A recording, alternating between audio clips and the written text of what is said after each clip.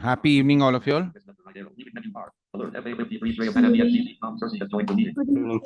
Good evening, sir. Okay. Neither Pranav or Sana is there to read. Sir, I am there, sir. Hmm. Now, okay, just give me 2-3 minutes. Just revise through what I've done before because I've just come back from college. Just I've rushed in and I switched on the computer. So just give me 2 minutes. I'll just come. Is that okay? Yes, sir. Okay, all of you, will just wait for a minute. I'll be back.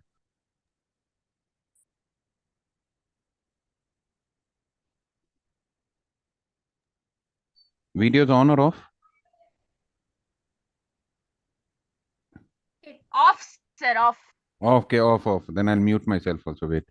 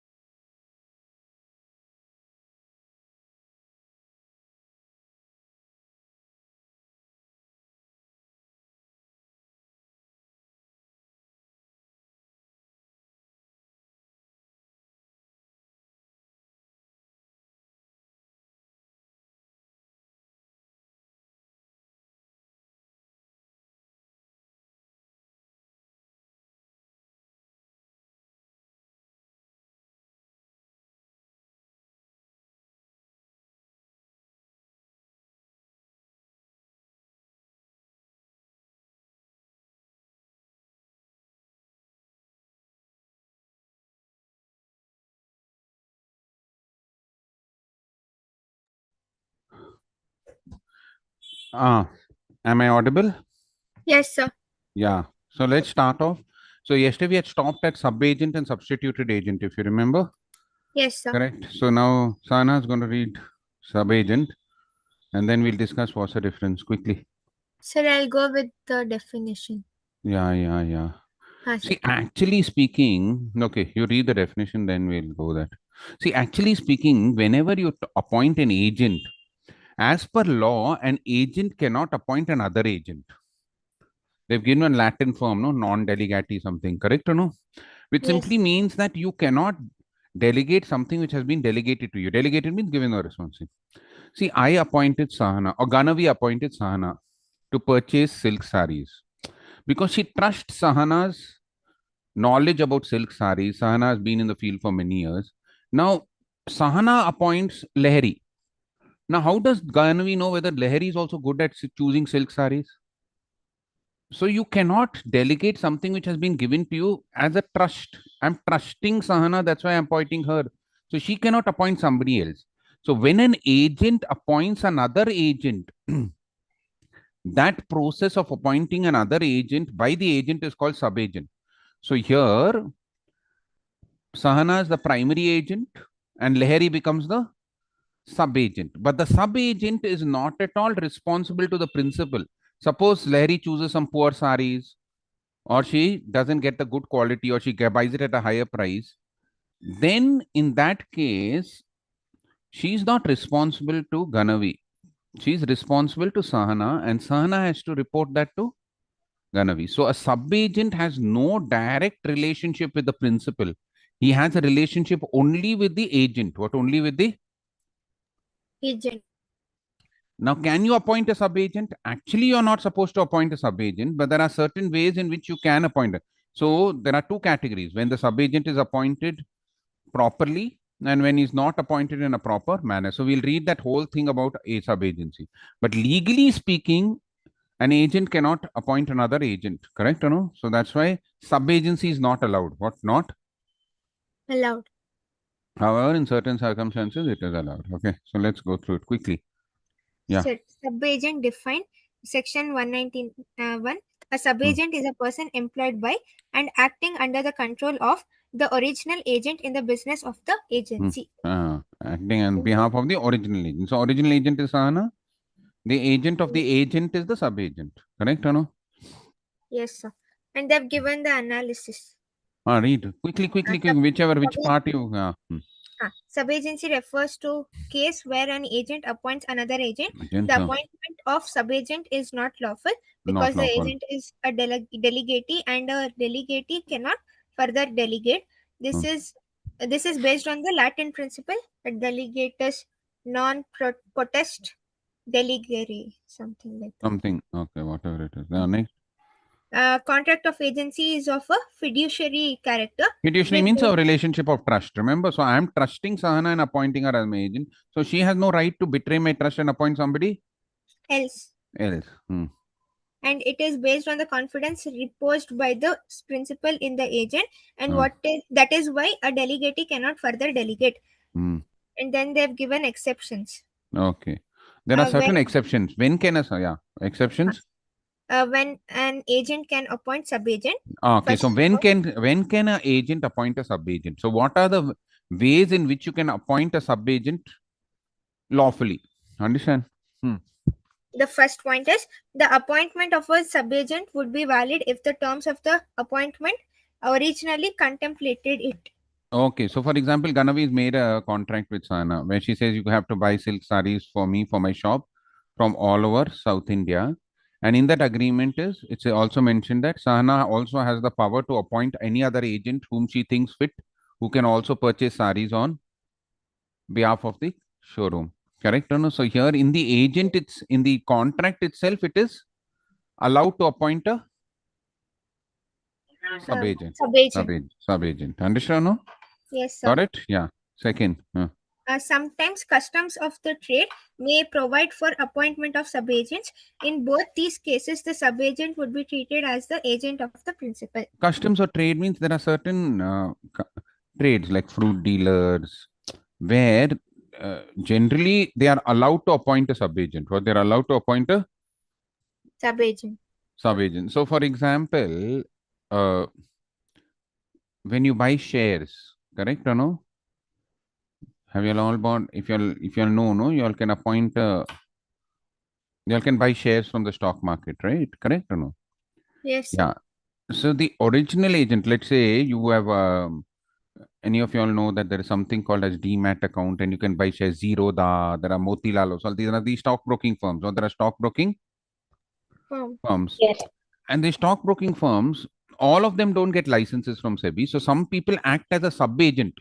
So let's say Sahana Associates.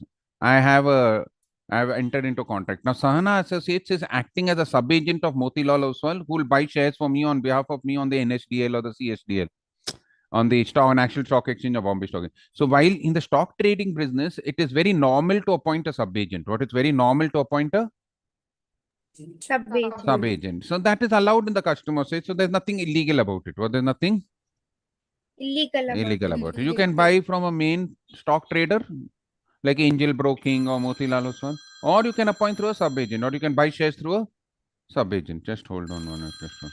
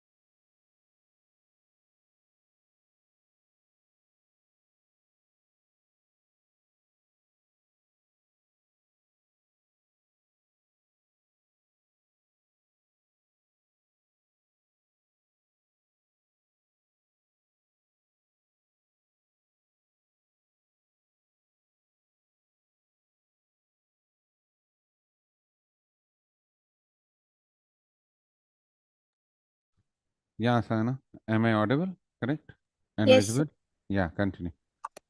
The next, where in the course of the agent's employment, unforeseen emergency arises, making it necessary for him to delegate the authority that was given to him by Okay, the. okay. So remember, this is also when these are all the ways in which you can appoint a sub-agent lawfully.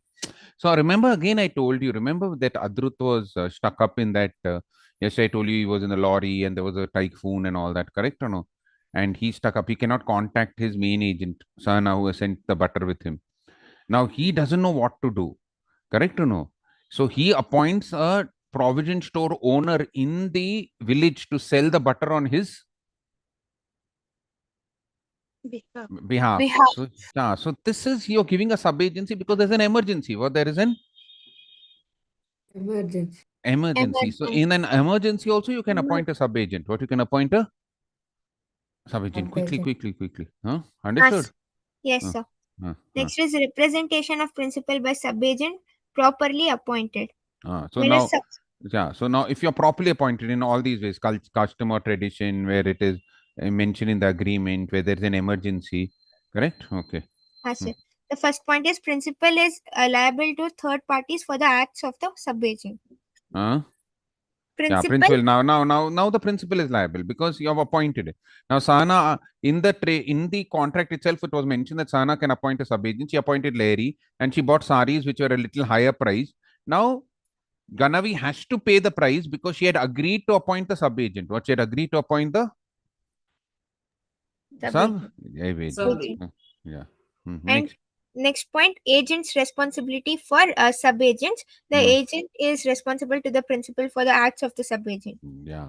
So whatever Lahiri does in purchasing and all, the sub-agent will be responsible to the agent and the agent will be responsible. So suppose she's bought very poor choice of the quality of sarees is not good.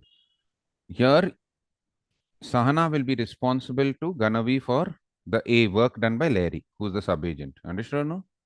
Correct?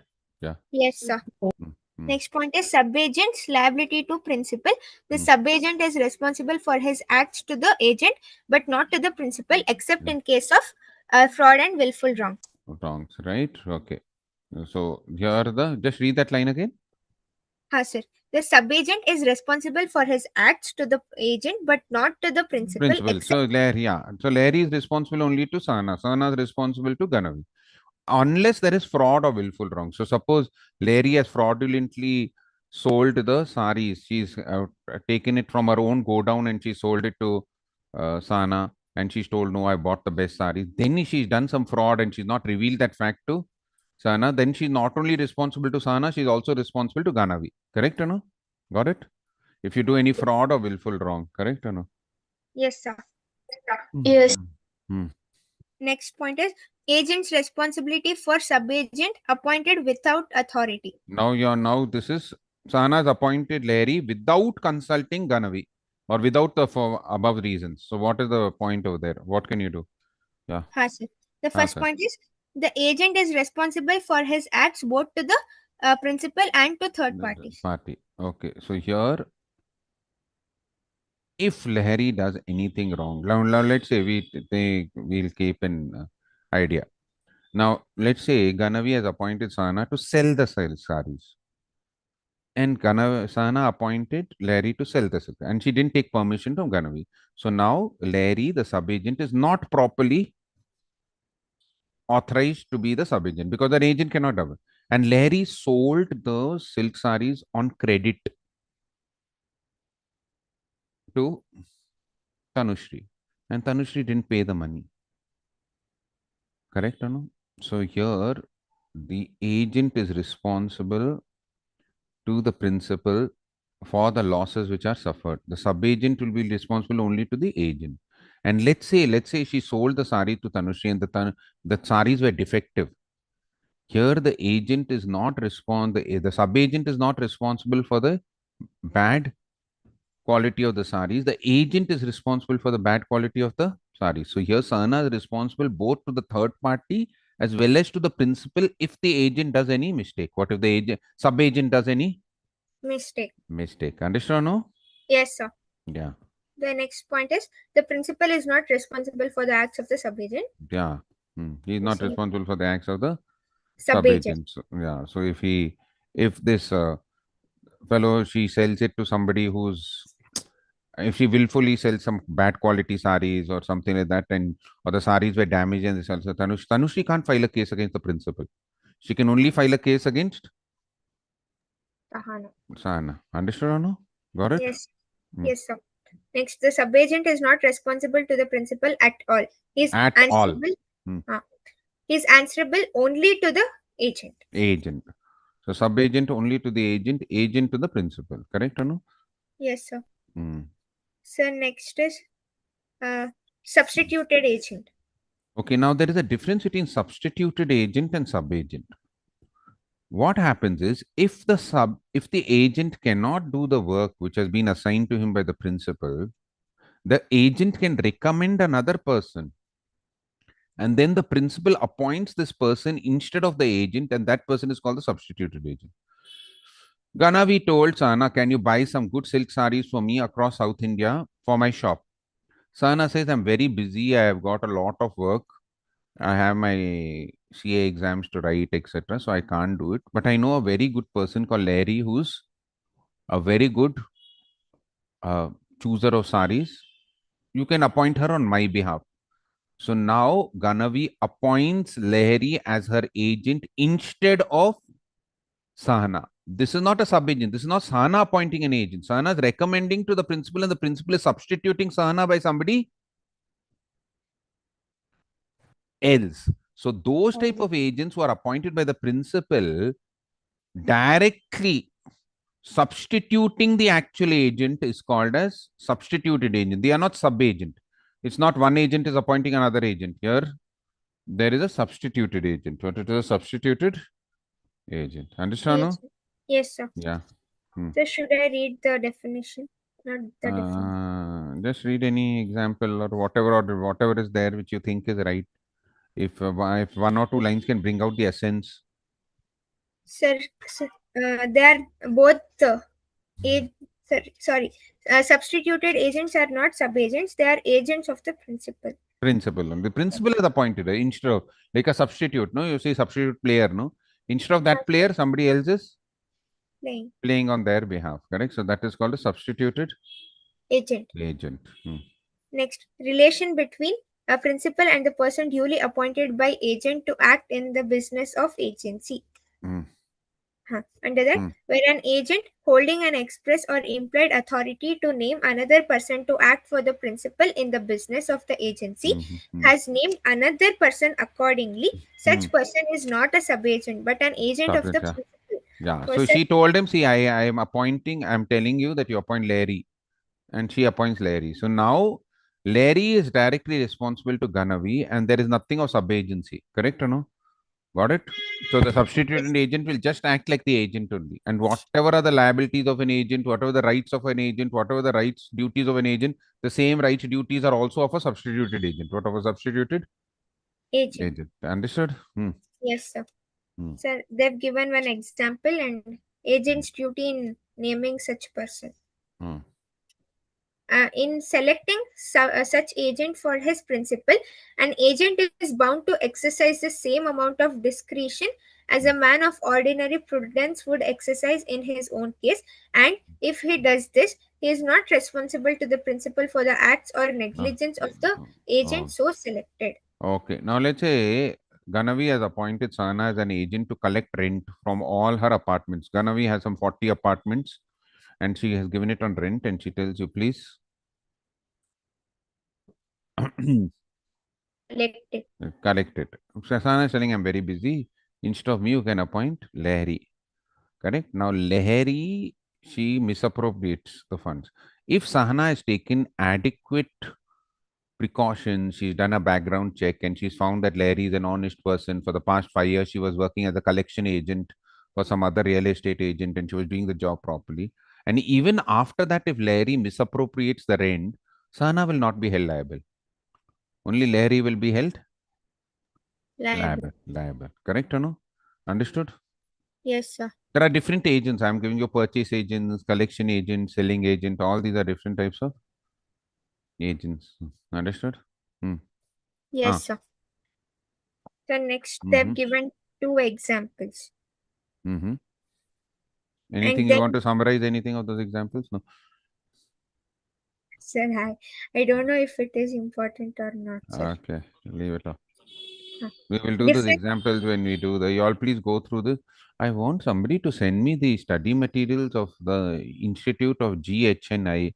Tanushri, you have my email ID. Or who has? Pranav has, no? Sir, I'll tell you.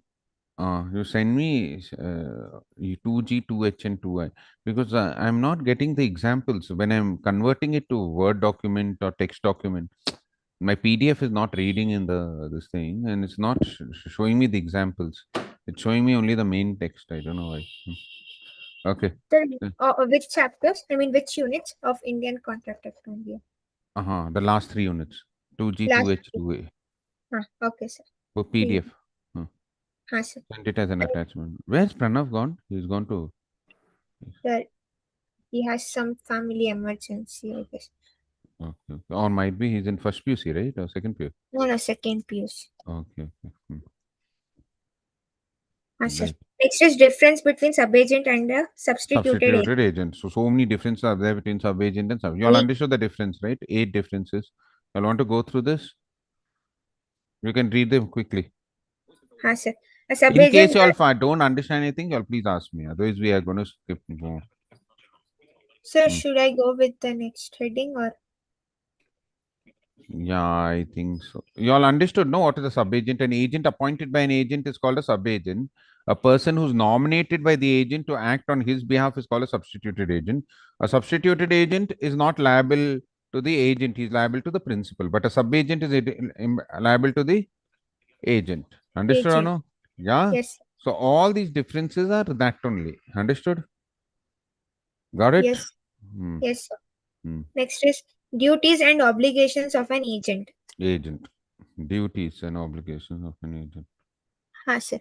Ah, First sir. point is duty to follow instructions or customs. So whatever instructions are given by the agent, Ganavi tells Anna, you have to collect all the rent before the 10th of every month. So she has to follow it. She can't go on 12th of the month and collect the rent, correct or no? Suppose there is a custom in the trade that, let's say, Sana is appointed as a selling agent, that sales are not done on credit in the silk sari business, but Sana sells it on credit. She is not acting as per the custom or tradition of the silk sari business, and she will be held liable. What she will be held Liable. liable. So, if the agent does not follow the instructions which are given by the principal, or the agent does not follow the customs and traditions of the trade, the agent will be held liable for all such wrongful acts. Acts. Understood? Understood? Got Yes, it? sir. Mm. Anything is there which you want to? Same kind of the. Mm-hmm. I don't. I think no. Mm. You should be like Chat GPT. Fully Yes, sir. scan it and immediately tell, sir, Sana, you're my Sana GPT. Sana, Yes, sir. huh? Yes, sir. You are the. Hmm? I don't know how to summarize, sir. And not summarize, just two, three lines. From today, I found a new name for you, Cat GPT. You're the Mm. cat. You're one cat of the class. What, Most. Tanushree? Good name, no? Cat GPT. Cat. Hmm. It suits her, sir. Suits her, no? She's one Yes, sir. very. Ah, sir. Yesterday we were discussing, no, about that whiskers and all. Cat. She's telling, sir, only in cartoons that whiskers will become straight. Sir, Whiskers. that only one that Wow, you made that you saw all those cartoons. sir, yes, sir. I used to watch Augie and the Cockroaches and also Oh, I thought, Tom and okay. Jerry. Yes, sir. That also. But Tom doesn't have any mustache, no? Whiskers. He No, has, sir. huh? Uh, I don't remember. I thought uh, it was an animated thing, not in real life. okay, okay. Okay, So sir. it's a cat GPT. You have to cat. Hmm, okay. Okay, So sir. that my phone is telling what do you want from cat GPT. That phone, mine is a voice control phone, no? Whatever I tell it, it does, no? So Yes. that's why it's asking me what do you want. I don't know. Okay. I closed it off. Continue. Hmm. Sir. Next point is duty for of responsible care and skill. So the agent should take responsibility and care and skill while doing the job of the principal. So if she's telling her to buy the sari, she has to examine reasonable care, skill, decide which are the best saris, only then do the work. If she has to collect the rent, she has to collect it with full, see that she doesn't collect any fake notes, correct or no? So she has to, if she acts in reasonable care and skill, only then she will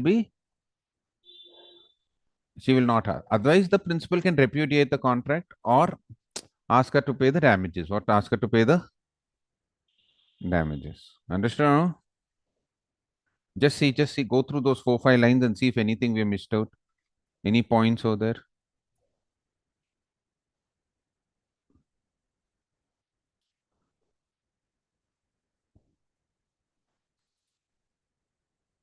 No, no. Unmute, unmute. Sir, they've only talked about skills. Skills. Correct or no? Yes, sir. Purchasing skills, selling skills. Correct or no? So you should have reasonable skills while what sort of skill? Okay, whatever. Reasonable care and skill. Unless. Uh, uh, Okay, sir. uh.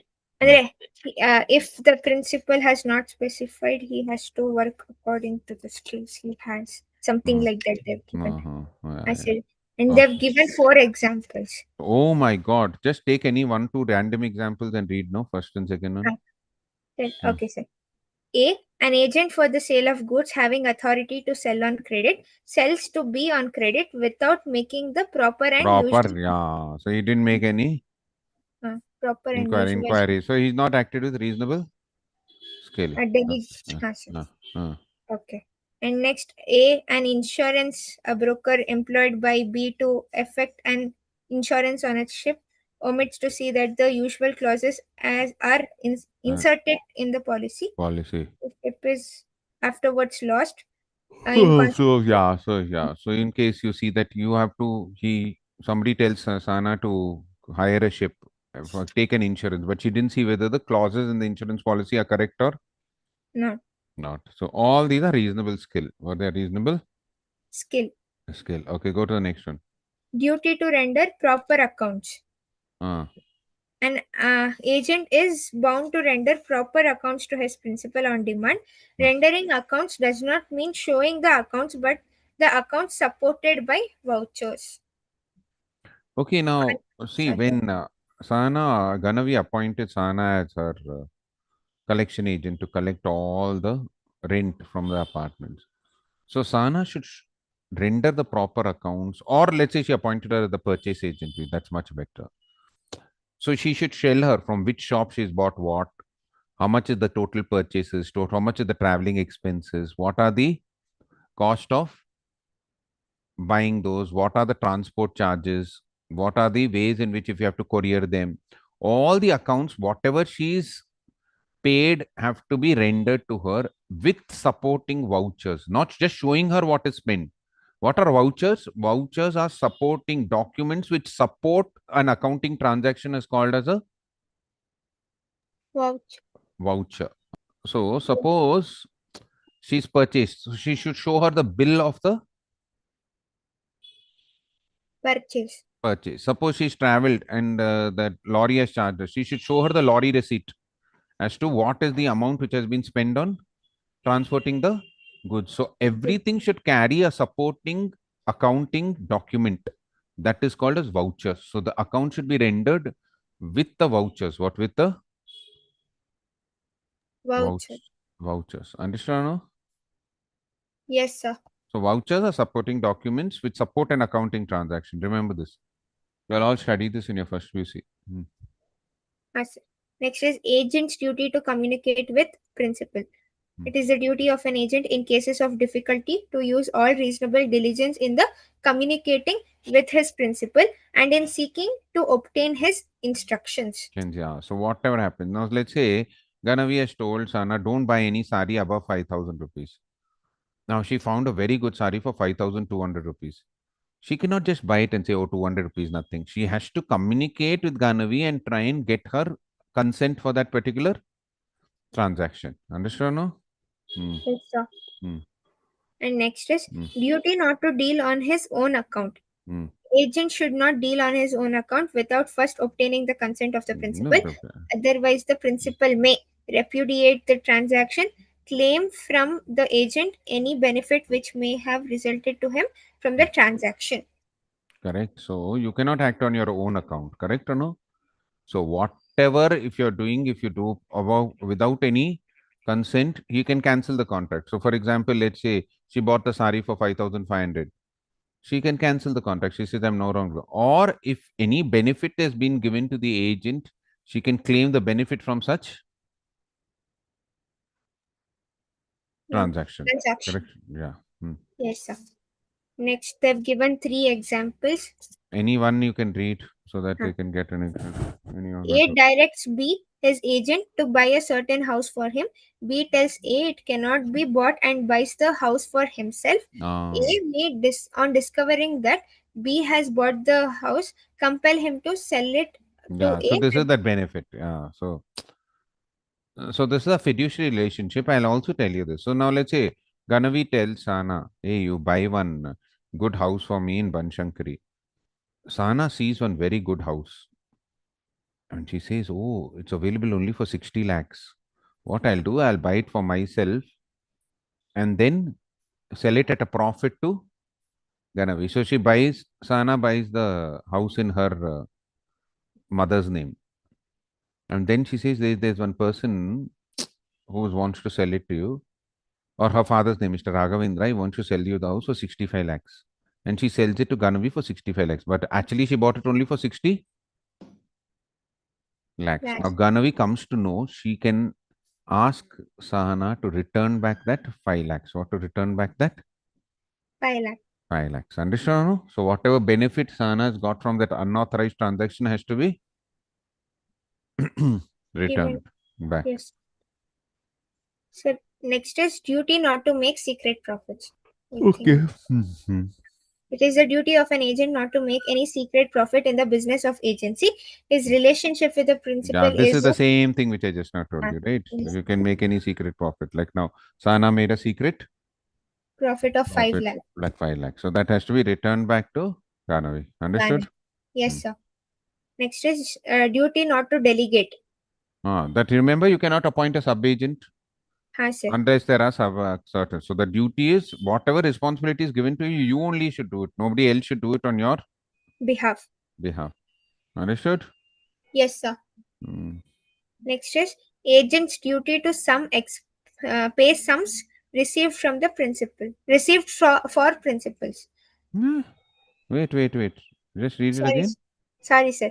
Agent's duty to pay sums received for principal. Sorry, sir. This is some paid for principal. So suppose son has sold some saris. Whatever is money given to her, it's a duty to return back that money to The Kanavi after deducting her expenses. What after deducting her expense expenses and commission? What expenses and commission. commission? Understand or no? Yes, sir. Hmm. Duty not to use any confidential information received in the course of agency against the principal. So now let's say Ganavi has one secret supplier in Chennai who's selling her some of the best silk saris. And she told Sana, you buy the saris from her and transport it to me because I'm in Bangalore. But this is very confidential. You shouldn't reveal the name of the supplier to everybody else because then all my competitors will also buy the saris from her and I will lose my market. So Sahana's duty is to keep her mouth shut. She can't go and tell all the competitors, hey, Ganavi, why her saris are selling because she's buying from this supplier. Understand? So if there is any confidential information, she has to keep that as a confidential information as an agent. What as an agent? Understood? No? Yes, sir. Uh, Next is rights of an agent. Okay. The first point is right of retain out of sums received on principal's account. So he has to retain all the sums. What are the sums he can retain? She'll read out. All monies due to himself in respect of advances made. Okay, now why they written monies means because in olden days, no, it's actually money only. But remember, this was written in 1872, this act. So in those days, plural of money was monies. Correct or no? Yes. All monies. It's MONEYS, no? Sir. If you add one K in the middle, it will become all monkeys. Correct? No? Sir, example Tanushri. The next point is in respect of Tanushri, she's calling you a monkey. Sir, I did not. What is this, sir? Seriously, What she's is this cat. behavior of hers? What is this? Is cat GPT? Cat. Yes, sir. Cat GPT. Cat. But nice name, no, for a cat GPT. Yes, sir. Yes. She's very. Hey, my phone. Every time I tell cat GPT, it gets excited. It's asking, "Is it Sana?" I told, "Yeah, it's Sana. Correct." Okay, thank you, ChatGPT. Close down. Sana is reading for me. Okay. Sir. All monies. All monies. Due to himself in respect of advances made. So if Sana has given any advance, then to Ganavi, that she can deduct from the sale of the saris, then in respect of expenses properly incurred by him in conducting such business. Transport expenses, other expenses, packing expenses. Y'all don't have consignment in your Yes. Sir, we infrastructure. have a part of like one adjustment. Okay, but y'all don't have a separate chapter called consignment accounts? It was removed. It is removed, sir. It is removed. Uh, What they added then? What is the stupid Hmm. people in business law? They are adding so much in accounts. They're removing. Sir, there is so much in accounts, no, sir. They are removing. Is it? This business law also too much is there. They should Yes, remove. sir. At least the last three chapters Sir, they should remove. Hmm. sir, they are saying the shortest portions in CA Foundation is on the law. Shortest. I mean, that limited portions is only law. What rubbish they're talking. That so much is the full contract Sir, tax. because What? only 7 chapters are there. But those chapters and all. What 7 chapters? But each chapter has so many units, no? Yes, sir.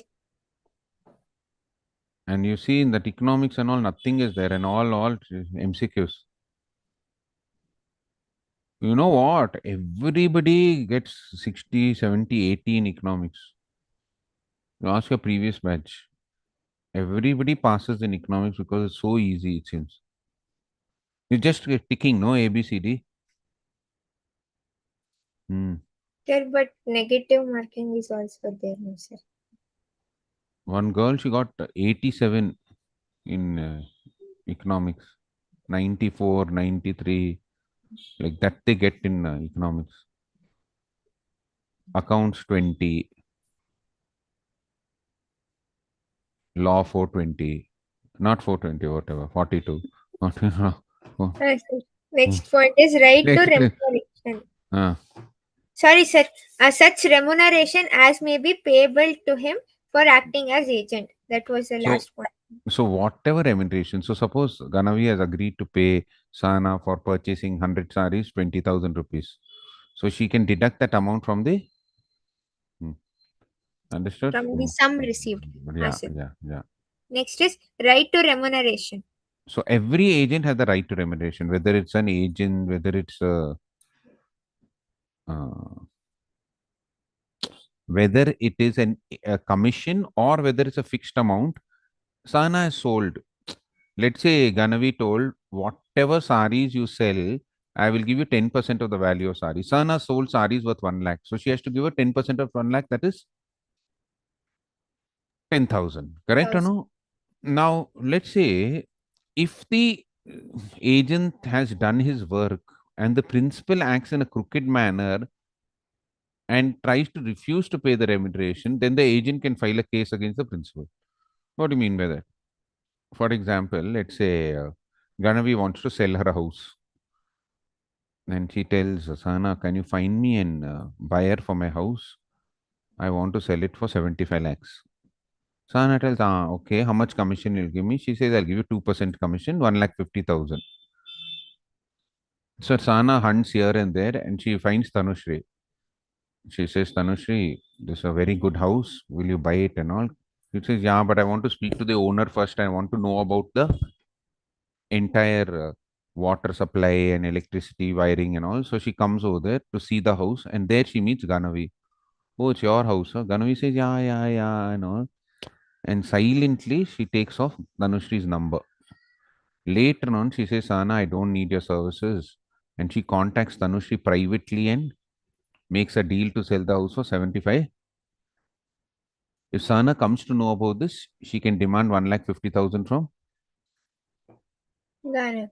Understood or no? Yes, sir. So you have the right to remuneration. What you have the right to? Remuneration.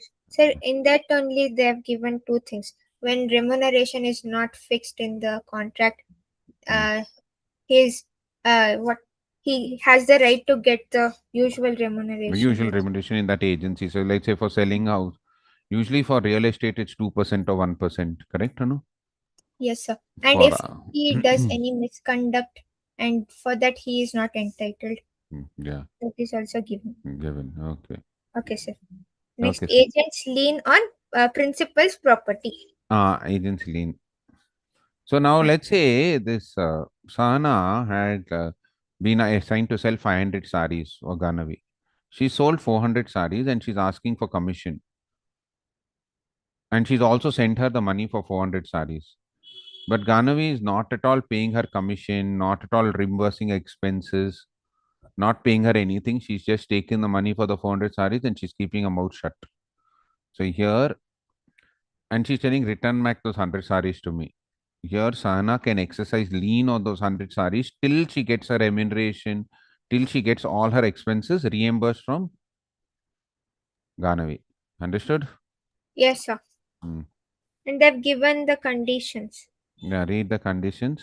The agent should be lawfully entitled to receive the principal from the principal a sum of money by way of commission earned or a disbursement Huh. made or services rendered in the proper execution of the business of Business, yeah. agents. So she's done her job legally, she's done everything, but still she's not paying. Sure. Huh. Next is the property over which the lien is to be exercised should belong to the principal and it should have been received by the agent in his capacity and during the course of his ordinary duties Yeah. as So an she sent agent. him the saris. But if the saris don't belong to Ganavi, she's bought it from somebody else, then she cannot exercise lien. Correct or no? Yes, sir. It should belong to Ganavi and she should have it as an agent. Ganavi shouldn't have given the saris to Sana to keep for safe custody. Or as a bailey. It should be as an agent. What as an Agent. agent to sell it? Okay. Yes, sir. And the agent's lien right of lien is lost in the following cases. Huh? Your voice broke. When the possession of the property is lost. The property. Suppose Sir, Sana. am I audible? Yeah. How many points are there? So 3 points. So when the possession is lost means Sahana has already sent the. I put on the light. I'll have to close the windows in a few minutes. When Sahana has already sent off the 100 saris by lorry to Ganavi's place, she cannot access. The right of lien is lost. We have done this when we did Sale of Goods Act. Yes, sir. Hmm. When the agent waives his right, a waiver may arise out of the agreement expressed or implied. Sana is telling, who will keep those 100 saris in my godown? Already it's occupying so much space. I know Ganavi is my friend. She'll definitely give me the money. So she waives her right. She gives it off. She sends it off. She's not interested in keeping those 100 saris. Third, The agent's lien is subject to a contract to the contrary. yeah. In the contract itself, it's mentioned that you cannot keep any of the saris with you. Then there is a contrary contract which prevents the agent from keeping any goods on behalf of the principal. Then she cannot keep it. Understand? Sir. Next is right to indemnity. Under that, they have given 4 points. Oh, Sir. The first is right of indemnification of lawful acts. okay. So whatever lawfully Sana spends transport charges, packing charges, warehouse charges on behalf of Ganavi to sell those saris, she has the right to get indemnified for whatever money she's paid on that behalf. Correct or no? Yeah. Yes, sir. Second. Next is right of indemnification against acts done in good faith. Yeah. So she did some act in good faith. She sold the saris in good faith to a buyer. But that buyer was arrested by the police, and the police is telling to release the goods, you have to pay some money. And she didn't do it malevolently or anything with a bad intention. So she has the right to claim those expenses from Ganavi. Correct? Yes, sir. Hmm. Sir. Non-liability of employer of agent to do a criminal act. So now understand this. Ganavi tells Sana, see, my competitor is Tanushri. She is also selling silk saris. I'll tell you one good thing. I'm appointing you as my agent. You go and set fire to Tanushri's godown. Whatever the police charges you as fine, 1 lakh, 2 lakhs, I will bear the loss. Sana goes and puts fire on Tanushri's godown. Police arrests her and she says you have to pay a compensation of 10 lakhs to Tanushri. Sana tells Ganavi, now pay. Ganavi says, I won't pay. Can Sana get the money back from Ganavi? No, sir. No. So the employer need not indemnify for anything of unlawful acts. What of unlawful? Acts. Acts. Understood? Yes, sir. Hmm. The next is right to compensation for injury caused by principal's neglect. No. So any compensation. Now suppose uh, Ganavi appoints Sana to paint her house. She says, I'm appointing as my agent. You do the complete painting of my house. I will pay you a certain sum of money. I will supply you the ladder and the all the other equipment. But when she supplies that ladder is defective.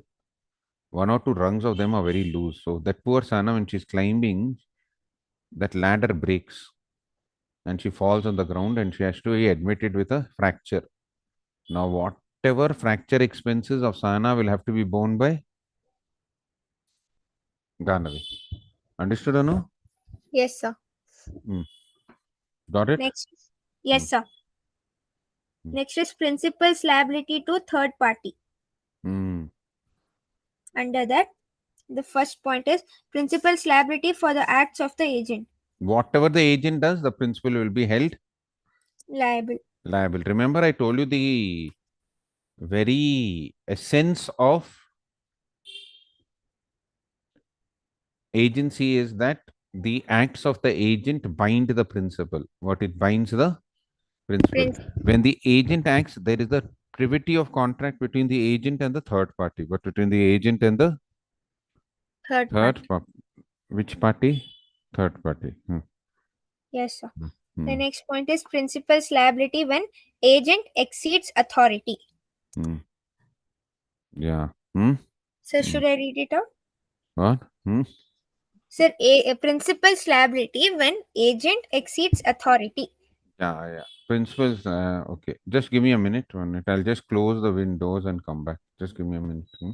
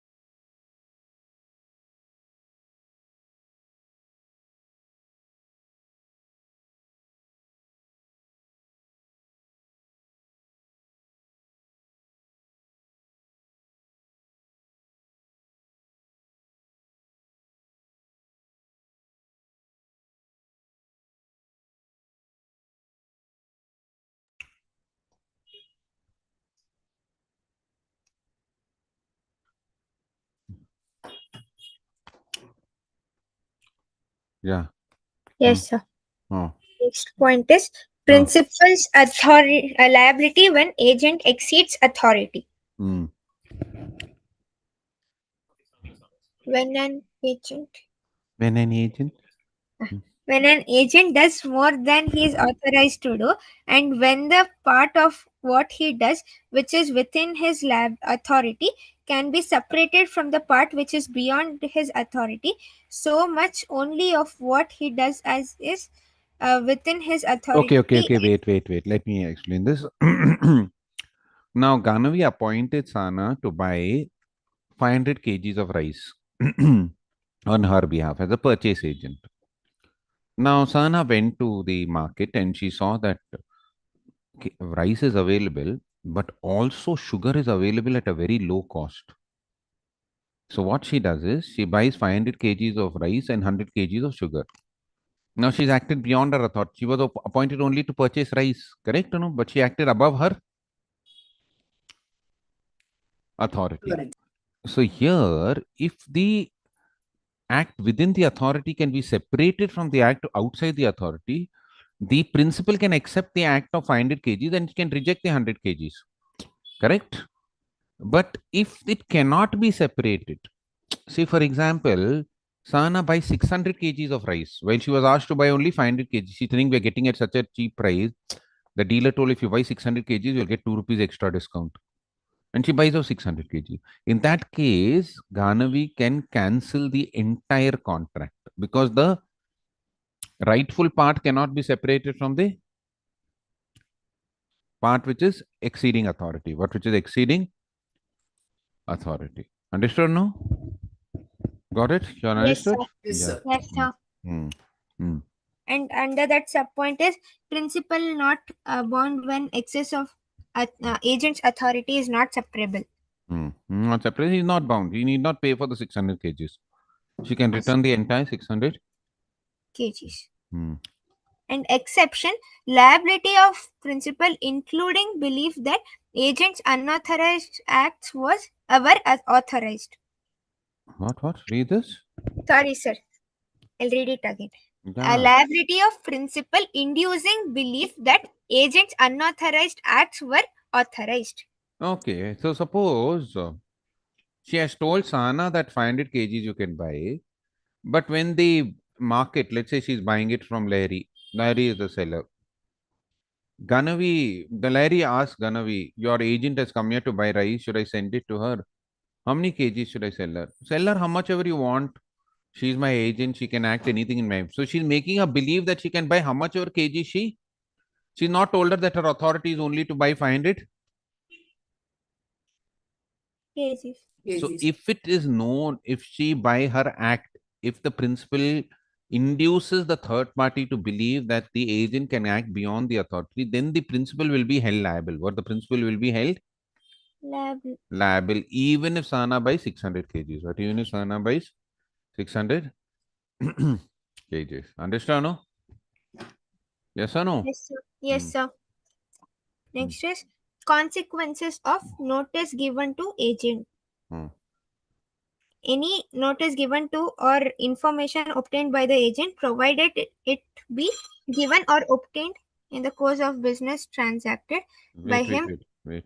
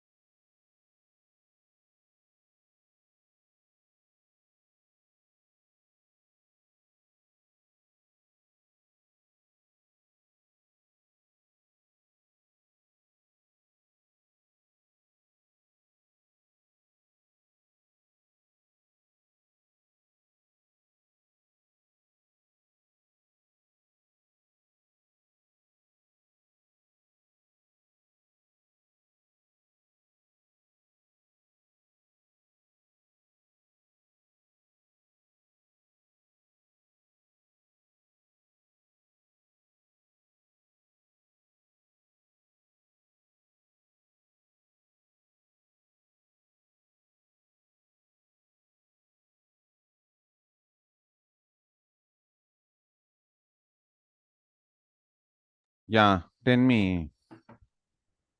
Yes, sir. Hmm. Consequences of notice given to agent. Hmm.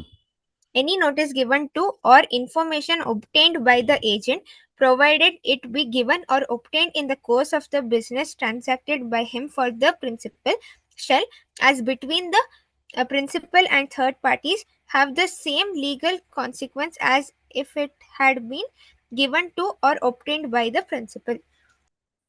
Okay, so whatever the third party, suppose Larry gives a notice to Sana that I will be sending the rice to you only after 10 days.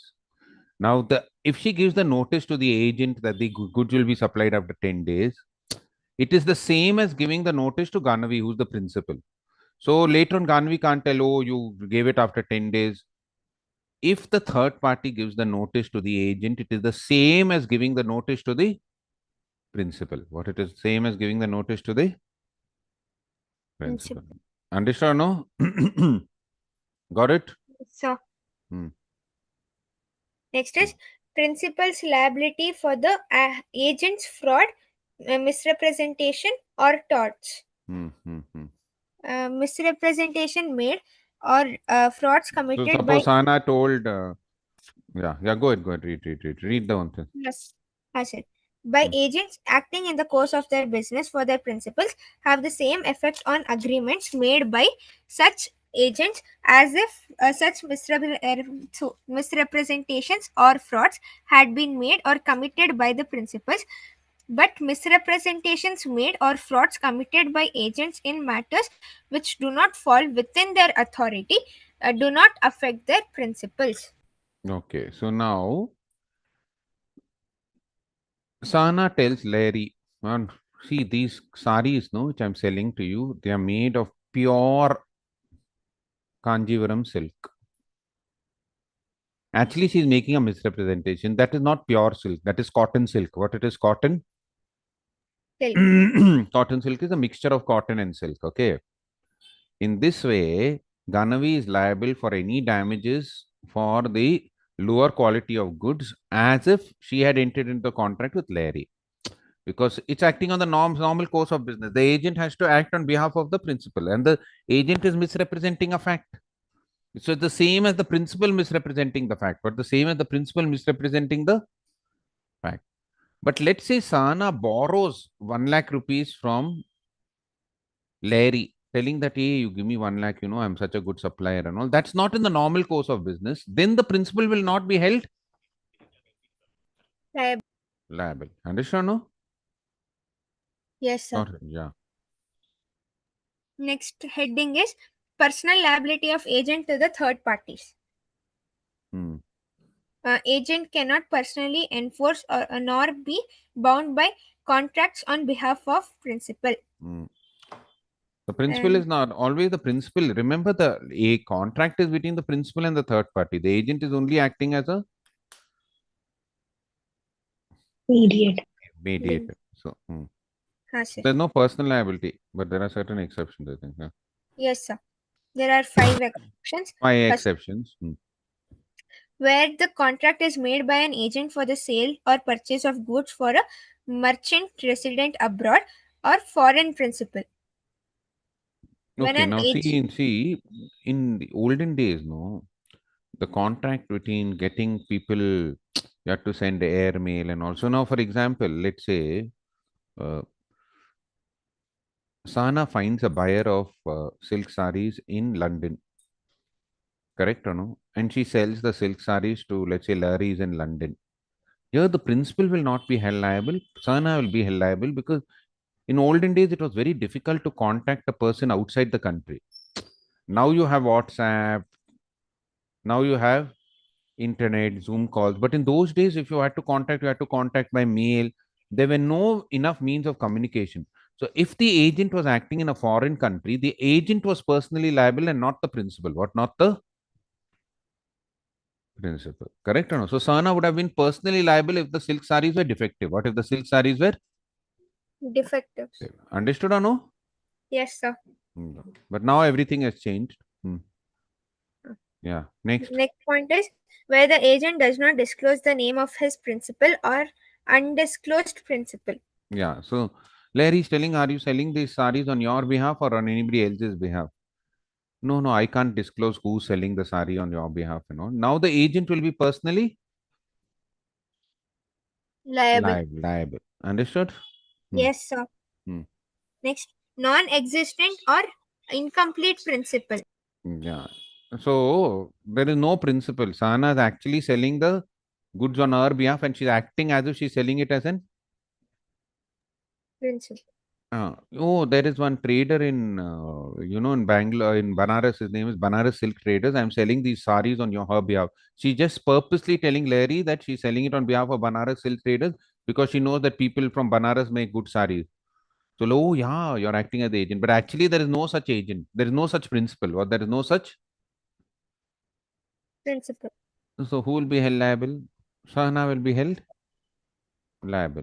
Liable. Understood or no? Yes, sir. Hmm. Next is pretended agent. Hmm. If the agent pretends but is not an actual agent and the principal does not rectify the act but disowns it, the pretended agent will be himself liable.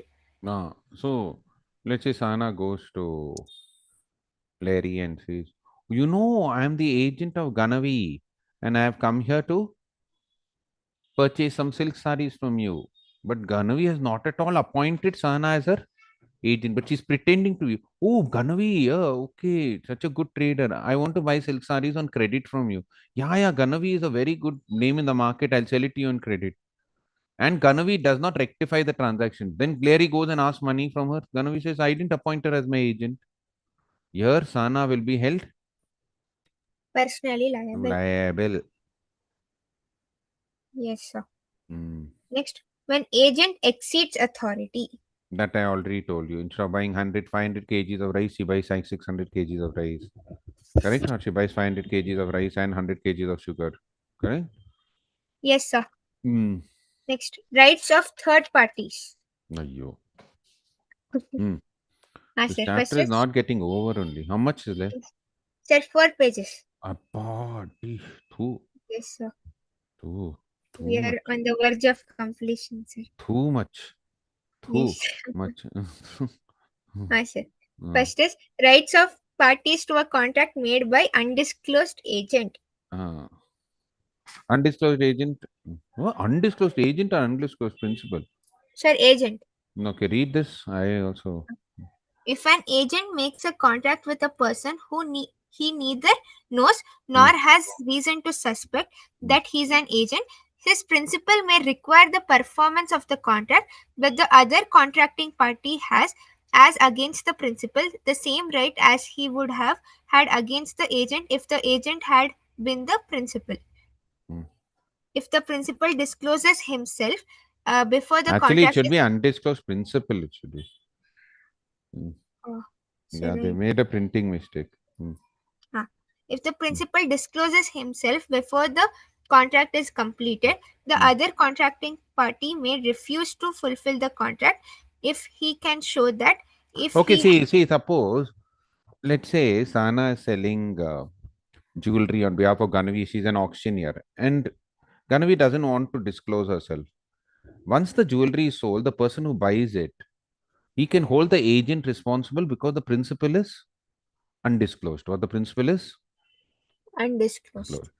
But let's say before the transaction is over, before she bangs Hammer. the what is that hammer, Sana tells him, I want to tell you before banging the hammer on the table that this jewelry is owned by Ganavi. And she's about to bang. Then the third party can say, I don't want to buy from Ganavi because I know that whatever jewelry she sends is not of good quality. One. So if the principal discloses himself before the transaction takes place, the third party can withdraw from the contract. But if the principal doesn't disclose, he can sue the agent. But he can just sue the agent. So this should be undisclosed principal. It shouldn't be undisclosed agent. Agent. Understand? Yes, sir. How can an agent not disclose himself? He has to deal with the third party, right? Yes, Correct? sir. Yes, sir. Performance of contract with agent supposed to be principal. Hmm? They What? have given something like that. performance of contract with agent supposed to be principal. Yeah, so agent is supposed to be the principal when the principal is undisclosed or non-existent, right? I've already told you this, right or no? So they've given when agent does not disclose that he is acting as an agent and the principal requires the performance of the contract, then the principal can obtain such performance subject to the rights and obligations. That we did know, that pretended agent, same thing. Leave all this, is all rubbish. Leave this out. Next. Okay, sir. Option to third parties sue the agent or the principal. Well, yeah. So if case the goods are defective, the third party can either sue the agent or sue the principal or sue them both. What, or sue them? Both. Both. Correct or no? So whenever a third party is cheated or defaulted or anything, that third party can either file a case against the agent or the principal or both of them, or both of them. Understand? No? Yes, sir. Hmm. Sir, under that 2 points. Right of person dealing with agent personally liable. Uh-huh. My, just a minute. Huh?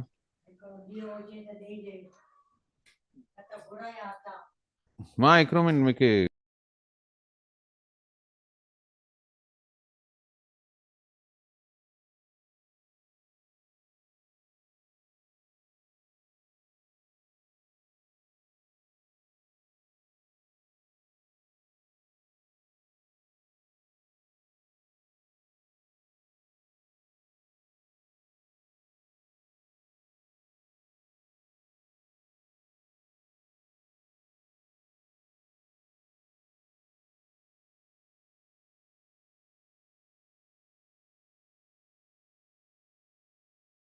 yeah. Go ahead, son. Sir. Right of person dealing with agent personally liable. All those cases under personal liability of Agent. Same thing which you've done, na? sir. Okay. Consequence of inducing agent or principal to act on belief that principal or agent will be held exclusively liable. So now, let's say the third party tells Sana, if you're buying the saris from me, you will be held liable for the money. In that case, if the third party induces the agent to believe that he will be only held liable, the principal will not be held liable, then he cannot file a case against the principal. Or if he tells only your principal will be held liable, if she doesn't pay the money for the saris, only your principal will. So if the third party makes it known to either the principal or the agent that that principal or agent will be only exclusively liable and not the other person, then he cannot file a case against the agent. So if he told only Ganavi will be held liable, if she told, then only Ganavi will be held. She told only Sana will be held liable, only Sana will be held liable. Sir. Next is revocation of authority. That is termination of agency, section 201. Very good. This is the last. Yes. Yes, sir. Means Yes. under that still there are more. More, so much it is. This agency With is 3 pages, sir. Sir, last 3 Rama. pages. Rama, we have to finish. What about other classes not yet been held? All this economics. Sir. Economics 1 chapter and QA 3 chapters. But he's taking every day 3 hours, no? Yes, sir. He'll So cover he'll it. finish it. He will cover it. Correct or no? We are And only getting uncovered. Accounts, one topic is there that Aman sir will do in division only. And first point is revocation. An agency may be terminated by the principal revoking the authority of the agent. Principal may revoke the authority given to his agent at any time before the authority has been exercised so as to bind the principal. Okay, so revoking. So the Ganavi tells Prasanna, you are no longer appointed as my purchasing agent. Before Sahana buys the saris, Ganavi should revoke the authority. If she revokes it afterwards, then it is not possible. What it is not? Possible. Possible. Understand? No? Yes, sir. Next is compensation for revocation by principal. If there is premature revocation of agency without sufficient cause, the agent must compensate the agent for such revocation. So let's say Ganavi told Sana, I'm appointing you as my agent for 1 year, and you have to collect all the rent from all the apartments. And because of that, Sana did not take up a job. And after 6 months, she says you have terminated from the assignment. And now Sana cannot take up a job. So whatever Sana has done, she has to compensate her for the premature revocation of the agency. Understood? Okay. Mm, Yes, yeah. sir. Mm, Next is notice of revocation. mm, When the principal, having justification to do so, revokes the authority, he must give reasonable notice of such revocation to the agent. Otherwise, he can be liable to pay compensation for any damage caused by the agent. So you should give enough notice. I'm giving you 1 month notice that I'm terminating it you because you acted beyond your authority or you didn't do your job properly. If you don't give adequate notice, you'll have to bear the damages. You'll have to bear the losses or expenses. Correct, Anu? Yes, sir. Hmm. Next, revocation and renunciation may be expressed or implied. Okay, revocation is when the principal cancels the agency, it is called revocation. When the agent himself says that I do not want to act as the agent, it is called renunciation. What it is called as? Renunciation. So revocation is when the principal cancels the agency. Renunciation is when the agent himself says he no longer wants to act as an agent of the principal. So what is the heading? Revocation and renunciation may Maybe be expressed. Ganavi tells Sana, you are no longer appointed as my agent. Revocation. Sana tells Ganavi, I want to send a letter, I don't want to act as your agent. Renunciation. It may be implied also. So, for example, let's say Ganavi appointed Sahana to sell her house. Correct? But now Sahana came to know that Ganavi has sold the house through some other agent. So automatically, impliedly, she's revoked her agency. What she's impliedly revoked her agency. Correct or no? So it can be either expressed or it can be implied. implied by the actions of the party. Yes, sir. Next. Renunciation by agent. Mm. An agent may renounce the business of agency in the same manner in which the principal has the right of revocation. In the first place, if the agency is for a fixed period, the agent would have to compensate the principal for any premature renunciation without sufficient cause. Secondly, a reasonable notice of renunciation is necessary. Length of notice, that is, time period of notice, is to be determined by the same principles which apply to revocation by the principal. If the agent renounces without proper notice, he shall have to make good any damage thereby resulting to the principal. Next. The next is completion of business. Once the business is over, let's say Ganavi appointed Sana to sell her house. Once the house is sold, the agency comes to an end. Correct or no? So that is called completion of business. What it is called? Completion of business. Next is death or insanity. So if the principal becomes dead or he becomes insane, automatically either the principal or the agent becomes die. So Ganavi dies. Now who's the principal? Or Sana dies. Then who's the principal? Who will sell the house? Correct or no? So either the death or insanity of either the principal or the agent, the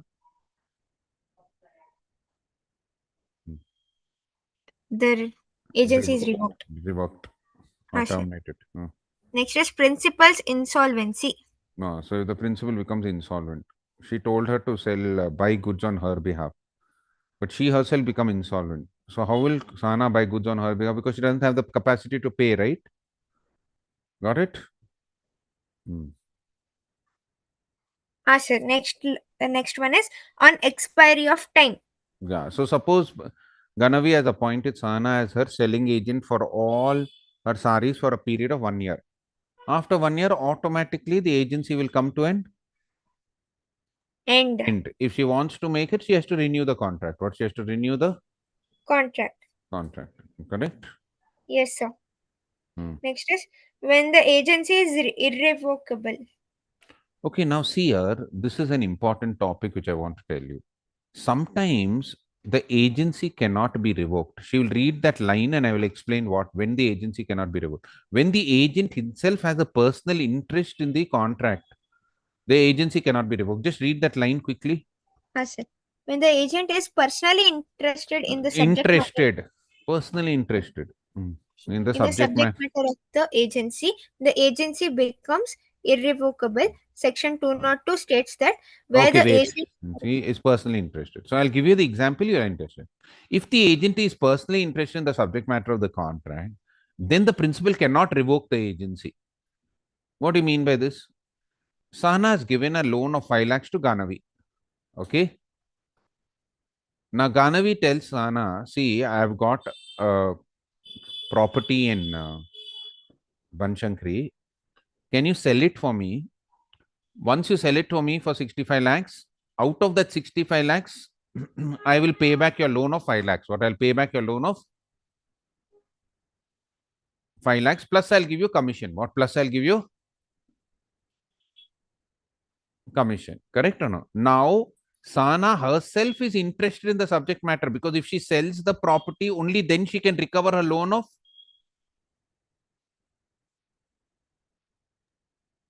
5 lakhs. Yes or no? Yes, sir. Now, after 1 month, Ganavi says, I'm revoking your agency. She cannot revoke the agency because Sana is personally interested in the subject matter. Because unless she sells the property, she cannot get back her loan amount. So Nice. there the agency becomes irrevocable. What it becomes? Irrevocable. That means it cannot be cancelled by the principal. What it cannot be cancelled by the Principle. understood or no? Yes, Yeah. sir. Then Next is effects of termination. When the termination of agent's authority takes effect as to agent and as to a third persons. Section 208. yeah, then The all the termina- contracts, The termination of the authority of an agent does not, so far as regards the agent, take effect before it becomes known to him, or so far as regards third persons before it becomes known to them. Okay, see, when the agency is terminated, unless the notice is sent to Sana that you have been terminated from my agency, Sana can continue acting as an agent. And unless it is known to the third party, it comes to us. Ganavi sends a notice, don't sell any saris to, because I've revoked her authority as my agent. Till Lahiri gets the notice from Ganavi, she can continue selling. So the termination of agency happens only when the communication is made either to the agent or to the third Parties. party. Understood? Yes. Party? Yes. Yeah, not party, party. That's it. Next Yeah. is agent's duty and termination of agency by principal's death or insanity. So whatever is the legal due. So suppose Ganavi dies, whatever money Sana has collected for the sale of sari should be handed over by Sana to the legal heirs after deducting her commission. She should act in a way which is prudent, as if it was her own money. What? As if it was her own money. Just read that line. When an agency is terminated by the principal dying or becoming of unsound mind, the agent is bound to take on behalf of the representatives of his late principal all reasonable steps for the protection and preservation of the interests. Yeah, and right. So if he sold it on credit, he has to collect the money from the person. If his saris are unsold, they should take care of it. All that should be taken care by the agent. Understood? Yes, sir. So last 4 lines. Yeah. Yes, sir. Come I'll on. read it all. Termination of subagent's authority. The termination of authority of an agent causes the termination subject to the rules herein contained regarding the termination of an Okay, if agent's. you terminate the sub-agency, that's okay. Correct or no? If the principal terminates the agency, then the sub-agency is automatically terminated. That's what it means, correct? If Ganavi cancels the agency of Sana, then if someone has appointed a sub-agent like Tanushri, even her agency will be terminated. That's all it means. Correct or no? Yes, Now sir. I'm requested for one more class. Hopefully, you'll get one more class where we will do all the question and answers for these last 3 chapters, so that you'll get a revision and understand these 3 chapters. Because I've rushed through these 3 chapters, I want you all to understand it more clearly. Understand? So one revision class for all these last three chapters. Got it? Yes, sir. I've asked. I hope they give it. If they give it, good. And if they don't give it, then very bad. Correct? But I hope we'll get it.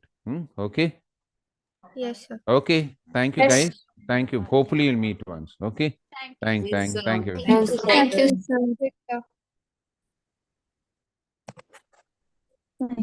so much.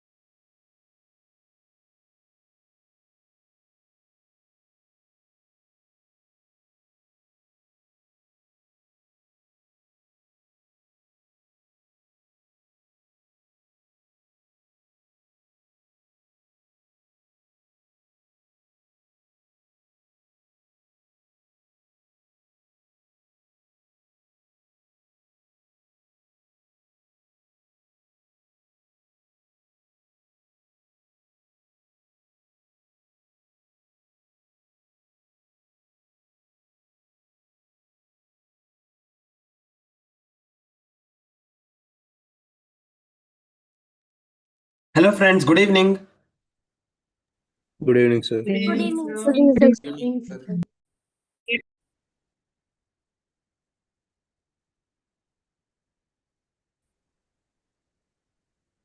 Yes, good evening. Good evening, sir. Good evening, sir. Sir. Am I audible properly? Yes, sir. Yes, sir. Yes, sir. Okay. Shall we start? Yes. Yes, sir. Yes, sir. Yes, sir. Yes. In the last class, we completed the concepts on measures of central tendency, measures of dispersion, including statistical representation of data and sampling. Right? These are the points that we discussed. We also solved two MTP questions. We had to continue with the last one, the last MTP. Shall we continue with that? Yes, sir. Yes, sir. Before we will complete this and then we'll move on to the next chapter therein. So when we all come to page number 144. Page number 144, we have question number 61. When the data are classified in respect of successive time points, they are called as Chronological data. chronological. Am I audible properly? Yes, sir. Yes, sir. Yes. Question number 62. The following data relate to incomes of 86 persons. What is the percentage of persons earning more than 1,500 rupees? Straightforward question. Earning more than.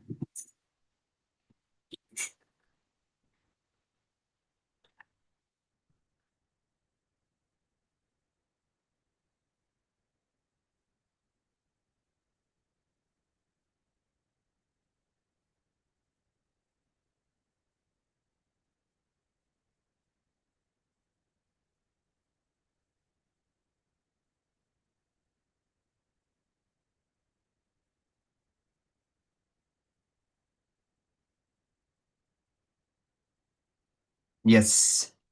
Ganavi, Varsha, correct answers. Tanushri RNS, you have to recheck.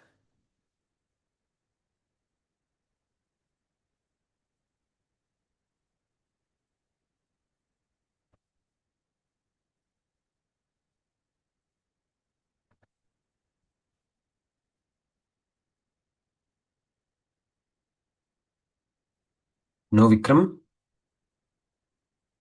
Dhanush, correct. Agna, correct. Sachi, you have to recheck. Correct. What I'm asking is the percentage of persons earning more than 1,500.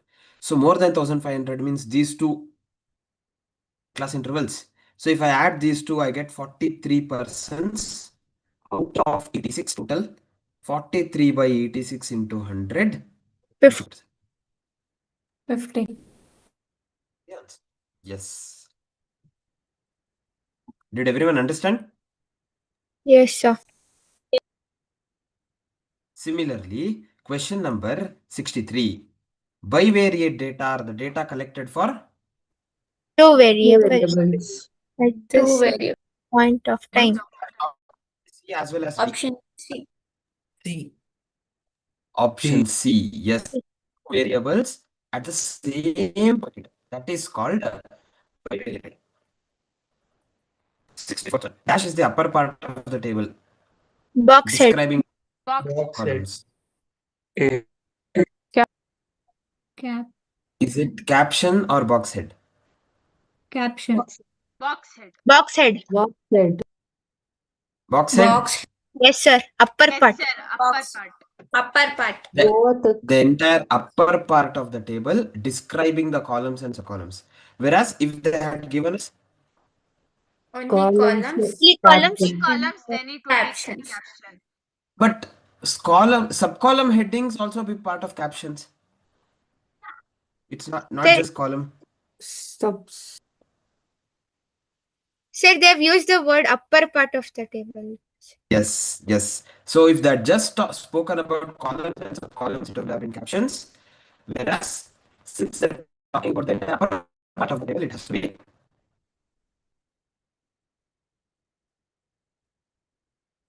be positive. Audible? Audible? It's not clear. Not clear. It's bit breaking. The bit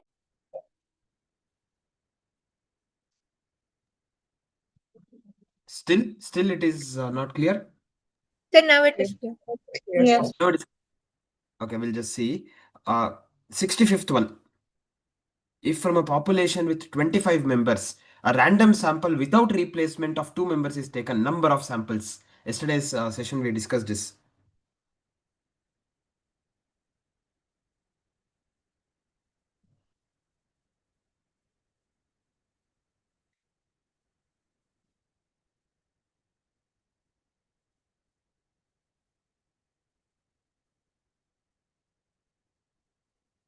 Very good.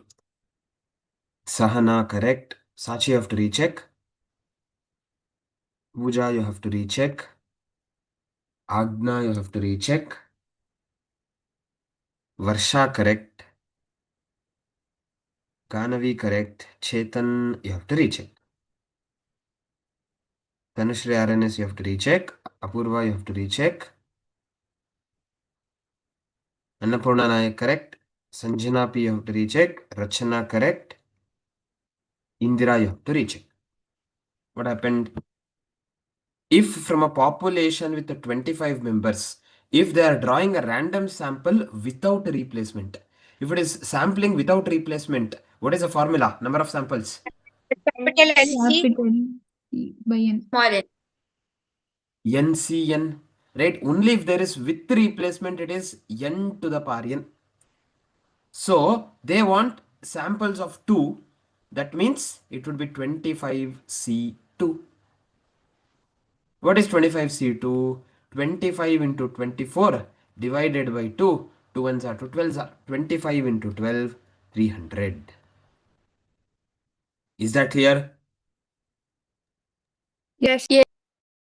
Yes. Similarly, we can move on to question number 67. 66 standard error will come back a little later. 67. Which of the following measures of central tendency is based only on 50% of the central values? Median. Median. Median. That is the disadvantage, right? At the end of the day, median disadvantage also we speak about the same, that it's not based on all observations. So can we find out the median of this 68th question?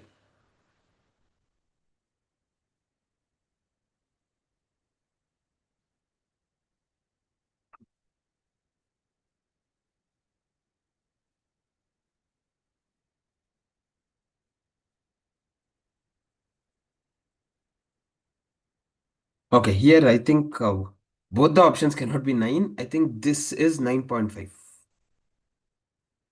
Then what happens? Will our answer change?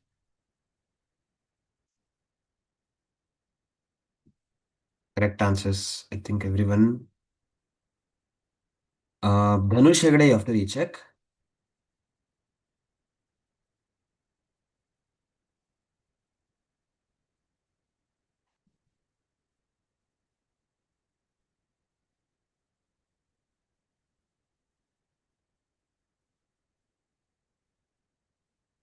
Perfect. Everyone else? Correct answers.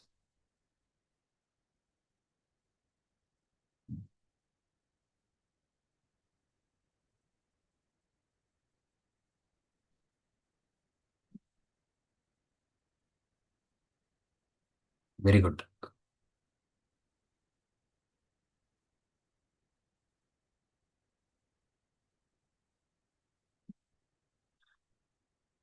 Yes. So what is the first step? Arrange it in ascending order. So to start with, I have 3, 4, 6, 9, 10, 11, 18, and 22. We have 4 plus 4, 8 numbers. So I will have 2 middle values, 9 and 10. 9 plus 10 by 9.5. 9. Yes. Everyone clear? 68th one? Yes, sir. Yes. Look at 69th. It's straight formula. Option A. What's the correct? Option A. A. Yes. And A. Mean minus mode is 3 times mean minus median. Perfect. Question number 70. They're asking us combined mean salary.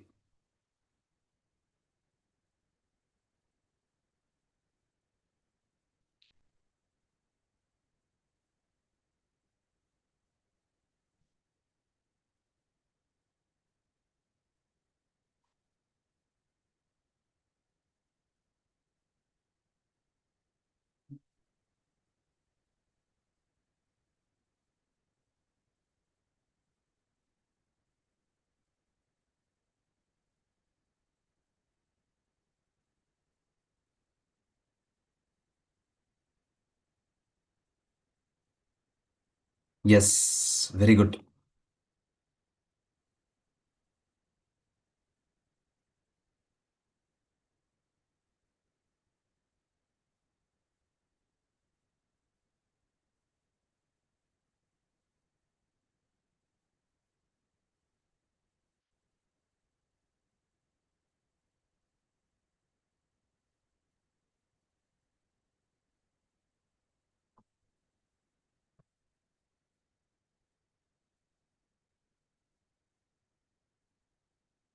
Perfect.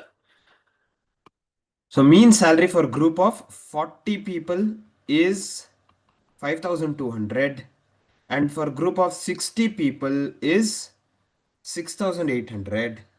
So combined mean salary will be n1 x1 bar plus n2 x2 bar divided by n1 plus n2. Correct? Yes. Yes. So n into x1 bar plus n2 into x2 bar divided by n1 plus n2. 5,200 into 40.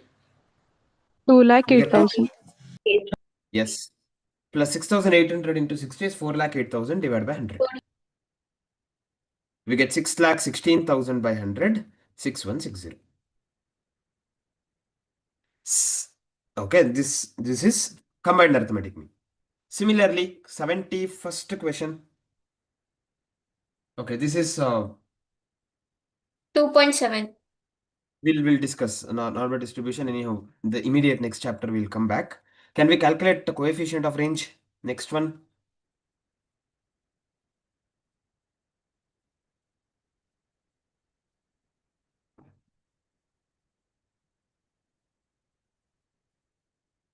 Coefficient of range.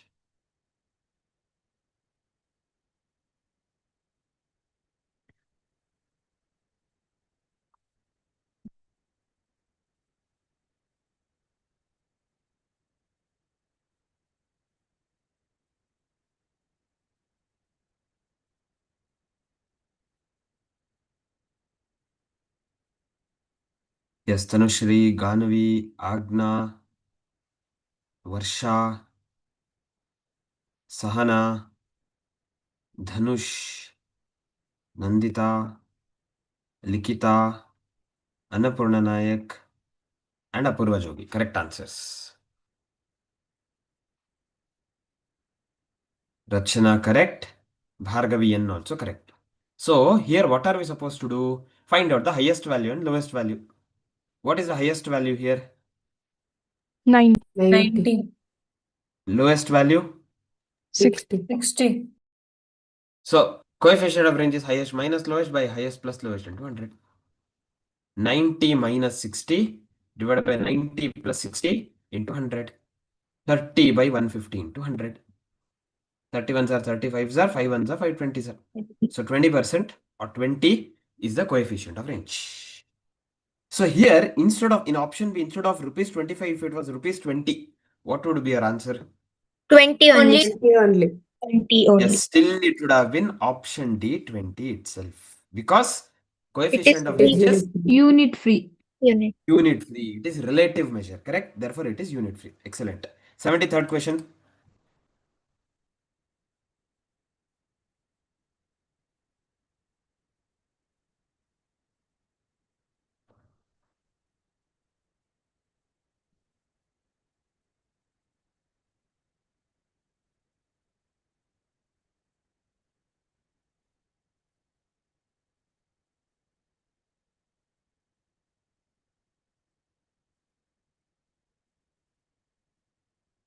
Very good. Sahana, Agna, correct. Sir, yes, Vinyas, correct.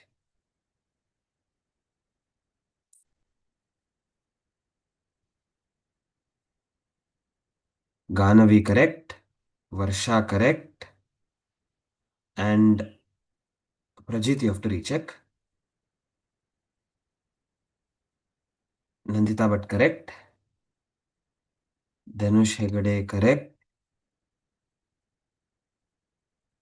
Satvi, correct. Okay. What are we supposed to do? Arrange it in ascending order first. Correct. We get 9, 10, 11, 12, 15, 18, 20, and 25. 3, 6, 8, 4, 8. Correct. So there are eight numbers. So here, third decile, what would be the p-value? 3/4. 3/10. 3 by 10. Very good. So here, n plus 1 into pth value is what we have to calculate. 8 plus 1 into 3 by 10. That is 9 into 3 by 10. 27 by 10. 2.7 is the value of D3. Correct? Yes, sir. No, it is 2.7th value. Yes, sir. That is end value plus 0.7 into third minus Third second. minus Second is 10. 0.7 into third is 11. Minus 10. There is 1. 1 into 0.7 is 0.7. 10 plus 0.7 is 10.7. Should be. Okay. That's how we calculate D3. Similarly, question number 74. Coefficient of mean deviation.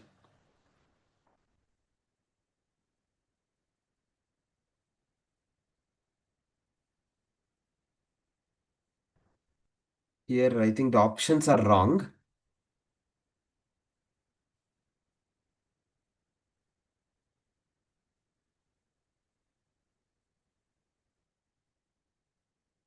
the first option is First option is wrong. Okay.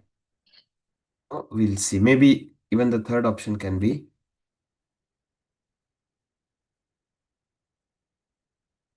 We'll see. Coefficient of mean deviation about mean for first 9 natural numbers. First 9 natural numbers is 1, 2, 3, 4, 5, 6, 7, 8. So coefficient of mean deviation about mean is what they're asking us. I want mean. Summation x by n. What is summation x? First 9 natural numbers. 45. 40. X bar is 45 by 9, which is 5. 5. Yes. Now, what am I supposed to calculate? Modulus of? X. X minus X bar. Yeah, x minus a, which is x bar here. Correct. 1 minus 5 is minus 4, but still have to write 4. 2 minus 5 minus 3, but still have to write 3. 3 minus 5 minus 2, still have to write 2. 4 minus 5 minus 1, I have to write 1. 5 minus 5, 0. 6 minus 5, 1, 2, 3, 4. Then I have to make some summation. X minus a. What is this total? 20. 20. 20. Now, what is the formula? Mean deviation about mean is equal to Summation Summation. k divided summation by modulus of x minus a divided by n. Summation modulus x minus a is 20, n is 9. Now, this is mean deviation. They are asking us coefficient of mean deviation. Correct, Sana? Coefficient of mean deviation. Reading the requirement is important. It's a matter of losing minus 0.25. So, coefficient of mean deviation is mean deviation a into 100. Mean deviation is 20 by 9. What is a here? 5 into 100 is 20 by 9. 1 by 5 into 100. 20 into 100 is correct?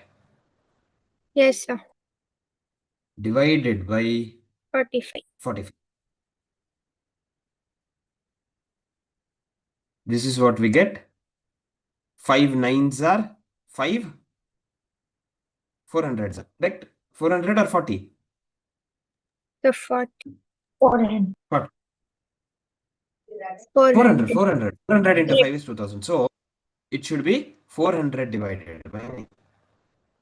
Okay, I think this option should have been 400 by 9. Any which case, in examination, it will be proper. We need not bother. Did everyone understand calculation? Mean deviation, coefficient of mean deviation? Yes. Yes, sir. Yes. Can I move to the next question? Question number 75. Again, calculation of median.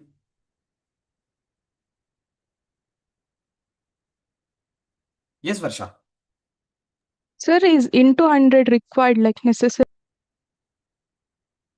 Yes, because we always express relative measures in percentage, right? We have to.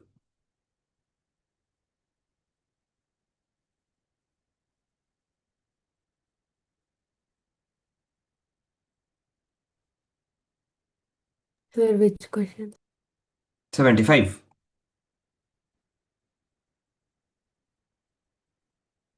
Yes, Vinas, correct. Anush Hegde, correct. Purva Jogi, correct. Prajit, correct. Agna, correct.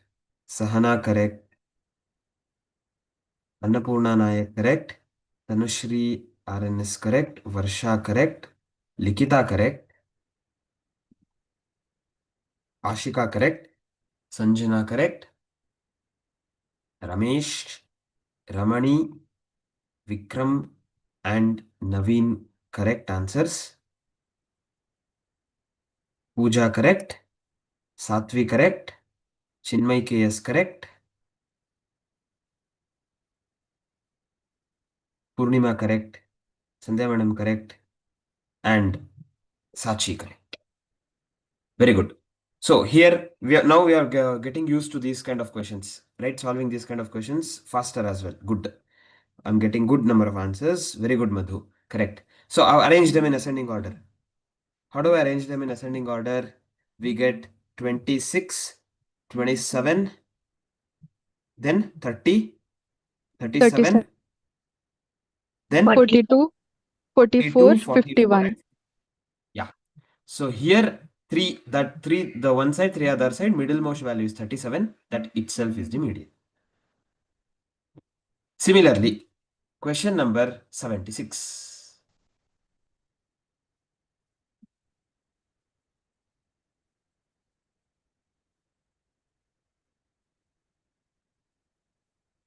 Question number 76. They're again asking about combined arithmetic mean.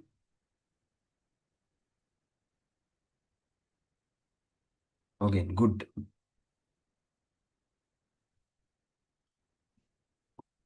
Yes. Naveen, if it is 76, you have to recheck. Sanjana, Likita, correct answers. Vikram, correct. Pooja, correct. Satvi, correct. Sachi, correct.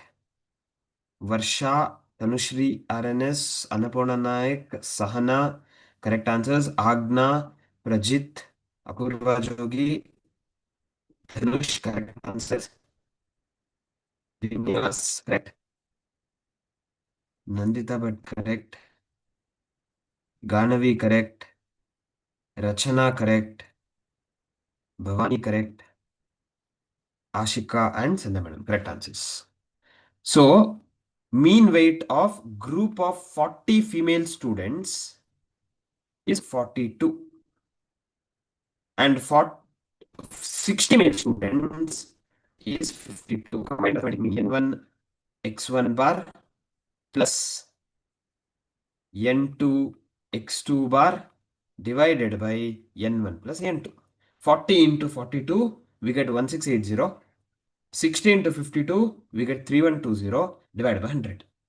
So numerator would be 4800 by 100, which is 48. So combined arithmetic mean is 48. Everyone? Yes. Yeah, that is question number 76. Next one. Can we calculate 77?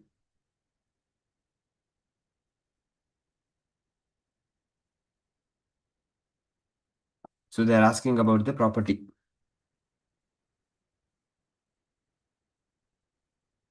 Very good.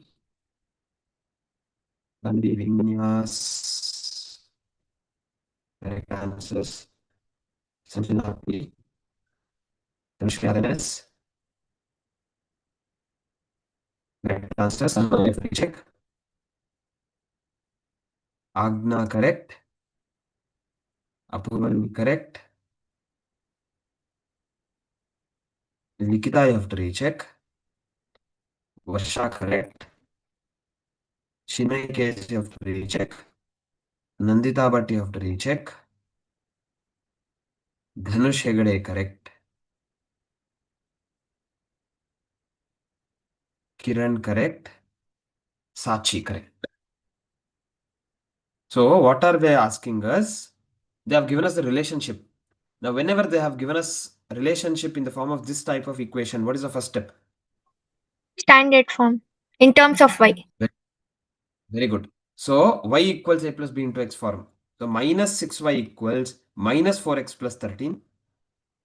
So y will be minus 4x plus 13 divided by minus 6.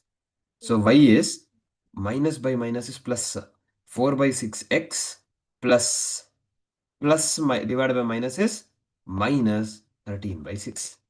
Now what have they asked us? Median of x is 16. Find the median of y. Median of y is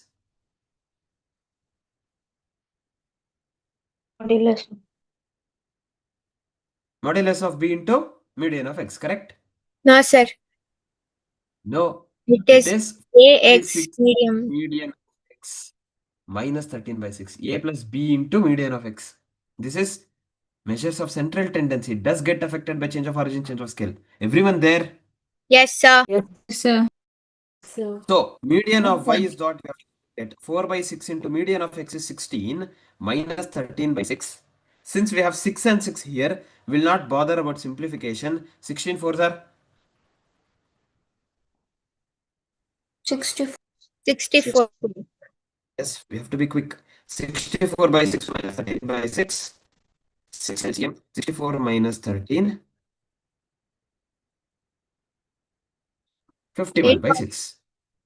Yes, 51 by 6 is 8. Since we have decimals here. Question number 78.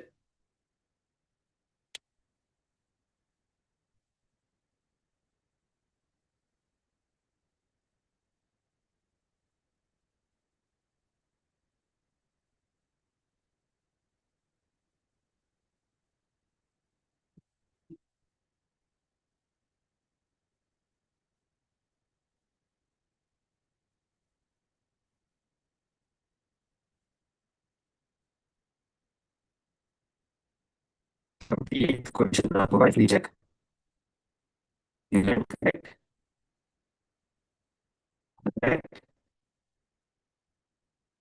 Correct. Rachana correct. Varsha correct. Gandhi correct. Vinyas correct. Sachi correct. Dharshli is correct.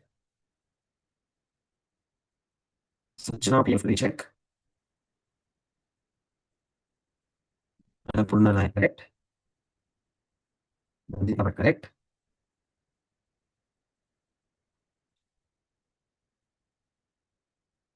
Bhargavi correct. Chinmay case recheck.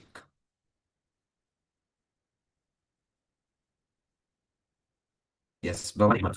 Fine. What happened? Given us equation 3x plus 6y equals 20. Given us this first step is So your voice yes, is Ganvi. Breaking, not audible. yes, I- now it it's is audible. Now not it's clear. audible. Now it was clear. It was better. Now it is better. Now Okay. it is clear, sir. Okay, 3x plus 6y equals 20. 6y will be minus 3x plus 20. It will be minus 3x plus 20 divided by 6 or minus 3 by 6x 20 by 6. So what is the value of b? Minus 3 by Nine. 6. minus 3 by 6. Quaternion deviation of x is 8. So, Modulus of yes, B- modulus of b into modulus B into quartile deviation of x. quartile deviation of y. They're asked, oh, quartile deviation of x. Yeah, sorry. Quartile deviation of x. So here, b is 3 minus 3 by 6, modulus is 3 by 6 into quartile division of x is 8. Correct? 2 3s are, 2 4s are, 3 1s are, 3 1s are. 4 is the answer. Okay? Yes. Everyone clear? Yes. Yes. Last question of this. No, one more question. Okay. Question number 79. Can we find out D6?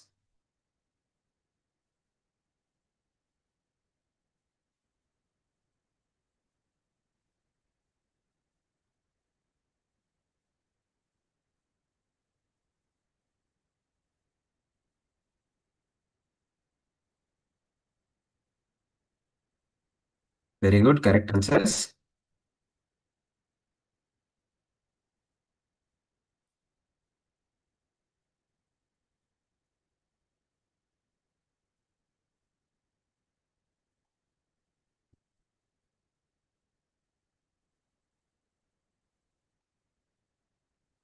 Yes. Correct answers. All those who have answered, correct.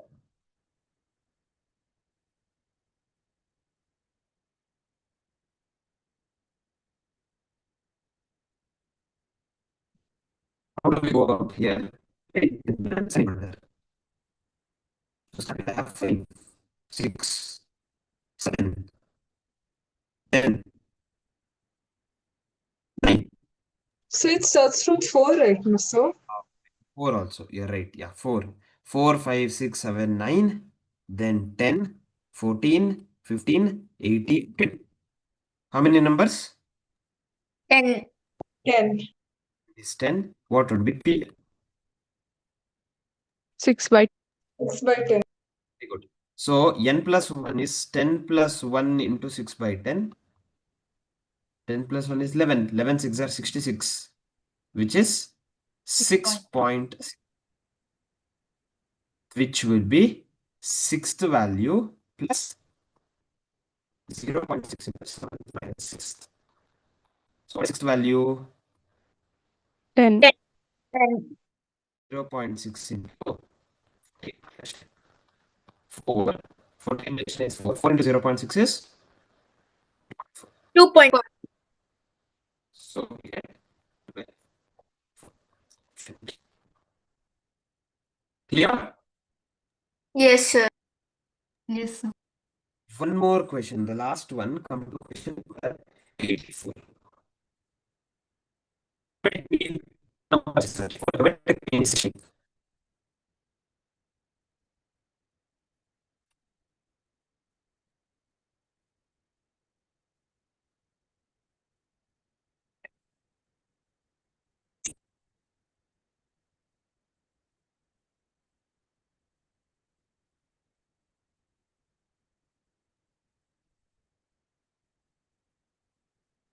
Yes.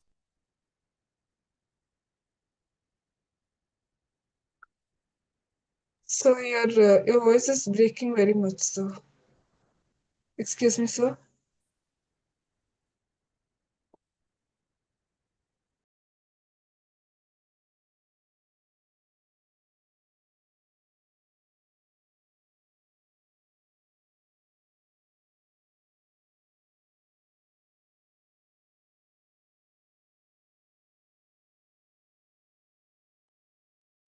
Yes, those who have answered, correct answers. How do we get this? Option elimination. Yeah, you can do that. That's the best way of doing it. You go to option A, 4 power 64. 64 plus 4 is 68. 24 plus 4 into 64. What is 4 into 64? 256. Square root of 256. 256 is 16. 16. Yes, That is matching. Therefore, that has to be the answer. Okay. Or it's simple. A plus B by 2 is 34. So A plus B is 68. And square root of AB is 16. So AB is 256. Sum is 68, product is 256. Identify the options. 4 comma 64. Are we clear? Yes. Yes. So these are the questions that we had from those two chapters. So what I'll do, just give me a moment. I'll just restart and so that there's some disturbances. So once I come back, we'll just quickly start the chapter.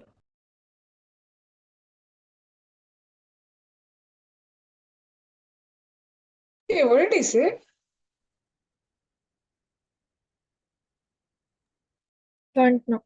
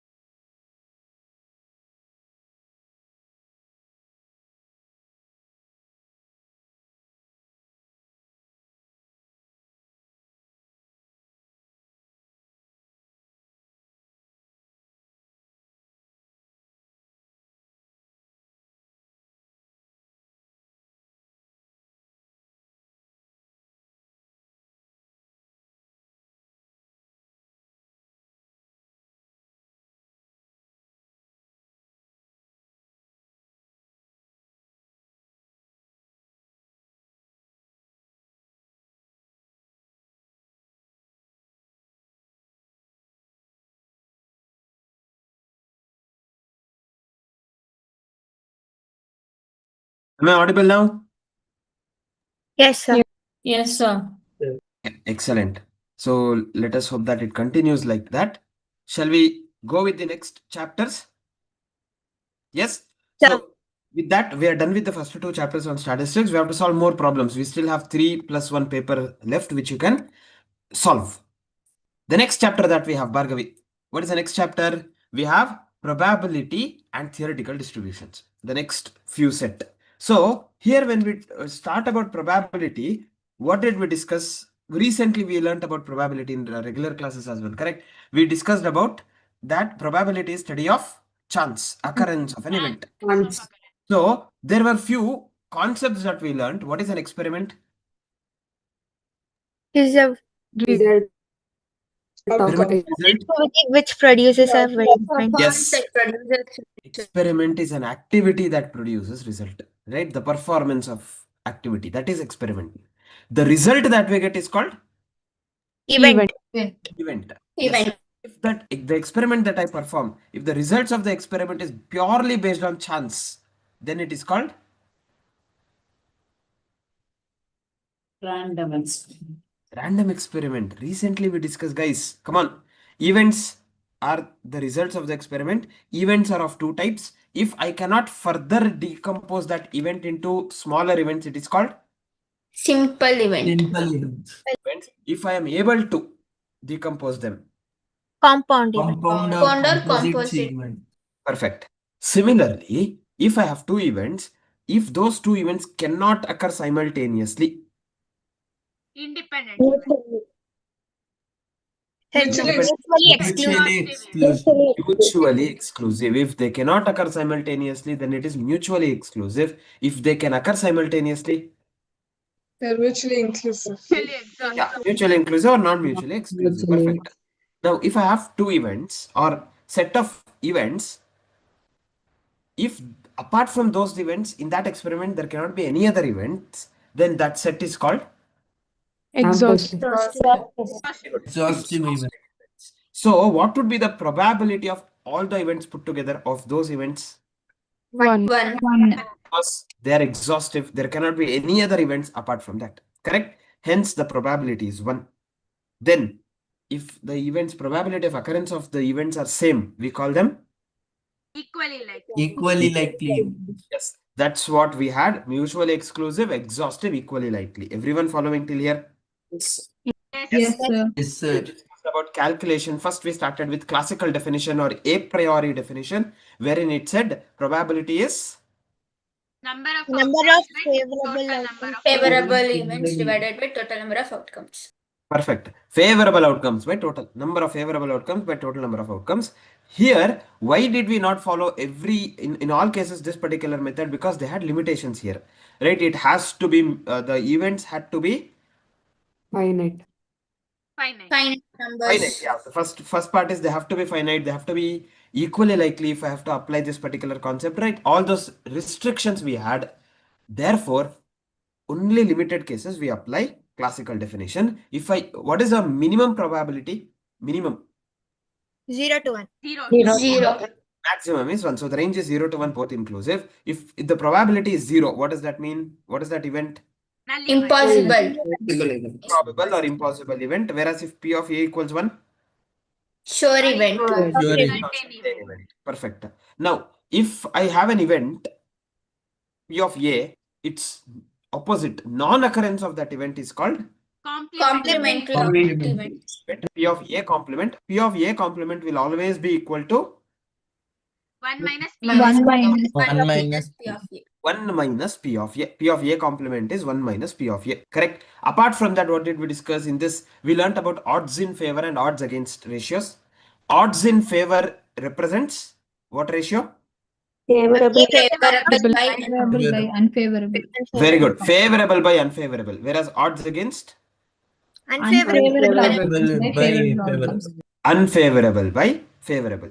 Right. So if they have given odds in favor ratio and they ask us to calculate what do you say, the probability, it would be favorable by total. What is total outcomes? Favorable plus Favorable plus total non-favorable. outcome. plus non Favorable plus unfavorable becomes the total, right? That's how odds in favor and odds against ratios work. Everyone clear till here? Yes, Yes. sir. Apart from this, what did we discuss? We discussed about set theoretic Set. approach. Correct. We had in set theoretic approach to start with, we discussed about union, intersection, and difference. P of A union B represents, what does P of A union B means? It means either of those two events occur. Whereas P of A intersection B, Both events. Indicate a Common success. of both events occur. both the events have to happen. So whenever we have or, normally it would be A union B. Whenever we have and, A and B is A intersection B. What is A minus B? Only A will Occurrence of occur. only events but Excellent. not Occurrence of A but not B, right? That is A minus B. So how do I calculate probability of A minus B? Probability of A minus A minus A intersection. intersection. Excellent. Divided A by intersection. minus P of A minus P of A intersection B. Now, P of A union B, the calculation of it depends on whether the events are mutually exclusive or exclusive or not. very good, mutually exclusive or not. If they are mutually exclusive, P of A union B is P of A P of B plus P of B. If they are not mutually exclusive, then it would be P of A P plus of P A of B. plus P of Plus P of B minus P of P A. of A intersection. Excellent. Similarly, three events would be P of A plus P of B plus P of C. Whereas non-mutually exclusive, it will be P of A plus P of B plus P of C. minus P Plus of P Minus of P A of A intersection intersection B. A intersection B. minus P P of of B intersection C Minus P of B intersection B C. intersection C Plus plus P P of of A A intersection B intersection B intersection C. intersection C. Right, P of A intersection B intersection C. Right, these are the two concepts that we learned with regard to union.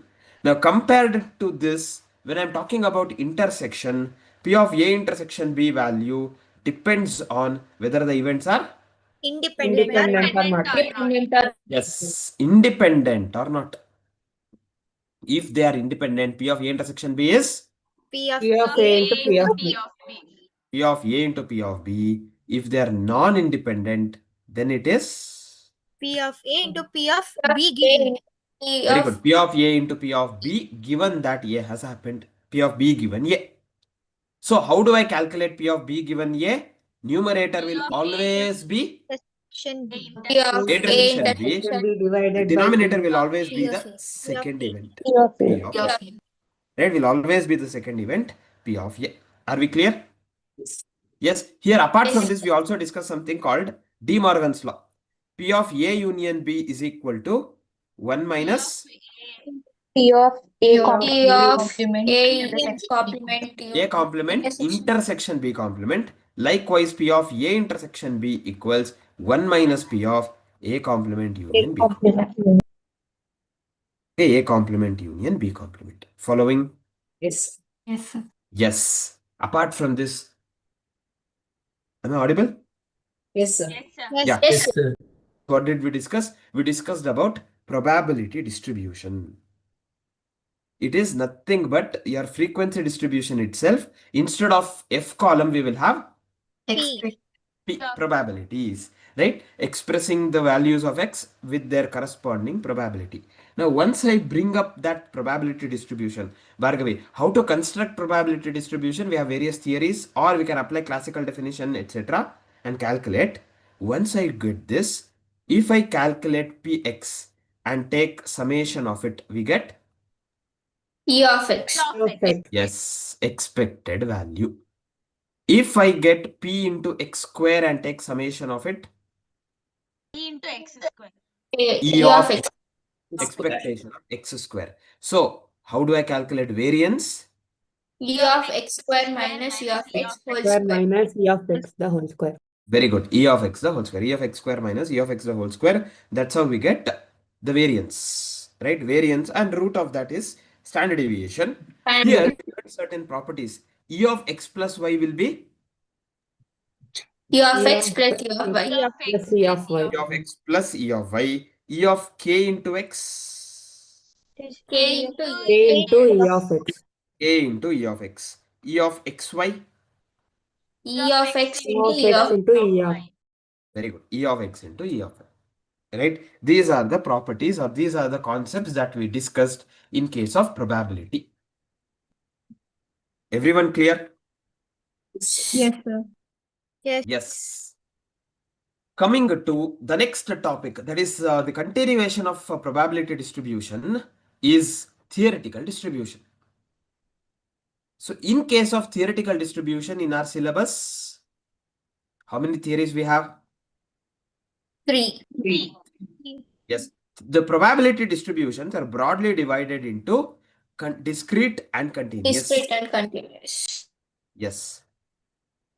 Under discrete, we have binomial, and Poisson. Binomial and Poisson. binomial and Poisson. Yes. Whereas in continuous, we have normal distribution. Normal distribution. First, to start with binomial distribution, we can apply binomial distribution only if it satisfies Bernoulli trials. Bernoulli trials says it should have how many outcomes? 5, correct? 2 outcomes. Outcome. 0 and 1. Only 2 outcomes. One is success, the other one is failure. Second, trials should be independent. Dependent. And third one, probability of success and failure, that is P and Q, should be constant throughout the experiment. And lastly, number of trials shall be Finite. Finite. finite positive integer. That is what we have. If these conditions satisfied, I can apply binomial distribution. The formula is, what is the formula? NCX into P of X X Q of X into P par X into Q par N minus X, where Yes. X is equal to 0. 1. NCX into P par X into Q par N minus X. X is number of success, N is number of events, P is success probability, Q is non-success probability, correct? So failure, yes. So this is the formula to calculate binomial distribution. What are the parameters we have here? and N and P. N and P are the parameters. Therefore, it is called biparametric. How do I calculate mean? N NP. into P. NP. P variance. N into P into Q. NPQ standard deviation. Root of Of N NP. into P into Q. Root of NPQ. Mode depends on the value of N plus 1 into P. yes, N plus 1 into P. If that is integer, how many modes we get? 2. 2 modes. That is N plus 1 into P and N N plus plus 1 Plus one into 1 1 into P into minus 1. P Yeah. minus It's non-integer then. How many modes? largest Unimodal. integer. Yeah, unimodal. The largest integer among N plus 1 into P is itself is the mode. Then binomial distribution is symmetric at what point? Where P and Q is equals to 0.5. P is equal to Q equals 0.5. Variance will be maximum at N by 4. Q equals 0.5 and such maximum variance is N by 4. Okay, that is binomial distribution. All clear? Yes, sir. Yes.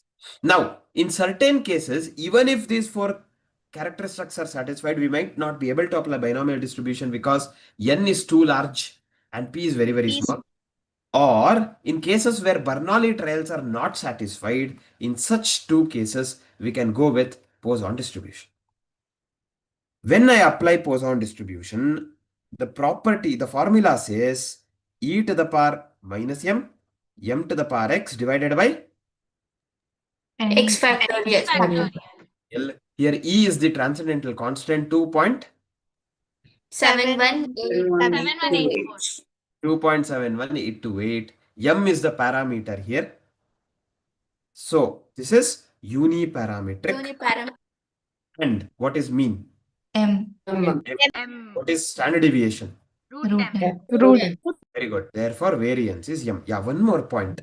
In case of binomial distribution, variance is Equal to mean is Yes, always greater than greater variance. Greater than Variance. Yes, here mean is equal to equal to variance. equal to variance. Similarly, mode depends on the value of M. M. So if mode is integer, bimodal. bimodal M and N minus 1. If mode is non-integer, Largest integer is Unimodal. M. largest integer being part of that M value itself becomes the mode. Then we also discussed about how to convert a binomial distribution into Poisson. How do we convert it? Equating Where N N M. Sorry. Equating mean of N tends to infinity, P tends to 0. How do I equate Then it? NP NP M is equals to N. M. Very good. Yes, NP equals M. Right? This is what we discussed in Poisson distribution. Are we clear, everyone? Sir. Yes. Yes. Similarly, the last concept that we discussed here was normal distribution. In case of normal distribution, we have the formula 1 divided by sigma root 2 pi into e to the power minus x minus mu the whole square divided by 2 sigma square. So, what are the parameters here? Mu and sigma square. Mu and sigma square are the parameters. Therefore, normal distribution is also biparametric. Is that clear, Ganavi? Yes, sir. Yes. Now, we cannot apply this formula and calculate the probabilities. Therefore, we learn the properties first and then we convert normal distribution into Standard normal distribution. standard normal distribution. Yes. Normal distribution gives us what type of curve? Bell shape. Yes. A bell-shaped Bell curve. shape. That is why it is called a normal curve. Yes. Since it has only one peak, it is always unimodal. Normal distribution is symmetric at x is equal to mu. Therefore, mean equals median equals mode. Equals mu. Correct? Standard deviation is sigma. What is mean deviation? 0.8 sigma. 0.8 sigma. Recently, we discussed all this. Quartile deviation. 0.675 sigma. 0.675 sigma. Q1, Mu minus Mu minus 0.675 0.675. sigma. Q3, Mu plus plus 0.675 sigma. mu plus 0.675 sigma. Then the points at which the curvature changes is points of inflection. There are 2 points of inflection. What are those? Mu minus Mu sigma. minus sigma. Mu plus sigma. Very good. Mu minus sigma and mu plus sigma. Then what else we discussed here? The area, right, between mu minus 3 sigma and mu plus 3 sigma, this area covers how much? 99.78%. 99.73%. Right, that's what it covers. Yes, since we are not able to calculate probability using this formula, we convert it into standard normal distribution. Z equals X minus mu by X minus mu by sigma. very good. X minus mu by sigma. Therefore, here the probability, the calculations would be, the parameters would be, here mu will be how 0. much? 0. Zero. Standard deviation. 1, 1. Or the parameters are 0 and 1. 0 and 1. 0, 0 and 1. Perfect. So mean, if mean is 0, mean, median, mode, everything is 0. Standard deviation is 1, therefore mean deviation is 0.8. 0.8. 0.8. Standard deviation is 0.675. Q1 is minus 0.675. 0.675. Q3 is plus 0.675. What are the 2 points of inflection? Minus 1 and plus 1. Yes. Points of inflection, minus 1 and plus 1. Here, standard normal distribution is symmetric at 0. Z 0. Z equals 0. Symmetric at Z equals 0. These are the concepts that we discussed in normal distribution. Okay, so any question regarding normal distribution, our first step is to convert, or rather any question in the sense, not property based, probability computation based. Any question with regard to normal distribution, what is our first step, Nagashri? We have to convert that normal distribution into Standard normal distribution. standard normal distribution. How do I convert? Z equals X minus mu by sigma. Right? And then based on the hint given, hint of area in the normal curve given in the equation, apply that and get the probabilities. Right? That's what we are supposed to do. This is about theoretical distribution. Done with our sleeping? No, sir. Not yet? Yes. So Still we are continue. you. Awake? Okay. Yes, sir. Okay, fine then. So, can we also discuss one more chapter and then solve problems Yes. on all these Yes, sir. together? Yes, we'll discuss about correlation and regression as well. Okay, correlation and regression, the last chapter that we learned in our regular sessions. So, what did we discuss in correlation and regression? First part was to start with bivariate data. Bivariate data means it should have how many variables in one single variables, right? Bivariate data. So we learned how to construct a bivariate frequency distribution also, Ganavi. Here, if I have variable x, if I want a frequency distribution of x for the entire range of y, it is called marginal distribution. Marginal distribution. distribution. In a bivariate frequency distribution, how many marginal distributions we can have? 2 marginal 2 marginal. If I want rather frequency distribution of x for a specific value of y, Conditional. conditional Conditional distribution. If we have m rows and n columns, how many conditional distributions? M plus n. N conditional distributions, Pooja. Right? M plus n conditional distribution we will have. Then we discussed about correlation. Correlation is understanding the relationship between the two variables x and y. What is basically that? It's if there is change in the value of x, how does the value of y change? Will it increase, decrease, or does not respond? Right? That is called correlation. To find out that, we have different measures. To start with, we learned about scatter diagram. Scatter diagram is basically just plotting the points in the graph Based on the pattern in the graph, we identify whether there is correlation or not. If there is correlation, whether it is positive Positive or negative. Positive or negative? is what we find out, right? So I will plot the points.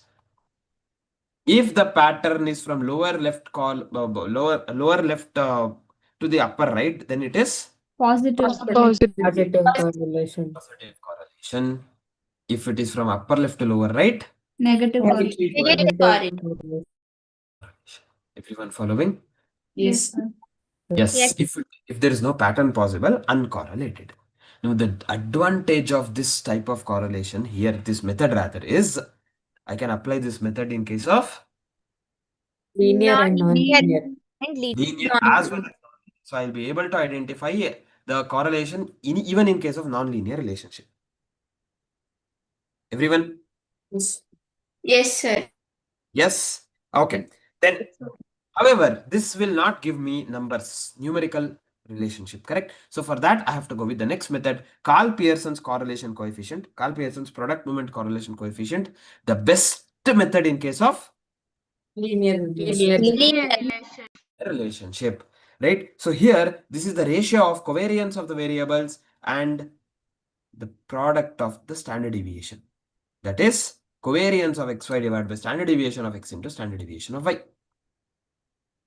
R equals covariance of xy divided by standard deviation of x into standard deviation of y. Here, covariance of xy is summation x minus x bar into y minus y bar divided by n, or Summation xy divided by n minus x bar into y. y bar. So upon simplification, this becomes n summation xy minus summation x into summation y divided by square root of n summation x square minus summation x the whole square into square root of n summation y square minus summation y the whole square.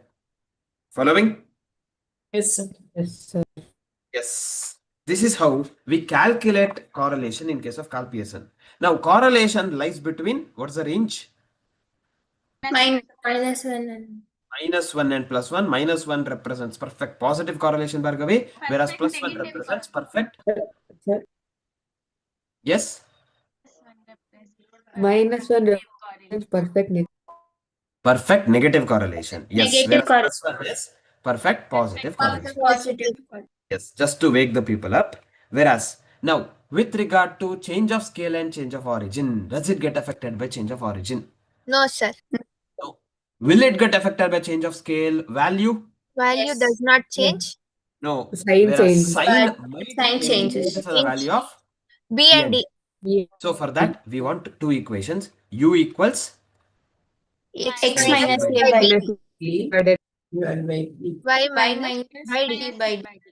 I have to compare these two. So always present them in simplest form, u and x plain without any coefficients. Right? Then compare the values of b and d, rather compare the signs of b and d. If they are of same sign, ruv equals rxy. If they are of different sign, ruv equals minus r. Minus r. Is that clear? Everyone? Yes. Yes. That is Karl Pearson's correlation coefficient. Come to the next one, the next method, which is Spearman's. Rank correlation. and correlation. Yes, rank correlation coefficient. This is the best method in case of Qualitative data. data. very good qualitative data. However, I can apply this to quantitative data as well. Right, that's what we discussed. Now, Spearman's rank correlation coefficient says you have x and y values, you have to assign ranks and then take the difference and then Square. Square. and add up summation d square. If there is tie in the rank, whatever the ranks which have been tied, take the average of it and assign that average rank to both the people or to three people to whom the ranks are tied. Then apply the formula 1 minus 6 summation d square by n into n square minus 1 for normal cases. If there is tie, Right. 1 minus 6 summation Summation d square Plus plus T summation T cube minus T divided by 12. Yes. Summation T cube minus T divided by 12 divided by n into n square minus 1. Here T is Number of length of the length of the tie. Yes. T is the length of the tie. Everyone following? yes sir. Yes. This is rank correlation coefficient. Similarly, we also discussed about coefficient of concurrent deviation. Here, we don't calculate, we are just assign signs, right? We have x and y values, we assign deviations. For the first value, No. deviation. Subsequently, if there is increase when compared to the previous number plus, decrease compared to the previous number minus. So likewise, deviation for y also. If both the deviations for that series is, if it is of the same sign, concurrent. If they're of different signs, not. Correct. So either way you can calculate product. If you get plus, concurrent. If you get minus, not.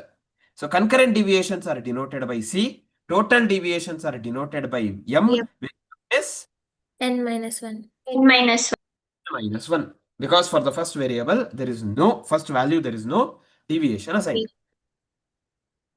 Once we calculate this, coefficient of concurrent deviation is plus or minus root of plus or minus 2c minus m divided by m. Here c is concurrent deviation, m is total deviations. Are we following? Sir, Yes. under root plus or minus Will be pushed out. Very good. So 2c minus m, the value of 2c minus m, the sign of 2c minus m determines the sign of the correlation. If 2c minus m is positive, R is positive. If 2c minus m is negative, inside the square root take positive number, push that negative out so that your correlation is negative. Right? That is what concurrent deviation was about. After this, we went on to regression. Regression. Estimating the value of dependent variable for the known value of independent variable. So we can have two different types of regression equations. Y is dependent on x or x is dependent on y. If y is dependent on x, we get the equation y equals a plus b into x. X is dependent on y, x is equal to a plus b into y. So here, a and b are the parameters of two equations. By parametric. out of which b is called Regression Coefficient of regression coefficient. Regression coefficient. So here, how do I calculate the regression coefficient? Depends on whether it is y on x or x on y. Byx will be Covariance of x Y. divided by sigma square x. Sigma square x. variance of x. Excellent. Or r into standard deviation of y. Standard deviation y divided by standard deviation of x. Yes. Or it would be n summation xy minus summation x into summation y. Divided by Y n Square. summation x N square summation x the whole square. Same way, bxy will be covariance of xy divided by variance of y. Variance of y. or r into standard deviation of x by standard deviation of y, or n summation xy minus summation x into summation y divided by n summation y square minus summation y the whole square.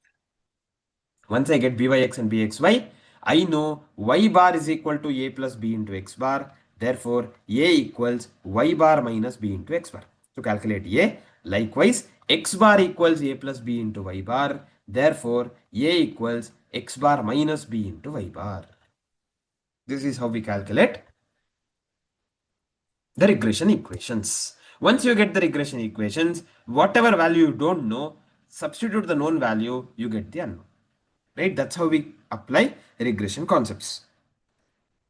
Now, we also discuss the properties of regression coefficients. Do they get affected by change of origin? No, sir. No. No. Do they get affected by change of scale? No. The signs.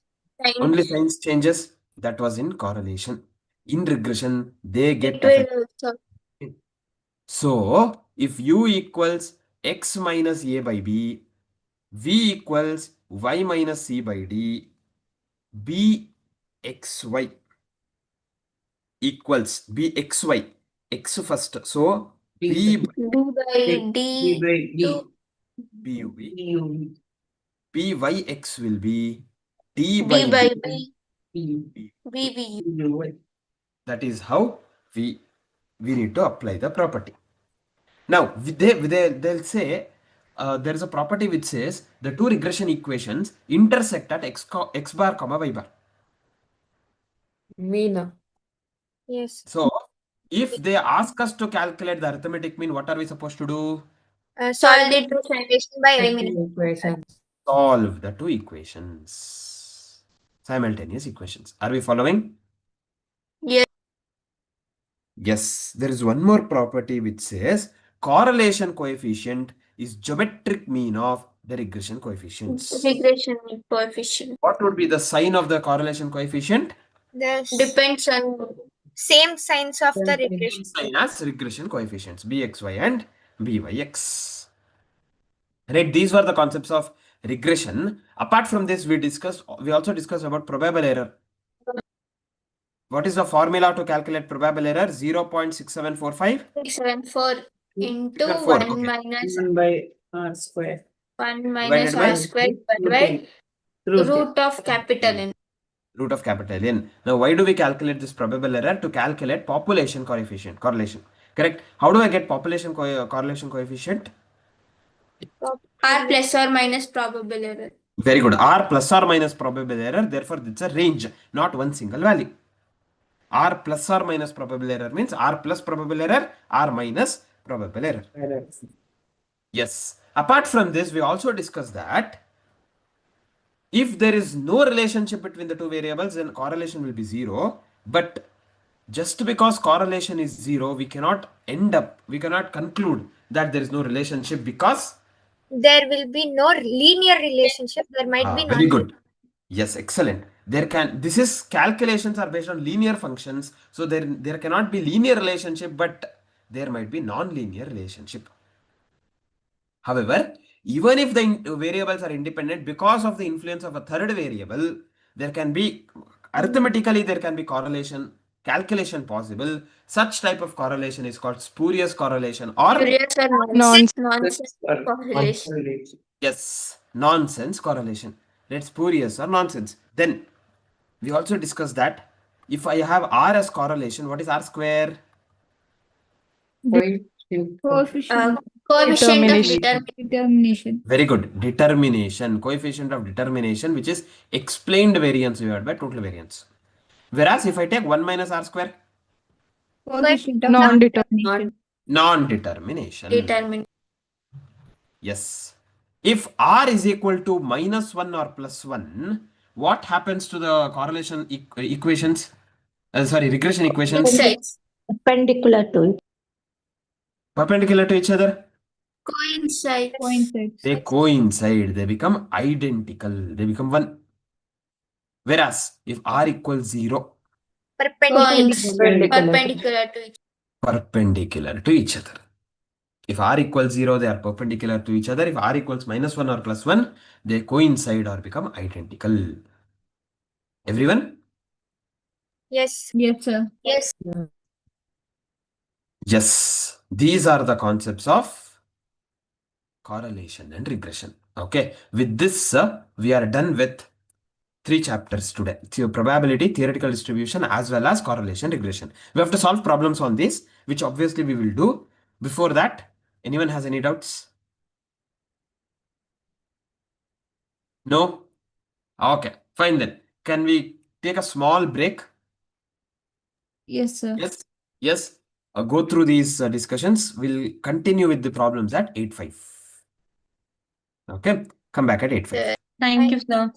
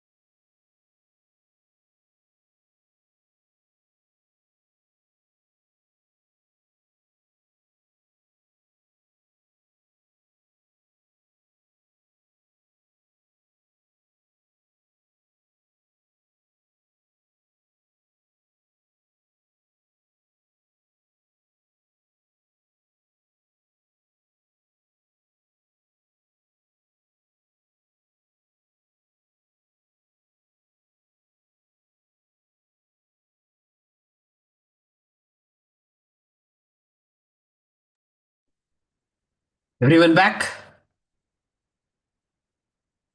Yes. Yes. Okay. Shall we continue with the problems? Yes. Yes, No? sir. Yeah, yes. Yes. Yes, sir. Don't want to solve? It solves. We will solve. Yes. Come to page number 102. Page number 102, question number 79. We have to find out the probability, standard deviation for this probability distribution. We have learned the concept. Apply the concept and get the answer.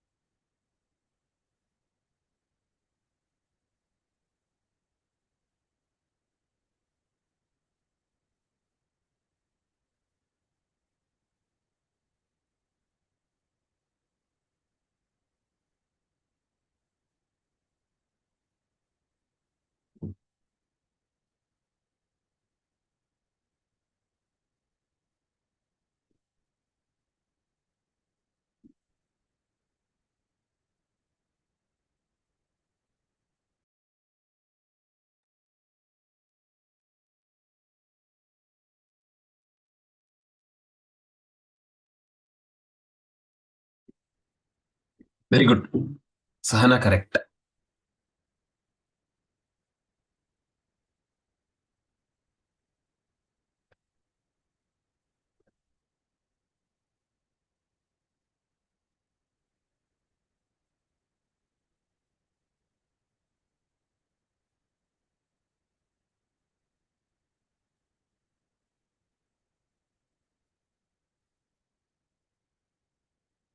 No, Purnima.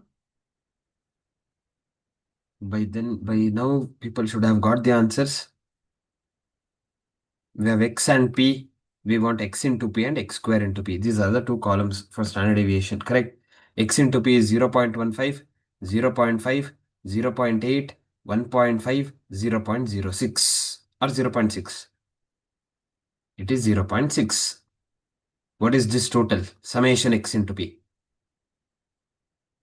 The 3.5. Yes, we get 0.55. Correct. Similarly, x square into p. X square is 1 square is 1. 1 into 0.15, 0.15. 2 square is 4. 4 into 0.25 is 1. 4 square 16. 16 into 0.2 is 3.2. And we have 5 square 25. 25 into 0.3 is 7.5. 6 square 36 into 0.1 is 3.6. This total? 15.45. Very good. So, standard deviation will first we'll calculate variance, then I can easily take the square root. E of x square minus E of x the whole square.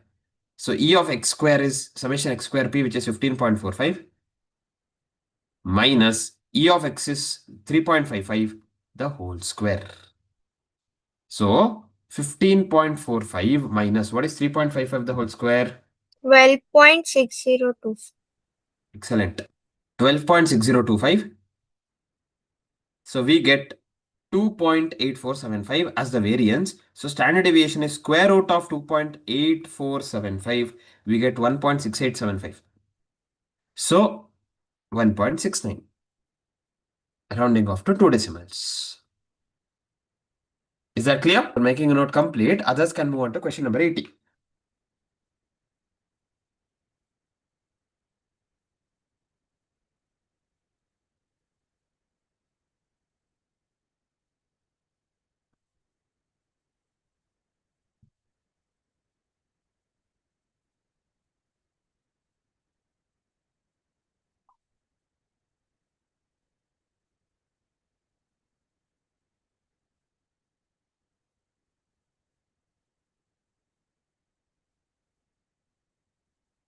Question number 80.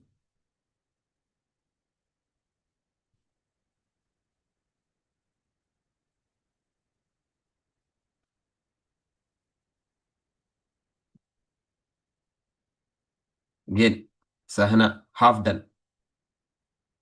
You've got one answer that's there in the option, so that's the answer. No. Gone away, correct.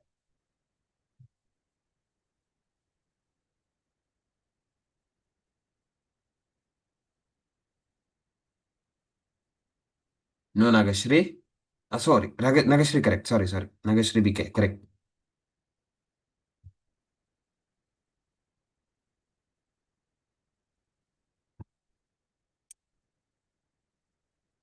Varsha, correct. Annapurna Nayak, correct. Tanushri RNS, correct. So they have given us P of A, P of B, P of A union B. They're asking us P of A given B. To get P of A given B, first I want P of A P of intersection. A into P of A intersection B will be P of A plus P of B minus P of A union B. Yes, sir. By 5 minus 2, sorry, plus 2 by 3 minus 3 by 4. 5, 3 and 4, what is the LCM? 60. 60. So 5 12s are, 12 3s are 36.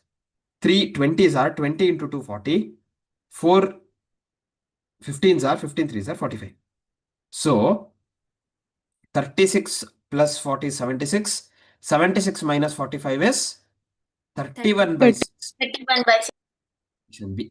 Okay, we also have 31 by 60 in the options. That is not the answer. But what do we want is P of A given B. We have to apply the formula. P of A given B is P of A intersection B divided by P of P of B. A. Of B. the second event. P of B. P of A intersection B is 31 by 60. P of B is 2 by 3. So 31 by 60 into 3 by 2. 3 ones are 3 20s are. We get 31 by 40. Which is 0.7577. 0.775. Option D. Option D is the answer. Everyone understood? Yes, sir. Yes. Good. Those who have done with this, we can come to question number 82. 81 we have already solved. 82. X and Y stand in a line with 6 other people. What is the probability that there are 3 persons between them?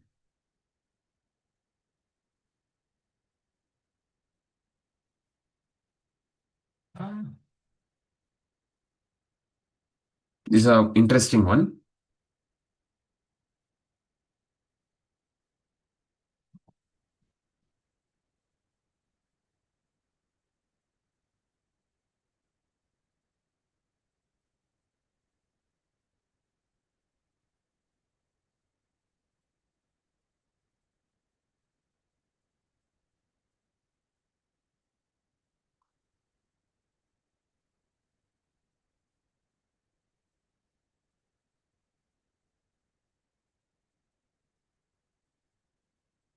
No, Ganvi. Okay. I think we'll discuss this.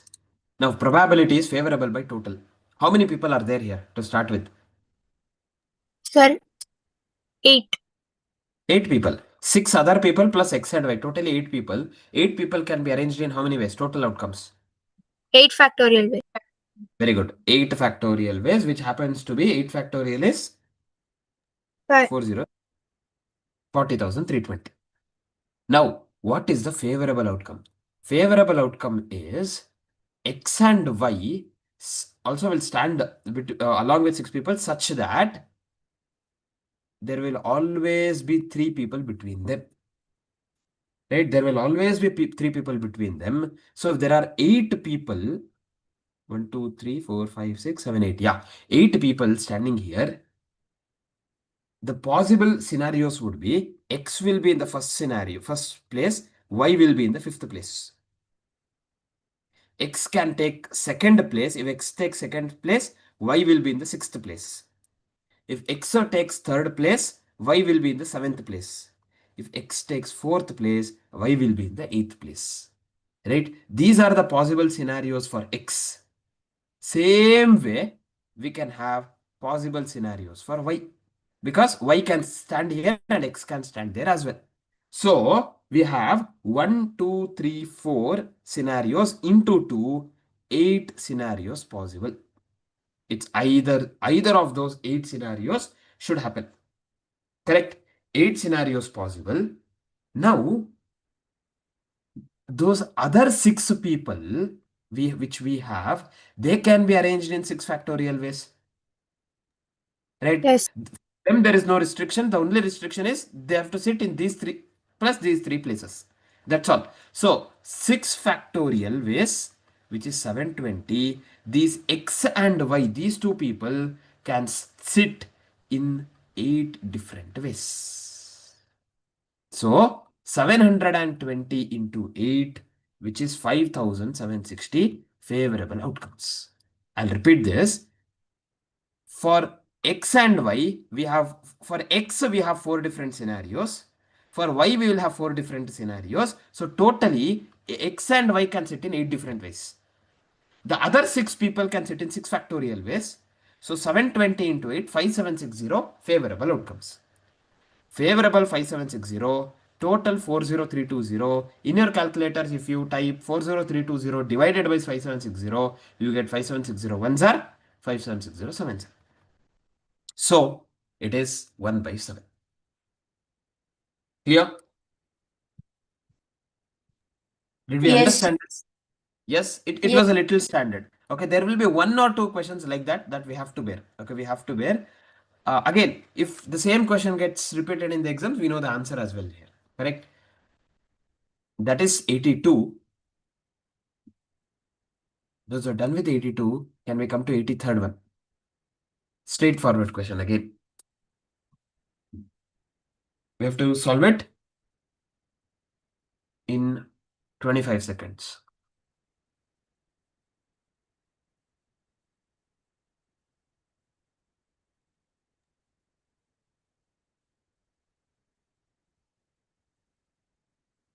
Very good, Vikram. Correct answer.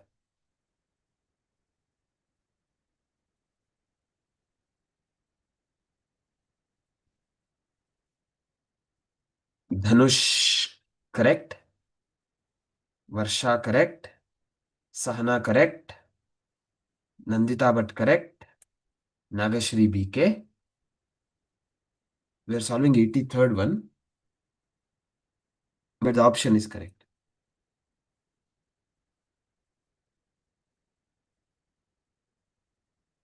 Ganavi, correct. Bhargavi, correct. Ramani, you have to recheck. Annapurna Nayak, correct answer. Yes, Tanushri Aran is also correct.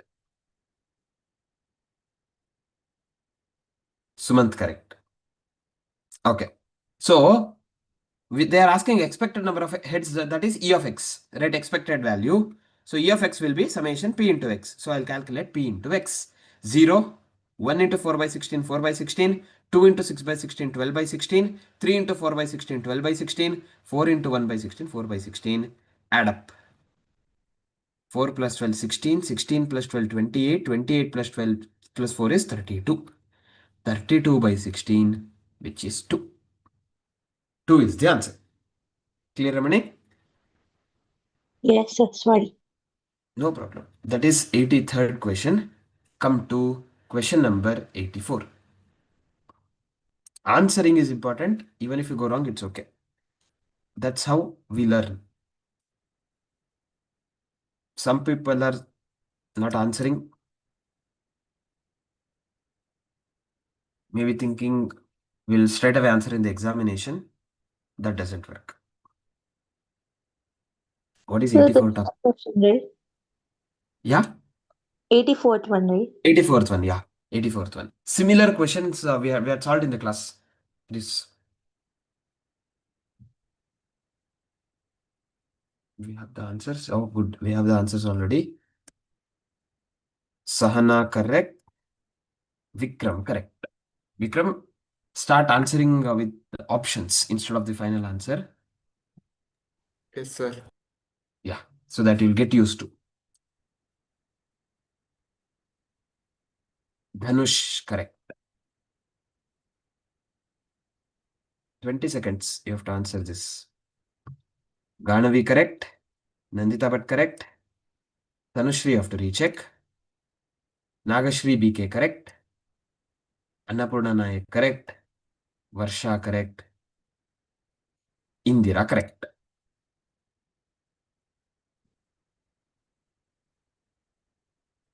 Raksha Hegde, correct. Sachi, you have to recheck. Sumant, correct.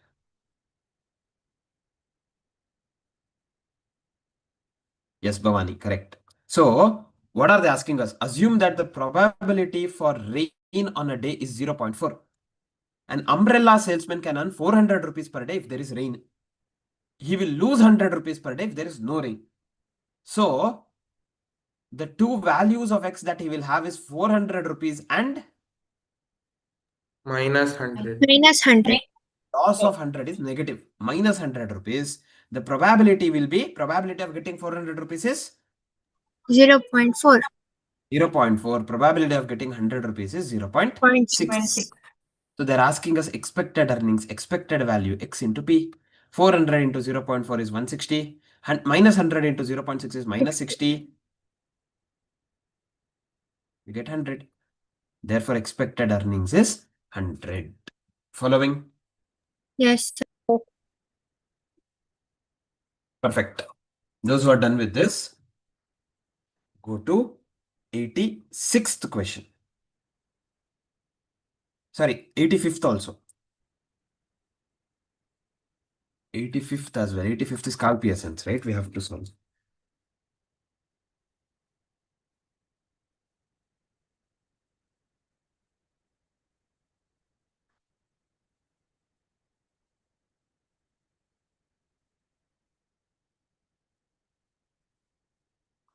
Very good. Ganavi, Vikram, Dhanush Hegde, Sahana, correct answers. Indira, correct. Sumant, correct. Tanushri Aran is correct. Prajit, correct.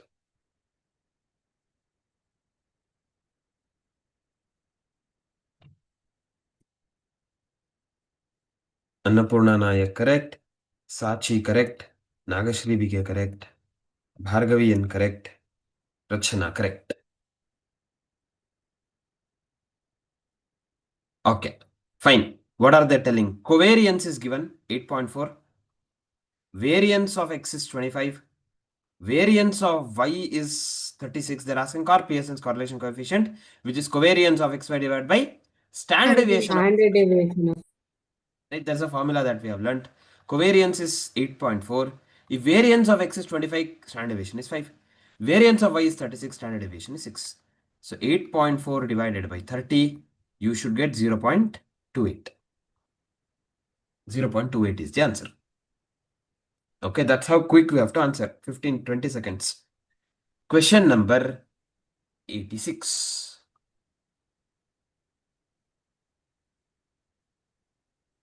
Yes, gonna be correct. Yes, Sahana, correct.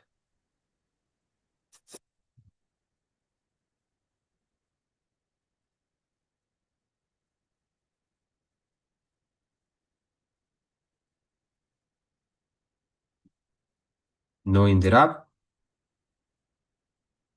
Sorry, Indira, correct. Sumant, you have to recheck. Varsha, correct.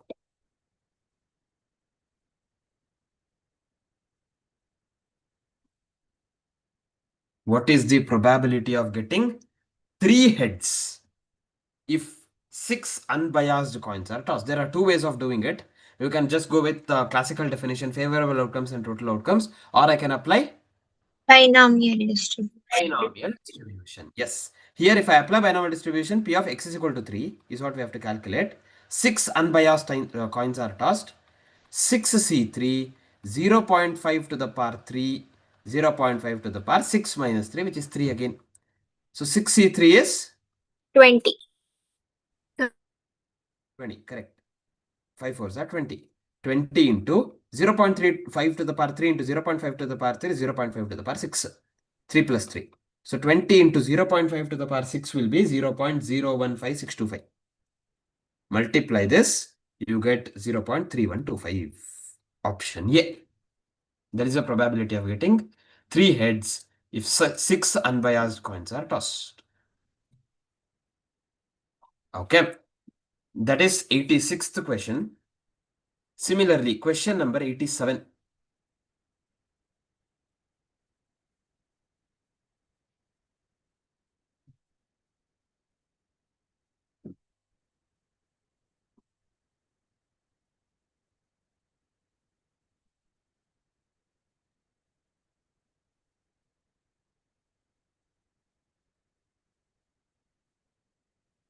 Yes, Sahana correct. Indira correct.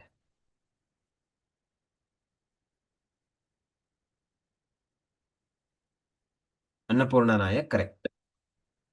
What happened to others? This is easy, straightforward. You should have got the answers by now. Varsha correct.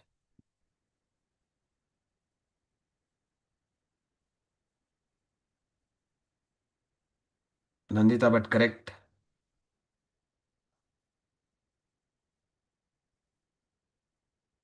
Nagashri BK, you have to recheck.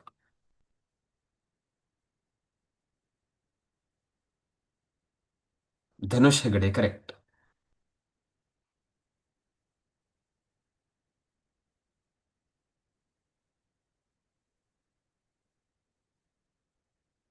Bhavani Ammar correct.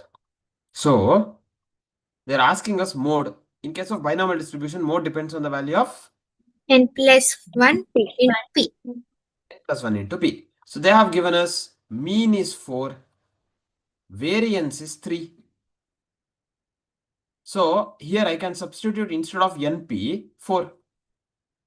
4Q is 3. That means Q will be 3 by 4. If Q is 3 by 4, what is P? 1 by 1 by 4. Substitute P as 1 by 4 in this equation. N into 1 by 4 is 4. N will be, if I send 1 by 4, the other side will be 4 into 4, which is 16. So, N plus 1 into P. 16 plus 1 into P is 1 by 4. 17 by 4 is 4.25.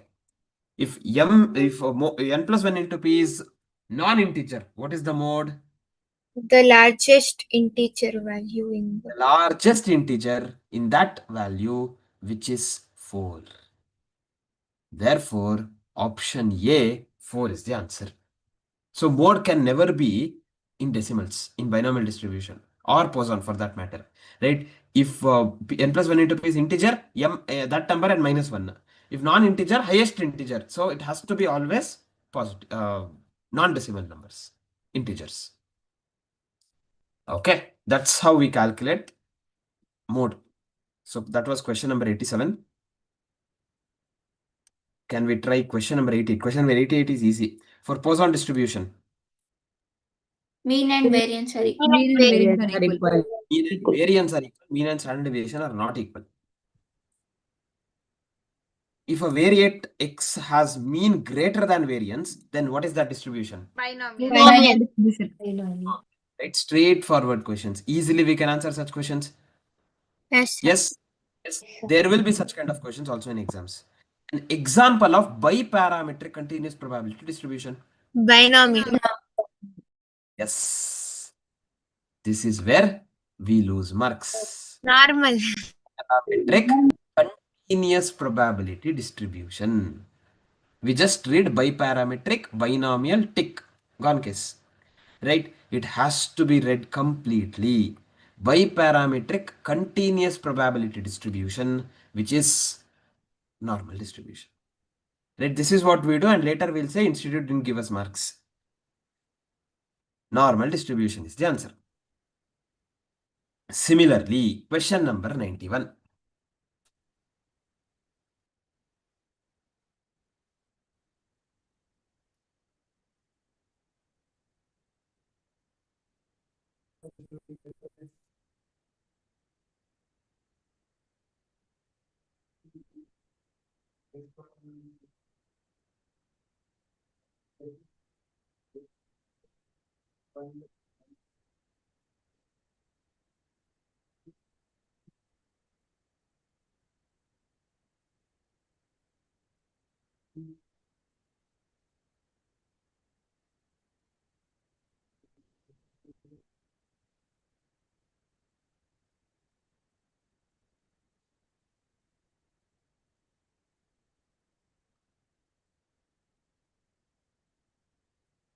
Yes, very good. Indira, correct.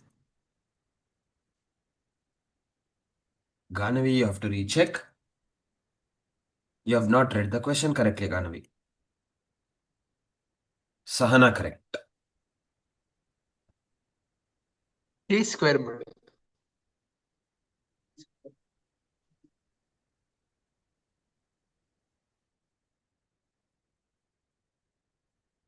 Dhanush Hegde, correct. Nagashri BK, correct. Varsha, correct. Annapurna Nayak, you have not read the question correctly. Tanushri RNS, correct. Likita, you have not read the question correctly. Okay, you're still in 90th one. Okay, that is not correct. In which case, 90th also is wrong. Yes, Annapurna Nayak, now correct. So they have given us P of x equals 2 equals 3 times P of x equals 4. That is Poisson distribution, right? E to the power minus m square by 2 factorial equals 3 times e to the power minus m to the power 4 by 4 factorial.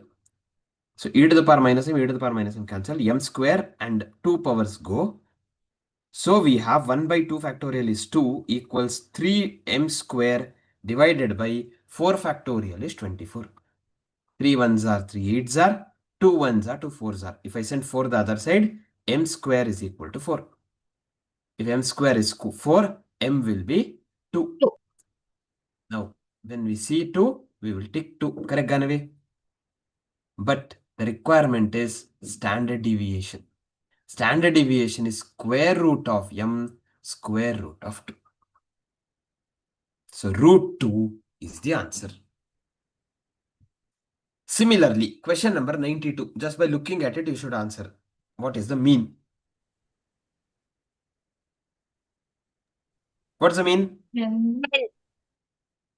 Formula 1 divided by sigma root 2 pi into e to the power x minus mu the whole square. So that is the mean. So mean is 10. That's all. It's just identification. For that purpose, we should know where is mu and standard deviation in that formula. Are we clear? Yes. Sir. Okay. If that is the case, can we all come back to question number 63 in the same material? Yes. Standard deviation of dash distribution is called standard error. Sampling. Very good. Where is this? Say first chapter. First. I don't know, sir. We discussed in first chapter. We discussed this in probable error discussion. Probable error. Why do we calculate probable error? To calculate correlation coefficient of the population. So the standard deviation of sampling distribution is called the standard error. Standard error is another version of probable error. Okay, so this is one more point that we have to keep in mind. Standard error, probable error, all those concepts come into picture only in case of sampling. So sampling distribution is the answer. Similarly, question number 75. Regression coefficients remain unchanged due to Change of Origin. very good. Change of origin. Change of origin, no way it will change. Change of scale, there will be some changes. Correct? If plotted points in a scatter diagram lie from upper left to lower right, then the correlation is Negative. Negative. perfect. Covariance between two variables is Either positive. Sorry. is it positive, is it negative, or it should always be zero? Should always be zero? No, sir. No, sir. Either positive or Either positive, either.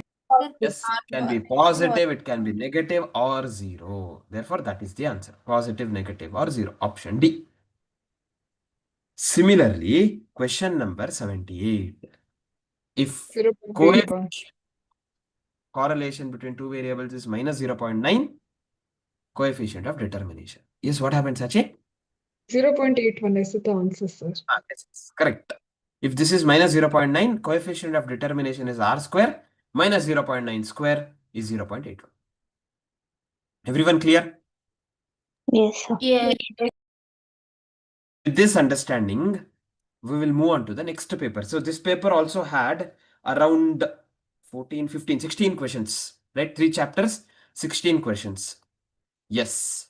Come to the next paper, September 25, series 1, page number 127. Now, first come to page number 124. In page number 124, we have question number 79. Question number 79. Probability function on S equals x1, x2, x3. If P of x1 is 1 by 4, P of x3 is 1 by 3, what is P of x2? Based on a property that we have already learnt. Apply that property. You have to solve, Bhargavi.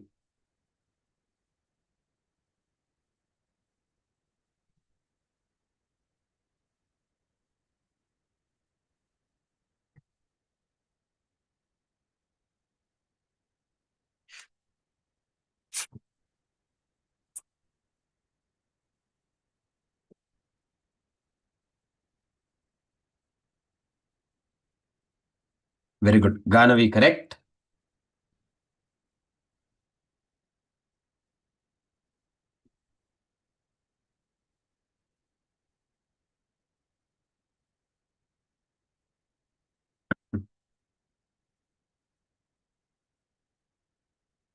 Tanushri, correct? Indira, correct? Sumant, correct? We are solving 79th question. Sachi? Dhanush, correct? Nagashri BK, correct? Varsha, correct? Yes, Sachi, you have to recheck. Ramani, you have to recheck. Sanjana P, you have to recheck. Now, they are telling S has 3 events x1, x2, x3. Probability of x1 given, x3 given. How do we calculate probability of x2 here? Equal to 1. Very good. Since it says S equals x1, x2, x3, they are Exhaustive. yes. If they are exhaustive events, sum of their probabilities should be equal to 1. Probability of x1 is 1 by 4. Probability of x2 is what we have to calculate. Probability of x3 is 1 by 3. So probability of x2 will be 1 minus 1 by 4 minus 1 by 3. 4, 3, 12 is the LCM. 12 minus 4, 3s are, 3 4s are. 12 minus 3 minus 4 is 5 by 12. So 5 by 12, option A is the answer. Are we clear? Sir, Yes. can we convert it into decimal and then add and see how we get 1? You can do it. You can do that as well. 0.25, 0.333. Right? That has to come. So out of these 3, which matches with that decimal, that has to be the answer. You can do that as well. No problem.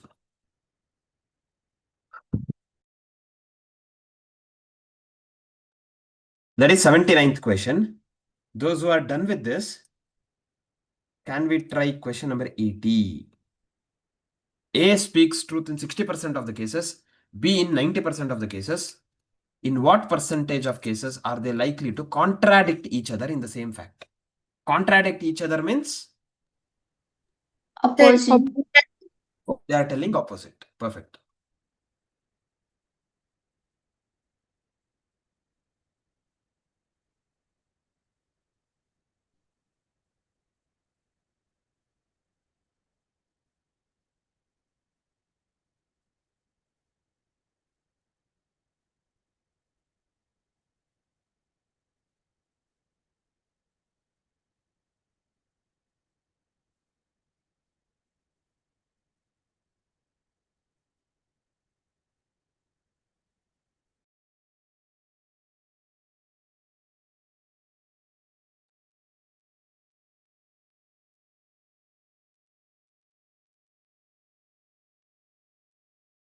Very good. Indira, correct answer.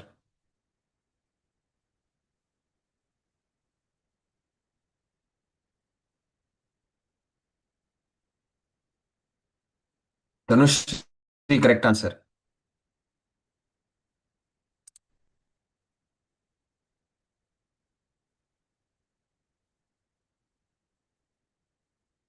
Nagashri BK correct. Sahana, you have to recheck. So, A speaks truth in 60% of the cases. So, P of A is 0.6. P of B is 0.9. They are asking contradicting each other. That means A speaks the truth and B doesn't speak the truth. Or A doesn't speak the truth and B speak the truth. These are the two scenarios possible. Correct? What is the probability of A speaking the truth? 0.6. What is the probability of B not speaking the truth? 0.1. 0.1. What is the probability of A not speaking the truth? 0.4. What is the probability of B speaking the truth? 0.9. So 0.6 into 0.1 is 0.06. 0.4 into 0.9 is 0.36. 0.06 plus 0.36 is 0.42, which is 42%. That is question number 80. Similarly, question number 81.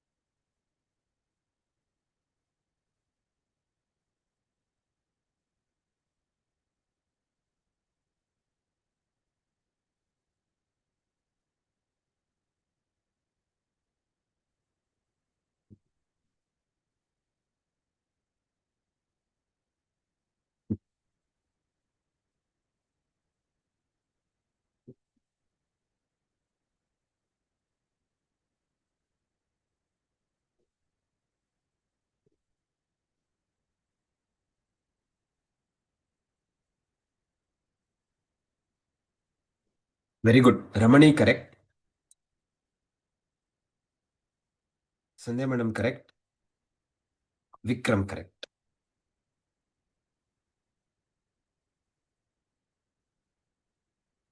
Indira correct. Nagashri BK correct answer. So how are we getting this? There are 3 posts. Okay, for the first there are 3 candidates. So probability of one person selecting in that is 1 by 3. Out of 3, 1%. Correct. Similarly, for the second post there are 4. So probability of getting selected is 1 by 4. For the third post there are 2. That means probability of getting selected is 1 by 2. What is the chances of his getting at least one post? So it's either this post or this post or this post or two or all the 3 posts together. Basically, they're asking us Union. P of C. So I can calculate P of union B union C, or alternatively, can I calculate 1 minus P of A complement intersection B complement intersection C complement not getting selected, De Morgan's law, not getting selected in any of the posts, 1 minus that. 1 minus, if he's getting selected 1 by 3, not getting is 2 by 3. Getting selected 1 by 4, not selected 3 by 4. Getting selected 1 by 2, not selected 1 by 2 itself. So 2, 3 gets cancelled. 1 minus 1 by 4 is 3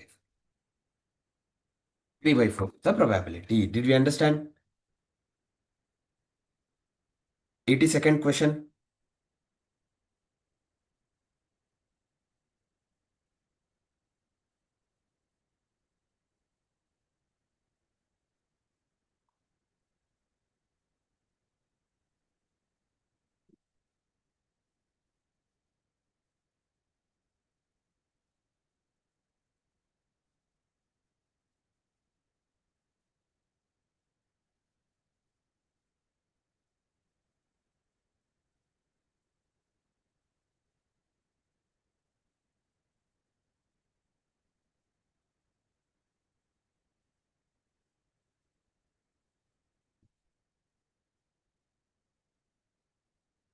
Why are we taking so much time?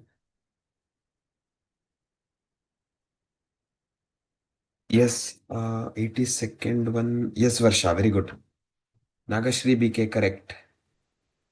No, Purnima. Indira, correct.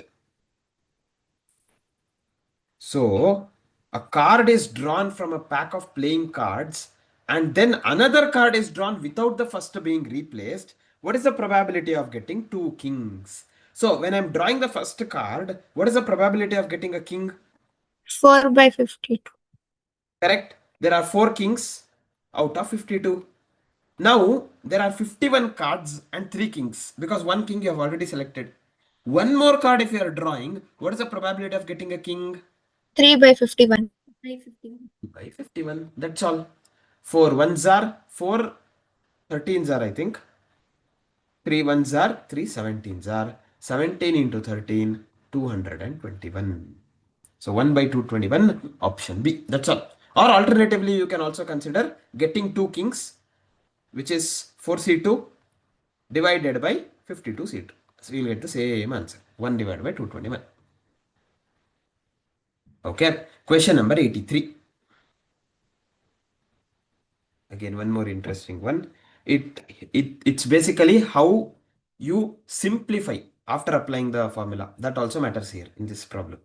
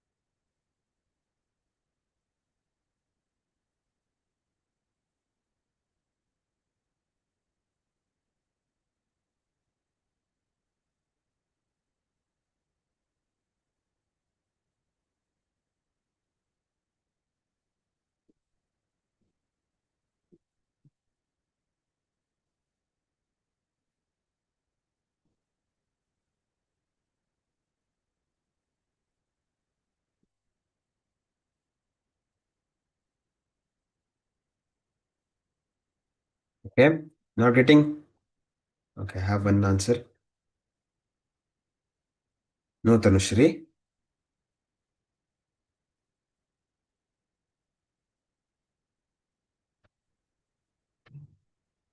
No, Indira. Very good. Sachi, correct.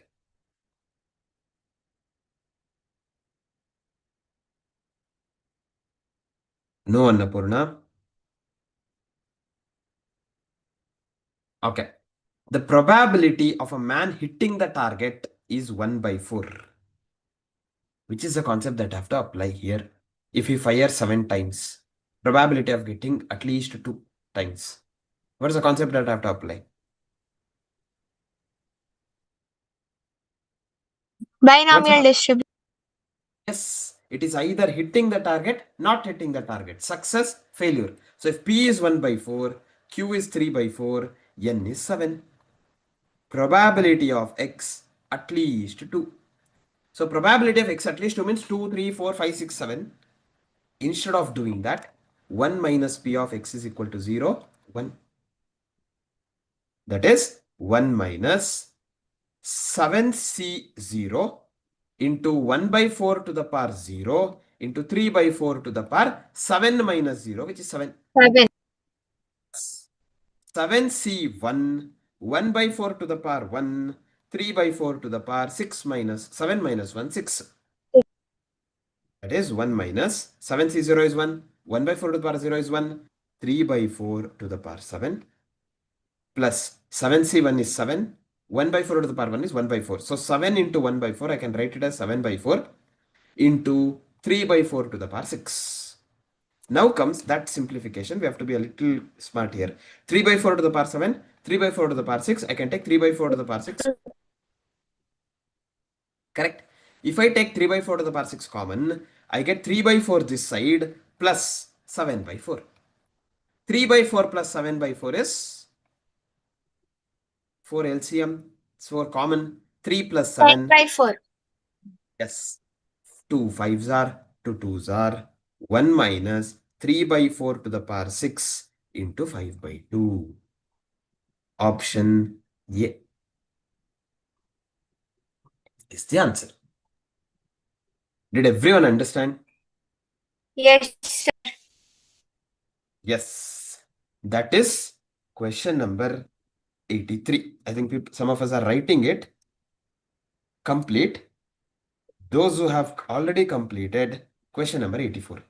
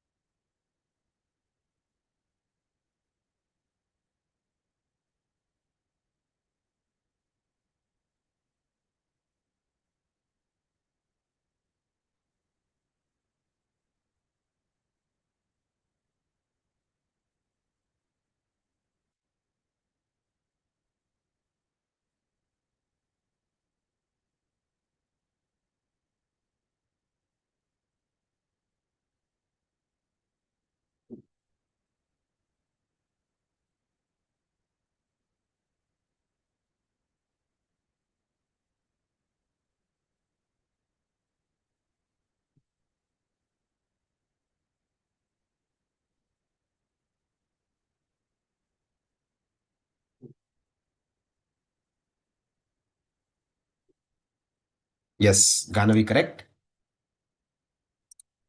Sahana correct. Sir, that was for the previous question. Okay, then it is wrong. Oh, then also it is correct. Varsha, it is correct. Yeah, Nagashri, correct answer. Dhanush Hegade, correct answer. Dhanushri, correct. Indira, correct. Okay. So, this question is fairly simpler because they have given us some hint, which means we have to apply Poisson distribution.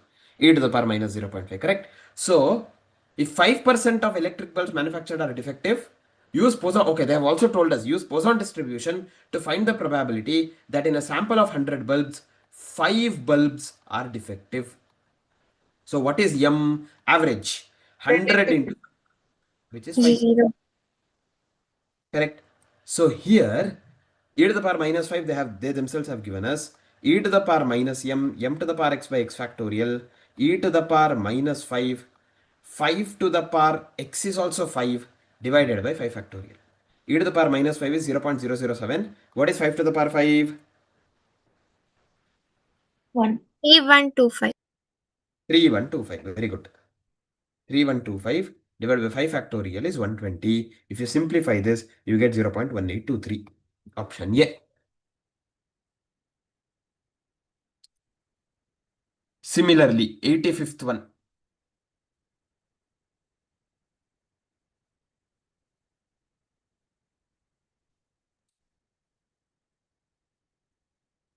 Very good, Dhanush.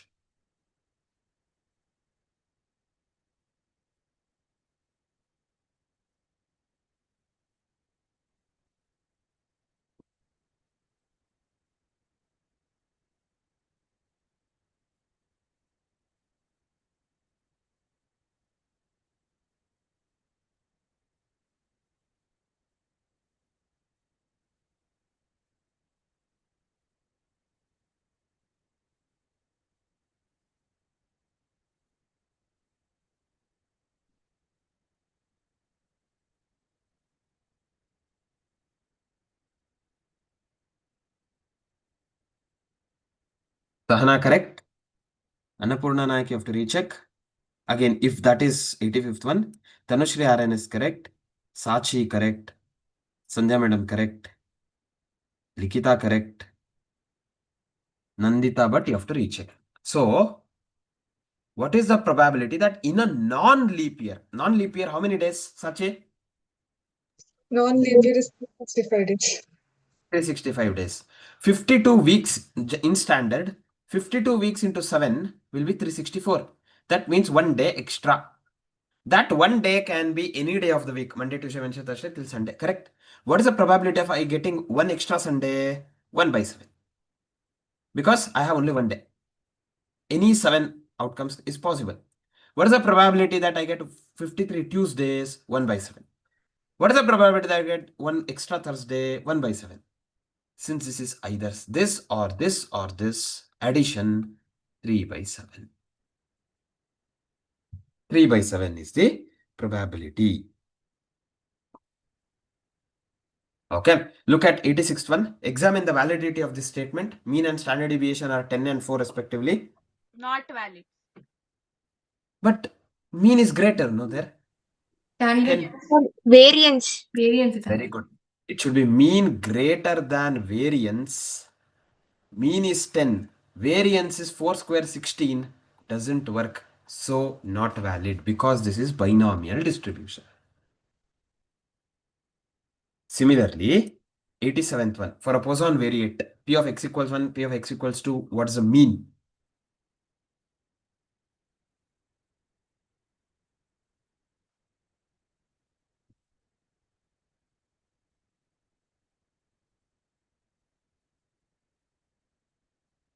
Very good. Rachana correct. Varsha correct.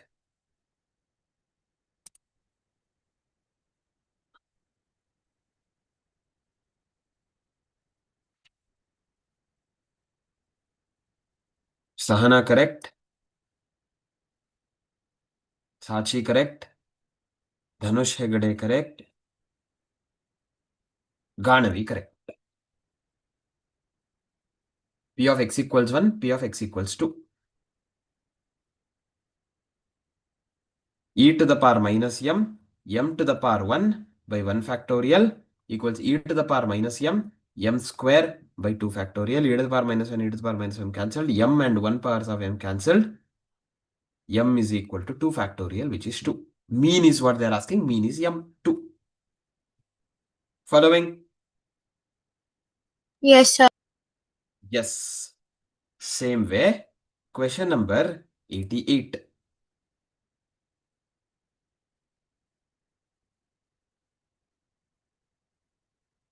"30 balls are serially numbered and placed in a bag. Find the chance that first ball drawn is a multiple of 3 or 5. Similar discussions we have had in the classes. So we should be able to solve this. Ganavi correct. If that's the answer for next one. Yeah, I think that's the answer for next one. Nagashri BK correct.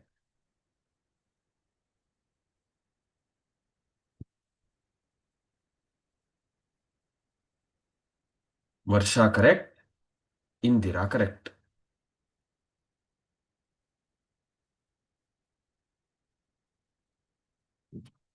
So, okay, I've got more answers. Dhanush Hegde you have to recheck. Prajit also you have to recheck. 30 balls are serially numbered 1 to 30 placed in a bank. Find the chance that the first ball drawn is a multiple of 3 or 5. So, how many multiples of 3 we can have here in this scenario? 30 by 3, which is 10. Correct, 10, 30 by 3. Similarly, how many multiples of 5? 6. 6. So, can I tell there are 16 balls which are multiples of 3 or 5? No, sir. No, Common. because there could be a number which is multiple of both 3 and 5. So, that will be multiple of 15. 15. Very good. 3 into 5. How many multiples of 15? 2. 2. 2. You have to reduce that to 10 plus 6 is 16. 16 minus 2 is 14. 14. So 14 favorable outcomes out of 30. 2 7s are, 2 15s are, 17 by 15 is the answer. So we have to consider multiple of 3 plus multiple of 5 minus multiple of both 3 and 5. That's what we have done. Excuse me, sir. Yes, Sachi. So can you find it separately also, like the multiple of 3? Will you get Separately in the sense? Like, first find the multiple of 3, probability of the numbers multiple by 3 and the probability of. Can You'll you get find it it. like? It will take more time. That's it. You will get it. But I got 8 by 15 as the answer in that. No, no. You would have done some mistake. Probability of getting multiple of 3 will be 10 by 30. Yes, sir. Which is 1 by 3. Getting multiple of 5 is 6 by 30, which is 1 by 5. Probability of getting both 3 and 5 is 2 by 30, which is 1 by 15. Okay. 1 by 3 plus 1 by 5 minus 1 by 15 is what we have to do. Okay. Okay. Yes. That is 88th one. Question number 89. Normal distribution.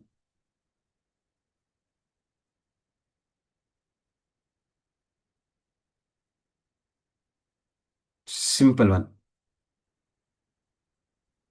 Very good. Rachana correct.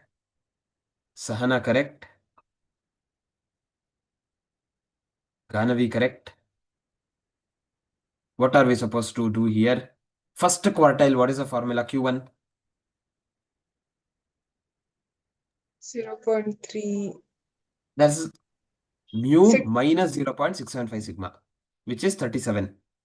Q3 is mu plus 0.675 sigma, which is 49. Right? We have to just simplify this simultaneous equation.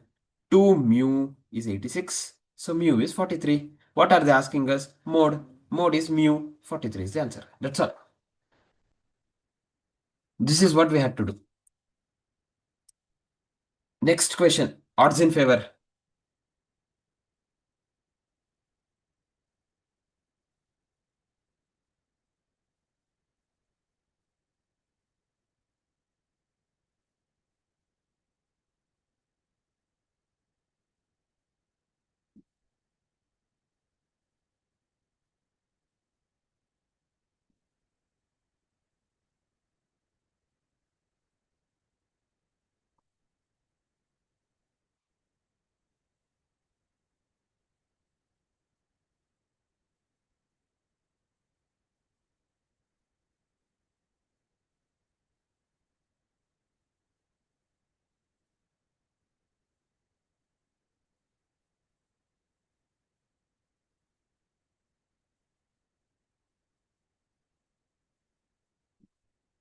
Indira correct. Good. See, they're telling odds in favor they have given. What is the probability then? 3 by 3 by 4 is the probability. In a 3 independent trials, probability of non-occurrence of that event. So they are doing 3 independent trials. I can directly apply binomial distribution. Right? 3 independent trials. N is 3. P is 3 by 4. That means Q is 1 by 4. Probability of non-occurrence of that event is X is equal to 0. That is 3C0, 3 by 4 to the power 0, 1 by 4 to the power 3 minus 0. 1 into 1 into 1 by 4 cube. 4 cube Sorry. is 64. 4 cube is 64. That is 1 by 64 is the answer. Everyone clear? Yes. Yes. If that is the case, can we try question number 91?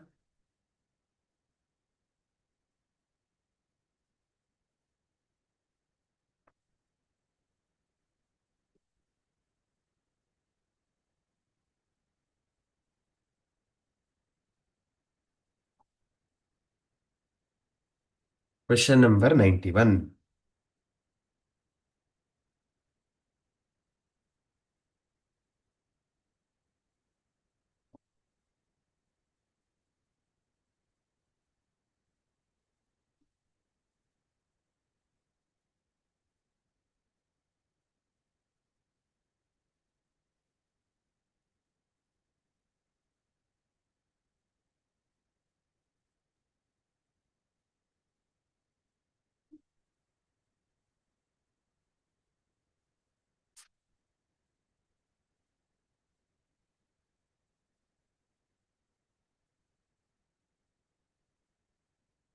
No, Sahana.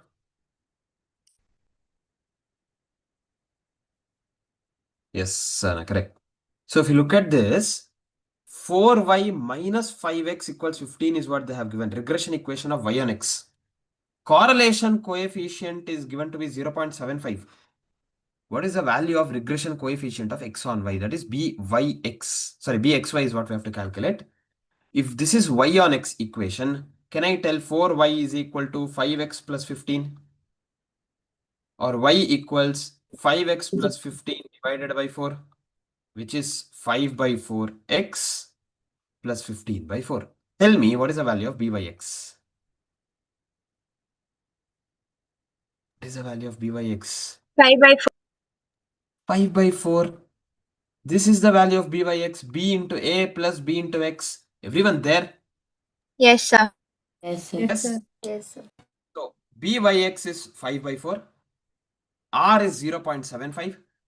Can we calculate bxy? How? How? Sir, RXY into BX. Rxy into bxy is? R. No. Sir, XY is the geometric mean of BXY. Yes, geometric mean. R is equal to square root of bxy into b by x. R is 0.75. Square root of bxy is what we have to calculate. B by x is how much? 5 by 4. Correct? Square on both sides. What is 0.75 square? 0.75 square is 0.56. 0.5625. 0.5625 is equal to bxy into 1.25. 5 by 4. So bxy will be 0.5625 divided by 1.25. You get 0.45. Bxy value is 0.45. Everyone following? Yes. sir. Yes. Can we try question number 92? They're asking us arithmetic mean of x and y.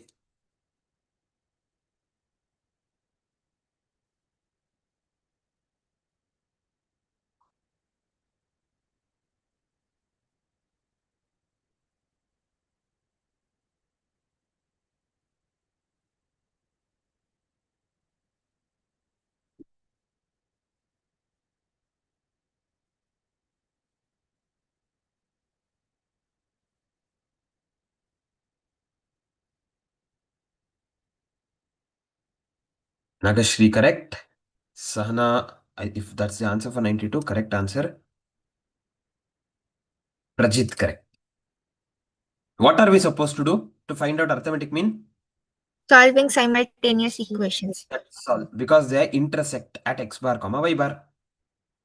I'll just multiply the first equation by 2. 4x plus 6y equals minus 2. 5x plus 6y equals minus 1. I'll just subtract the second equation from the first. 4x minus 5x is minus x equals minus 1. Therefore, x is equal to 1. Substitute x equals 1 in the first equation. 2 into 1 plus 3y equals minus 1. 3y will be minus 1 minus 2. So 3y is minus 3.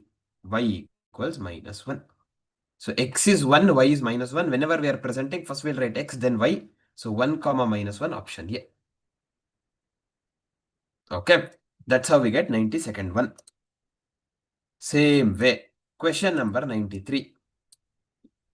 Pure property. If correlation coefficient between x and y is 0.5, then between x and minus y, what would be the correlation?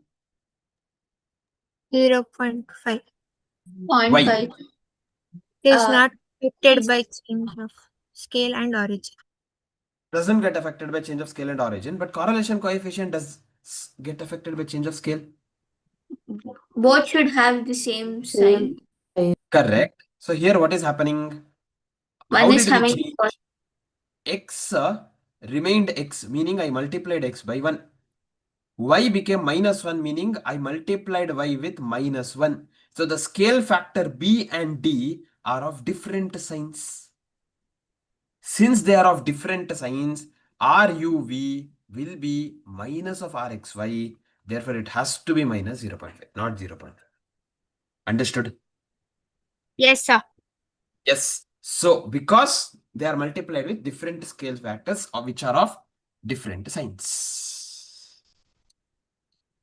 Question number 94.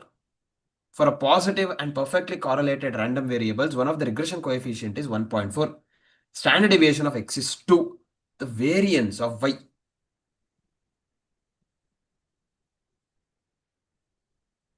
I think the options given there are wrong, but you can get the answer.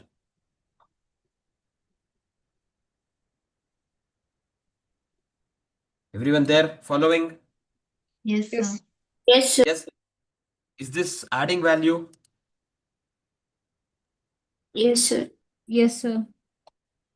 Yes, not for many people. Yes, sir. It is adding Yes, value. Yes, yes, sir. I think so. Okay.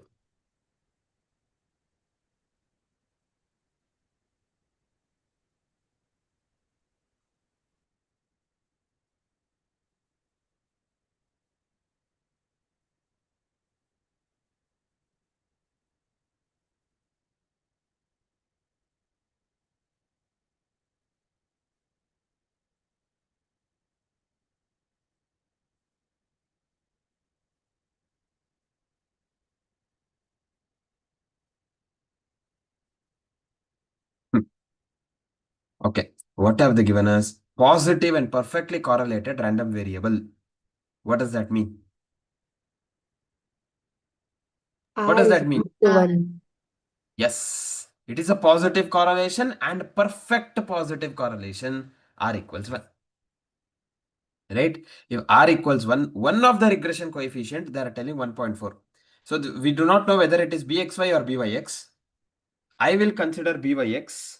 Okay, if BYX is 1.4, standard deviation of X is 2, find the variance of Y. So with these, I have one formula. R BXY or BYX is equal to R into standard deviation of X. Standard deviation of Y by standard deviation of X, correct? BYX is 1.4. R is 1. Standard deviation of Y is what we have to find out. Standard deviation of X is 2. Send this the other side. 2.8 is standard deviation of Y, but they're asking us variance. What is 2.8 square? 7.8. 7.8. 7.8. Right? Even if you had considered this as BXY, you would have not got any of these options. BXY would be R into standard deviation of X by standard deviation of Y. What is BXY? 1.4. R is 1. Standard deviation of X is 2. Standard deviation of Y. So cross multiply. Standard deviation of Y will be 2 divided by 1.4. 2 by 1.4 is 1.43 something. 1.4286. Square that. 2.04 is what we get. So either way, you won't get the answer. Question number 95.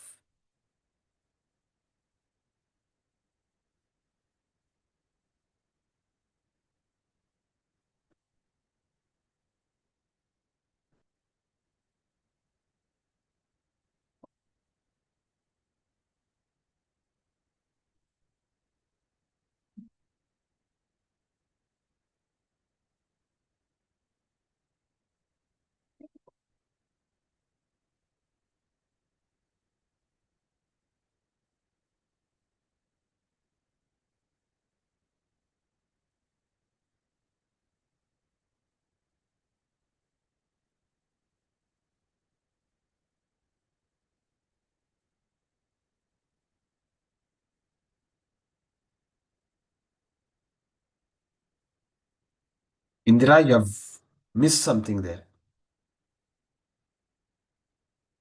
No Dhanush.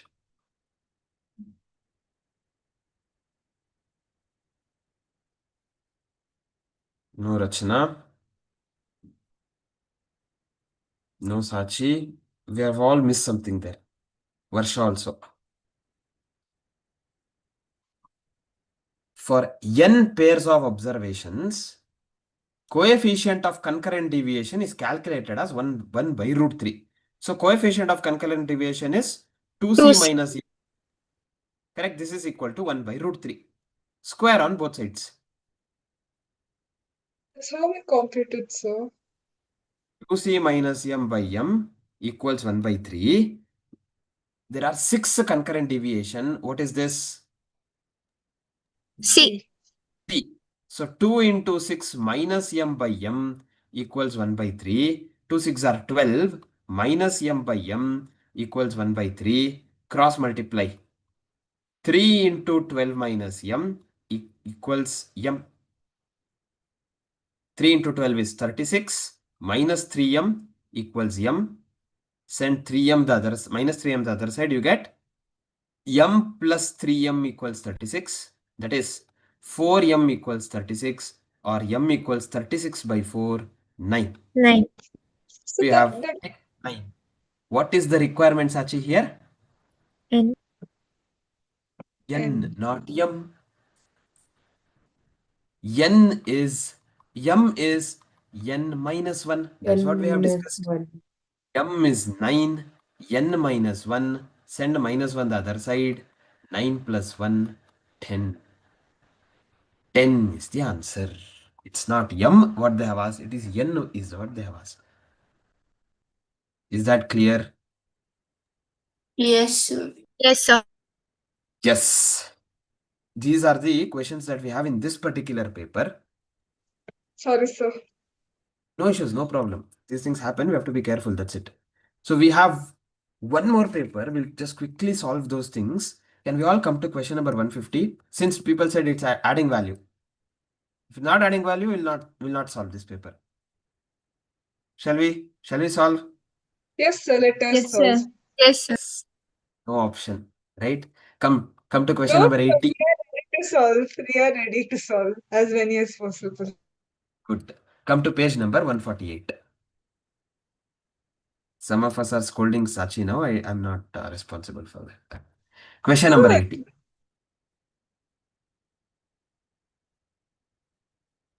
Theory of compound probability states that for any two events A and B,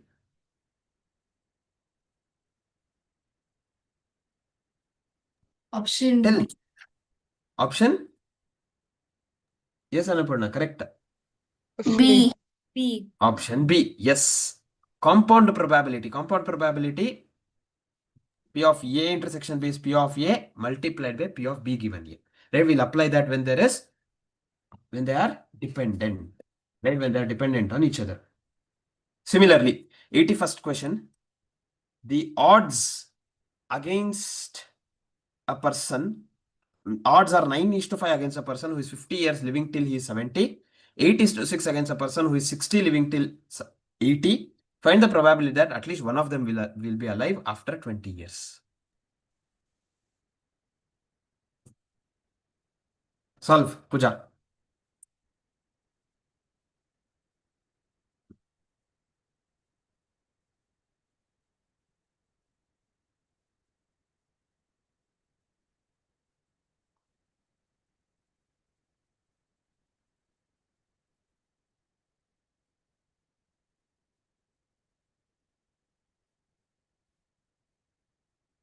Excellent. Indira, correct.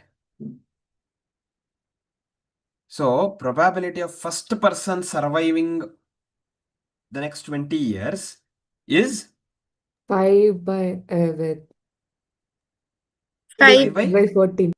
14. because this is 9:5 is odds against, right? So it has to be unfavorable to favorable. So favorable by total will be 5 by 14. And probability of second person surviving the next 20 years? 6 by 14. By 14. 6 by 14. Yes. So what are they asking us? The probability that at least one of them will survive. How do we do this? De Morgan's law. De Morgan's law. So we have to calculate P of A union B. Right? Calculation of P of A union B, you can either go with direct calculation, P of A plus. Are they mutually exclusive? No, sir. No, No, both can sir. survive.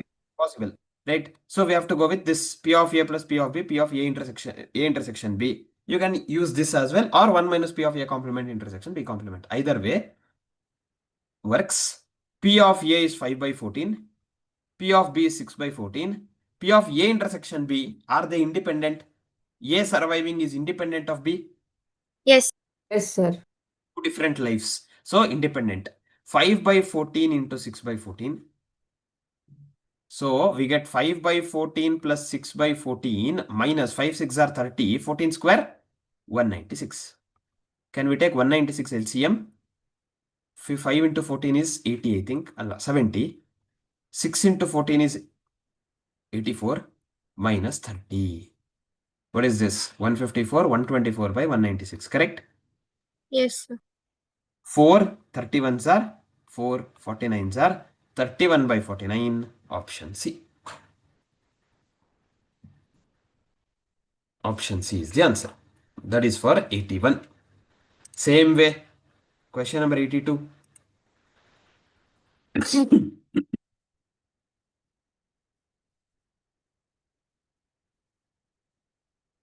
Question number 82.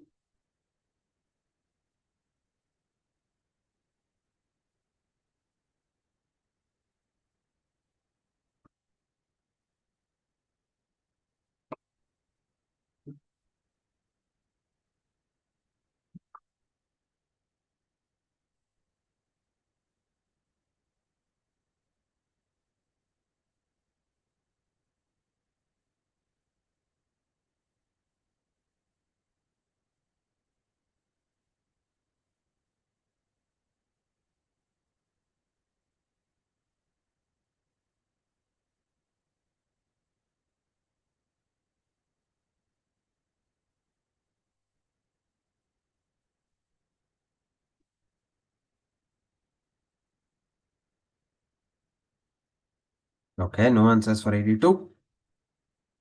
So give Okay, us got it. 10. Yes, Nagashri correct.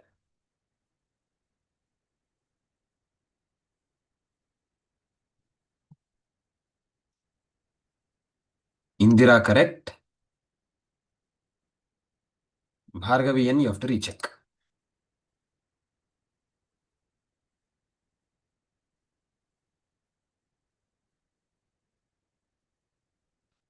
The probability that a trainee will remain in the company is 0.8. The probability that an employee will earn more than 20,000 per month is 0.4. We have to find out the probability that an employee who was a trainee and remained with the company or who earns more than 20,000 per month. Okay, no, they have given us the probability that an employee is a trainee and remained with the company or who earns 20,000 per month is 0.9. So what is 0.9? A Of A intersection. A A intersection. intersection B. Now, P of A is 0.8, P of B is 0.4. Can A intersection be more than that? It is no, sir. A union B. Union. Why? Union B. Because Or yes, P of A union B is 0.9. What is the probability that an employee earns more than 20,000 per month given that he is a trainee? So, more than 20,000 per month and trainee who has stayed in the company. What are they asking us? A intersection B. P of A intersection B is P of A plus P of B minus P of A union B. Reverse formula, correct? So, if I calculate this, P of A is 0.8, P of B is 0.4 minus 0.9, we get 0.3. Correct? yes, sir. Yes. Option. Now, what is this? P of A intersection B. But what have they asked us? A given. A given. A given B or B given A? Probability that an employee B given A. earns more B than given 20,000 A. B, given that he is staying in the company, probability of B given A is probability of A intersection B divided by probability of A. Probability of A intersection B is 0.3. Probability of A is 0.8. Multiply and divide by 10. 3 by 8. 3 by 8 is the answer. Understood? Yes, sir. Yes. So that's how we have to read the requirement carefully. So 83rd question. X be the sum of two numbers obtained with two dice thrown simultaneously. P of X greater than or equal to 7.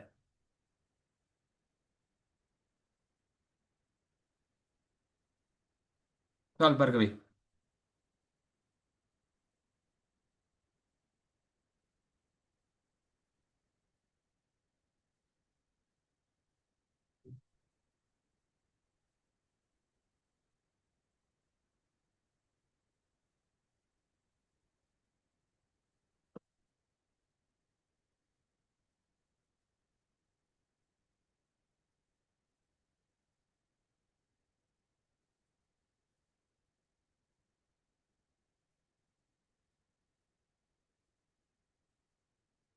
Sum greater than or equal to 7 when two dice are thrown.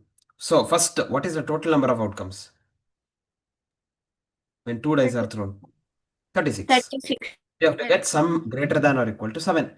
So 7 I get in 1, 6, 2, 5, 3, 4, and 4, 3, 5, 2, 6, 1.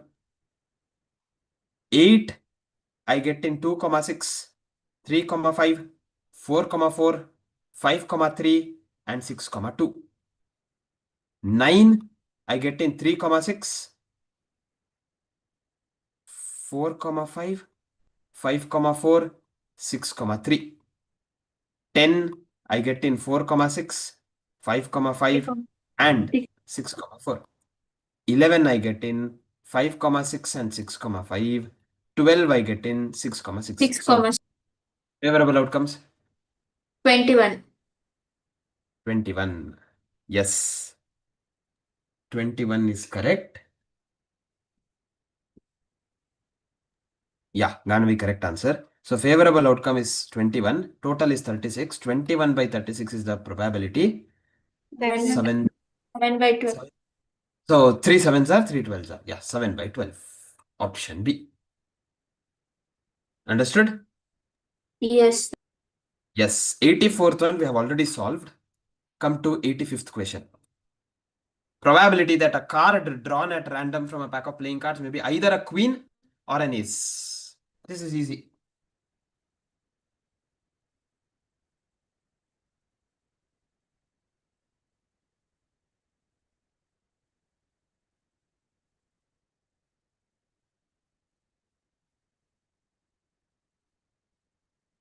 Very good. Dhanush, Vikram, Sahana. Correct answers. Nagashri BK correct. Varsha also correct. Annapurna Nayak, you have to recheck if that is the answer for this question. Ramani, you have to recheck. Sumant correct. Agna correct. Indira correct. Excellent. Many people are answering. Good. So probability that a card drawn at random from a pack of playing cards may be either a queen. What is the probability of getting a queen? 4 by 50. 4 by 50. Correct. There are 4 queens. What is the probability of getting an ace? 4 4 by by 50. 4 by Now, 50. queen or ace means P of A union B. Are they mutually exclusive? Yes, sir. Yes, sir. Yes. Queen and ace are totally different face cards. So, P of A plus P of B.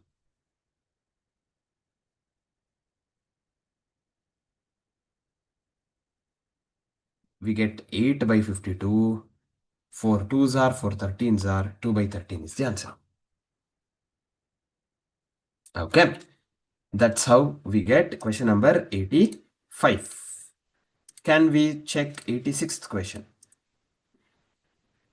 Probability of horse A winning the race is 1 by 6.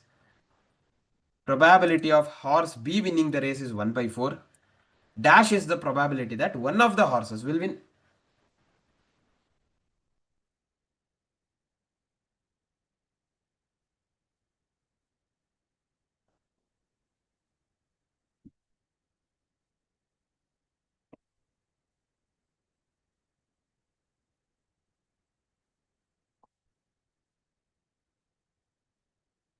One of the horses.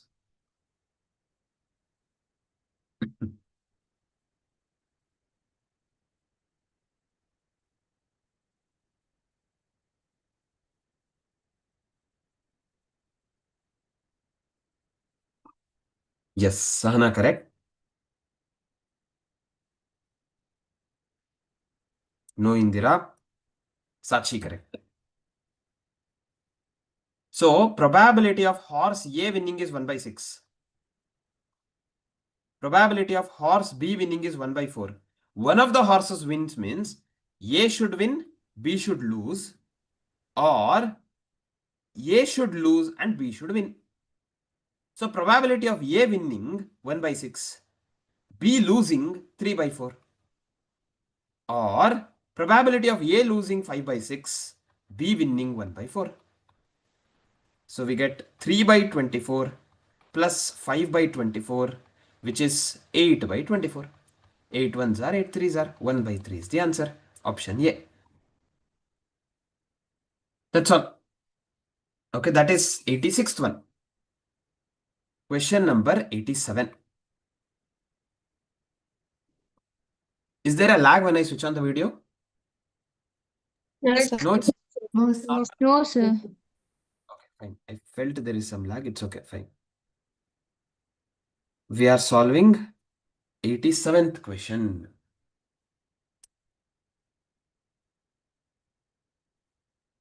Yes, very good. Agna correct. Ganavi correct.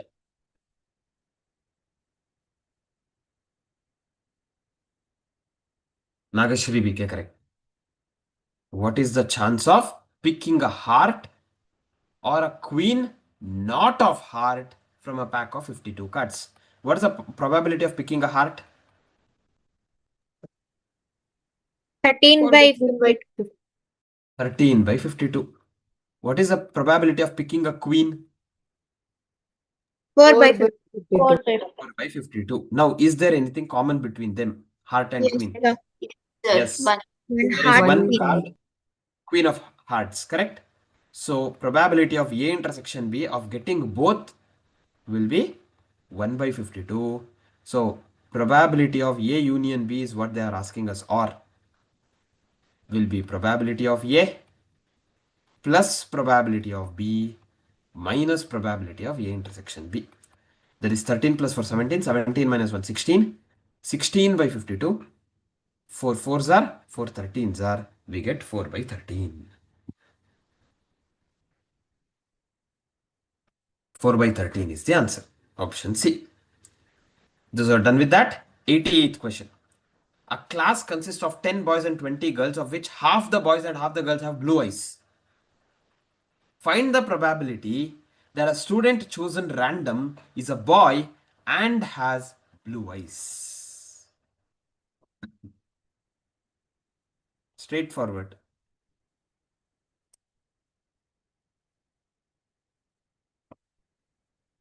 Ganavi, you have to recheck.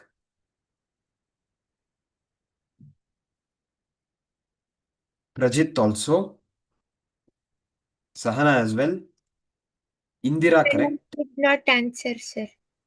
Okay, fine. Sorry. That's why to mention question number. Dhanush correct. Sumant, you have to recheck. Again, I'm presuming that to be 88th one. Ramani correct. Nagashri BK correct. Sachi correct.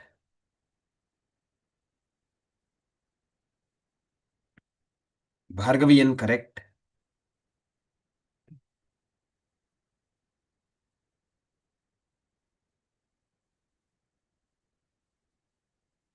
Varsha correct. Sandhya madam, you have to recheck. Nandita Bhatt, you have to recheck. So, what is the probability that a student chosen random is a boy? What is the probability that we choose a boy? 10/30.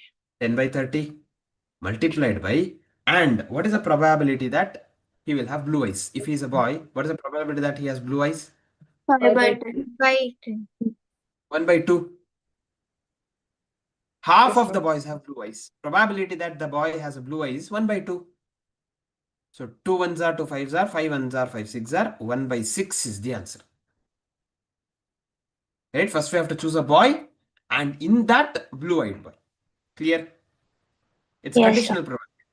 Yeah, conditional probability. Similarly, question number 89. Variance of binomial distribution is always Less than its mean. Perfect. 90th question. Interval mu minus 3 sigma, mu plus 3 sigma covers 99% of normal distribution. minus 0.25. Covers all the area but 0.27 area of the normal distribution, because it covers 99.73. It doesn't cover 0.27. So it covers entire area except for 0.27. Option D is the answer. We have to read all the options before answering. 91st question.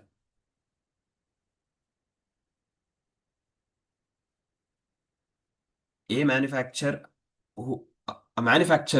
who produces medicine bottles finds that 0.1% of the bottles are defective. Bottles are packed in boxes containing 500 bottles. A drug manufacturer buys 100 boxes from the producer. How many boxes will contain at least 2 defectives?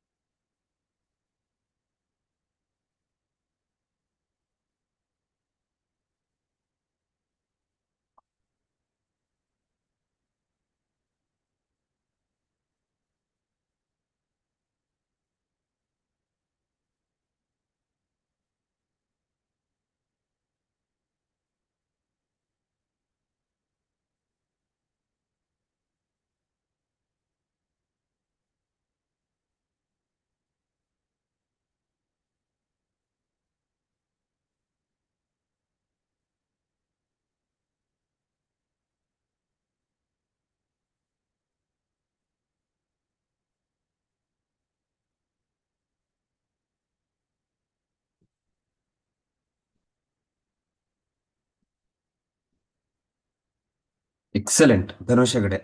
Correct answer. Indira, correct answer. Sahana, Very no. said. Okay. We'll discuss. Nagashri BK, correct answer. Good. A manufacturer produces medicine bottles, finds that 0.1 bottles are defective. So if there are 500 bottles, what is the chance of how many defective bottles we'll have? 0.5. Yes. So what is 0.5 here? M. M. Very good. M is 0.5. A drug manufacturer buys 100 boxes. What is the probability that at least 2 defectives are there? That's what we have to calculate. At least 2 defective means 1 minus P of X is equal to 0 plus 1. 1. That is 1 minus e to the power minus 0.5 plus what? Into 0.5 to the power 0 divided by 0 factorial plus e to the power minus 0.5 into 0.5 to the power 1 by 1 factorial. So here I can take e to the power minus 0.5 common. I get 1 plus 0.5. Now what is e to the power minus 0.5? Sir, We have to calculate. root of 2.7. Very good. Excellent. Excellent. That's the answer. E to the power minus 0.5 is 1 by e to the power 0.5. E to the power 0.5 is 1 by 2. 1 by 2 means square root of e. That is 1 divided by square root of 2.71828. What is square root of 2.71828? We get 1.6487. 1.6487. 1 divided by 1.6487 is 0.6065. That is e to the power minus 0.5. 1 minus 0.6065 multiplied by 1.5. 1 minus 0.6065 into 1.5. We get 0.90975. 1 minus that is 0.09025. Now they are not asking us the probability. They are asking number of boxes containing at least 2 defectives. How many boxes we have? 100. Very good. That is 9.025, which is approximately 9 boxes. Following? Yes. Yes. Look at 92nd one. For binomial distribution, E of x is equal to 2. Variance is 4 by 3. Find the value of n.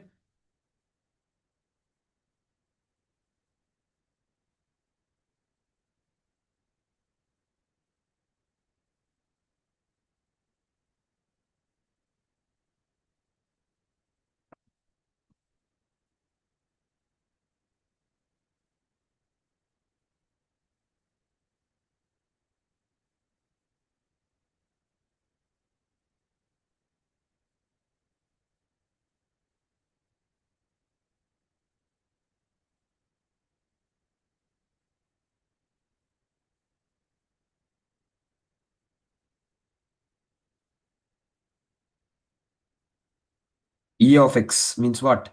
Mean. NP is equal to 2.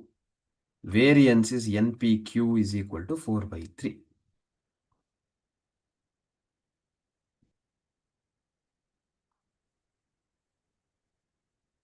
Yes, Sahana correct. Varsha correct. So I used to substitute NP as 2. 2Q is 4 by 3. 2 1s are 2 2s are. Q is 2 by 3. If Q is 2 by 3, P is 1 by 1 by 3. Substitute P as 1 by 3 here. N into 1 by 3 is 2. So N is 6. N is 6. So 6 is the answer. Look at 93rd one. If standard deviation of a Poisson distribution is 2, then Mod R3. Mod very is good. 3 and 4. 3 and 4. 3 and 4, yes. So standard deviation of a Poisson distribution. Poisson distribution standard deviation is root m. If root m is 2, m is 4. Correct. If m is an integer, how many modes? 2 modes. M and m minus 1. So 3 and 4 are the modes. Okay.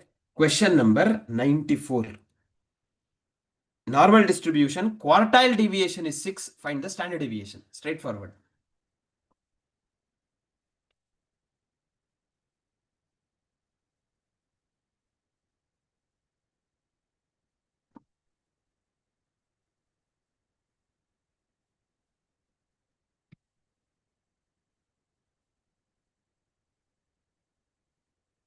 Very good. Sahana correct.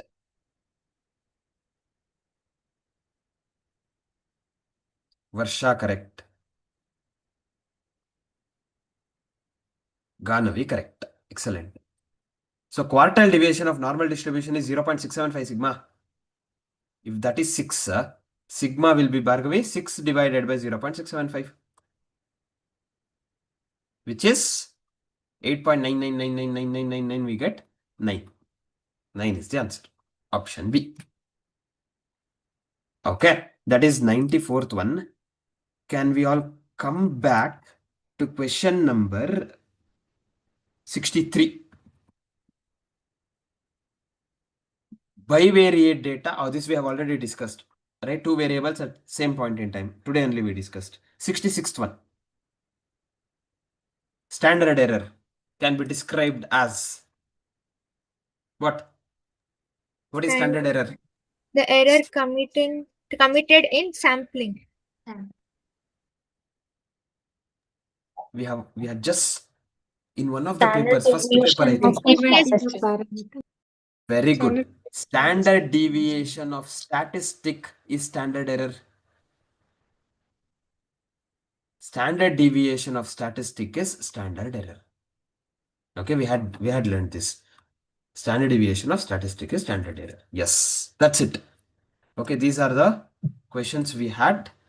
with these chapters. Okay, so with that, we have done almost 70, more than that, 90%, almost 90% of statistics is completed, because we have only one chapter left, index numbers, which we haven't learnt at all, right? We have just started that in the regular classes.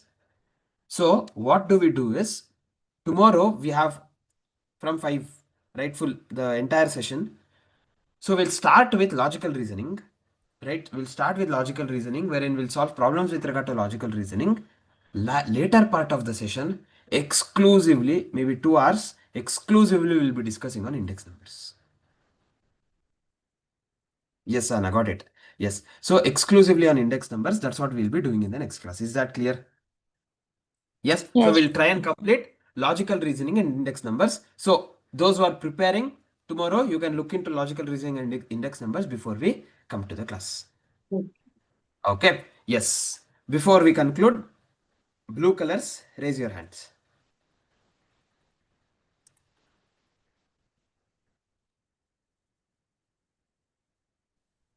Quickly.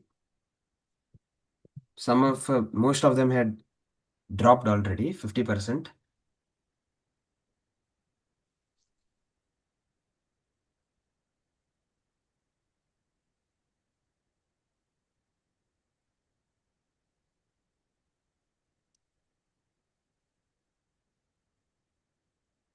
Done? Yes, sir. Yes. Anyone has any doubts? No, sir. No. Okay. Fine then. Did we all get the flow? Did we all enjoy the sessions? Yes, sir. Yes. Yes. Okay. Fine then. So we'll continue with this in the next class. Thank you. Thank you, sir. Thank you. Sir. Thank you. Yes, sir. Thank you.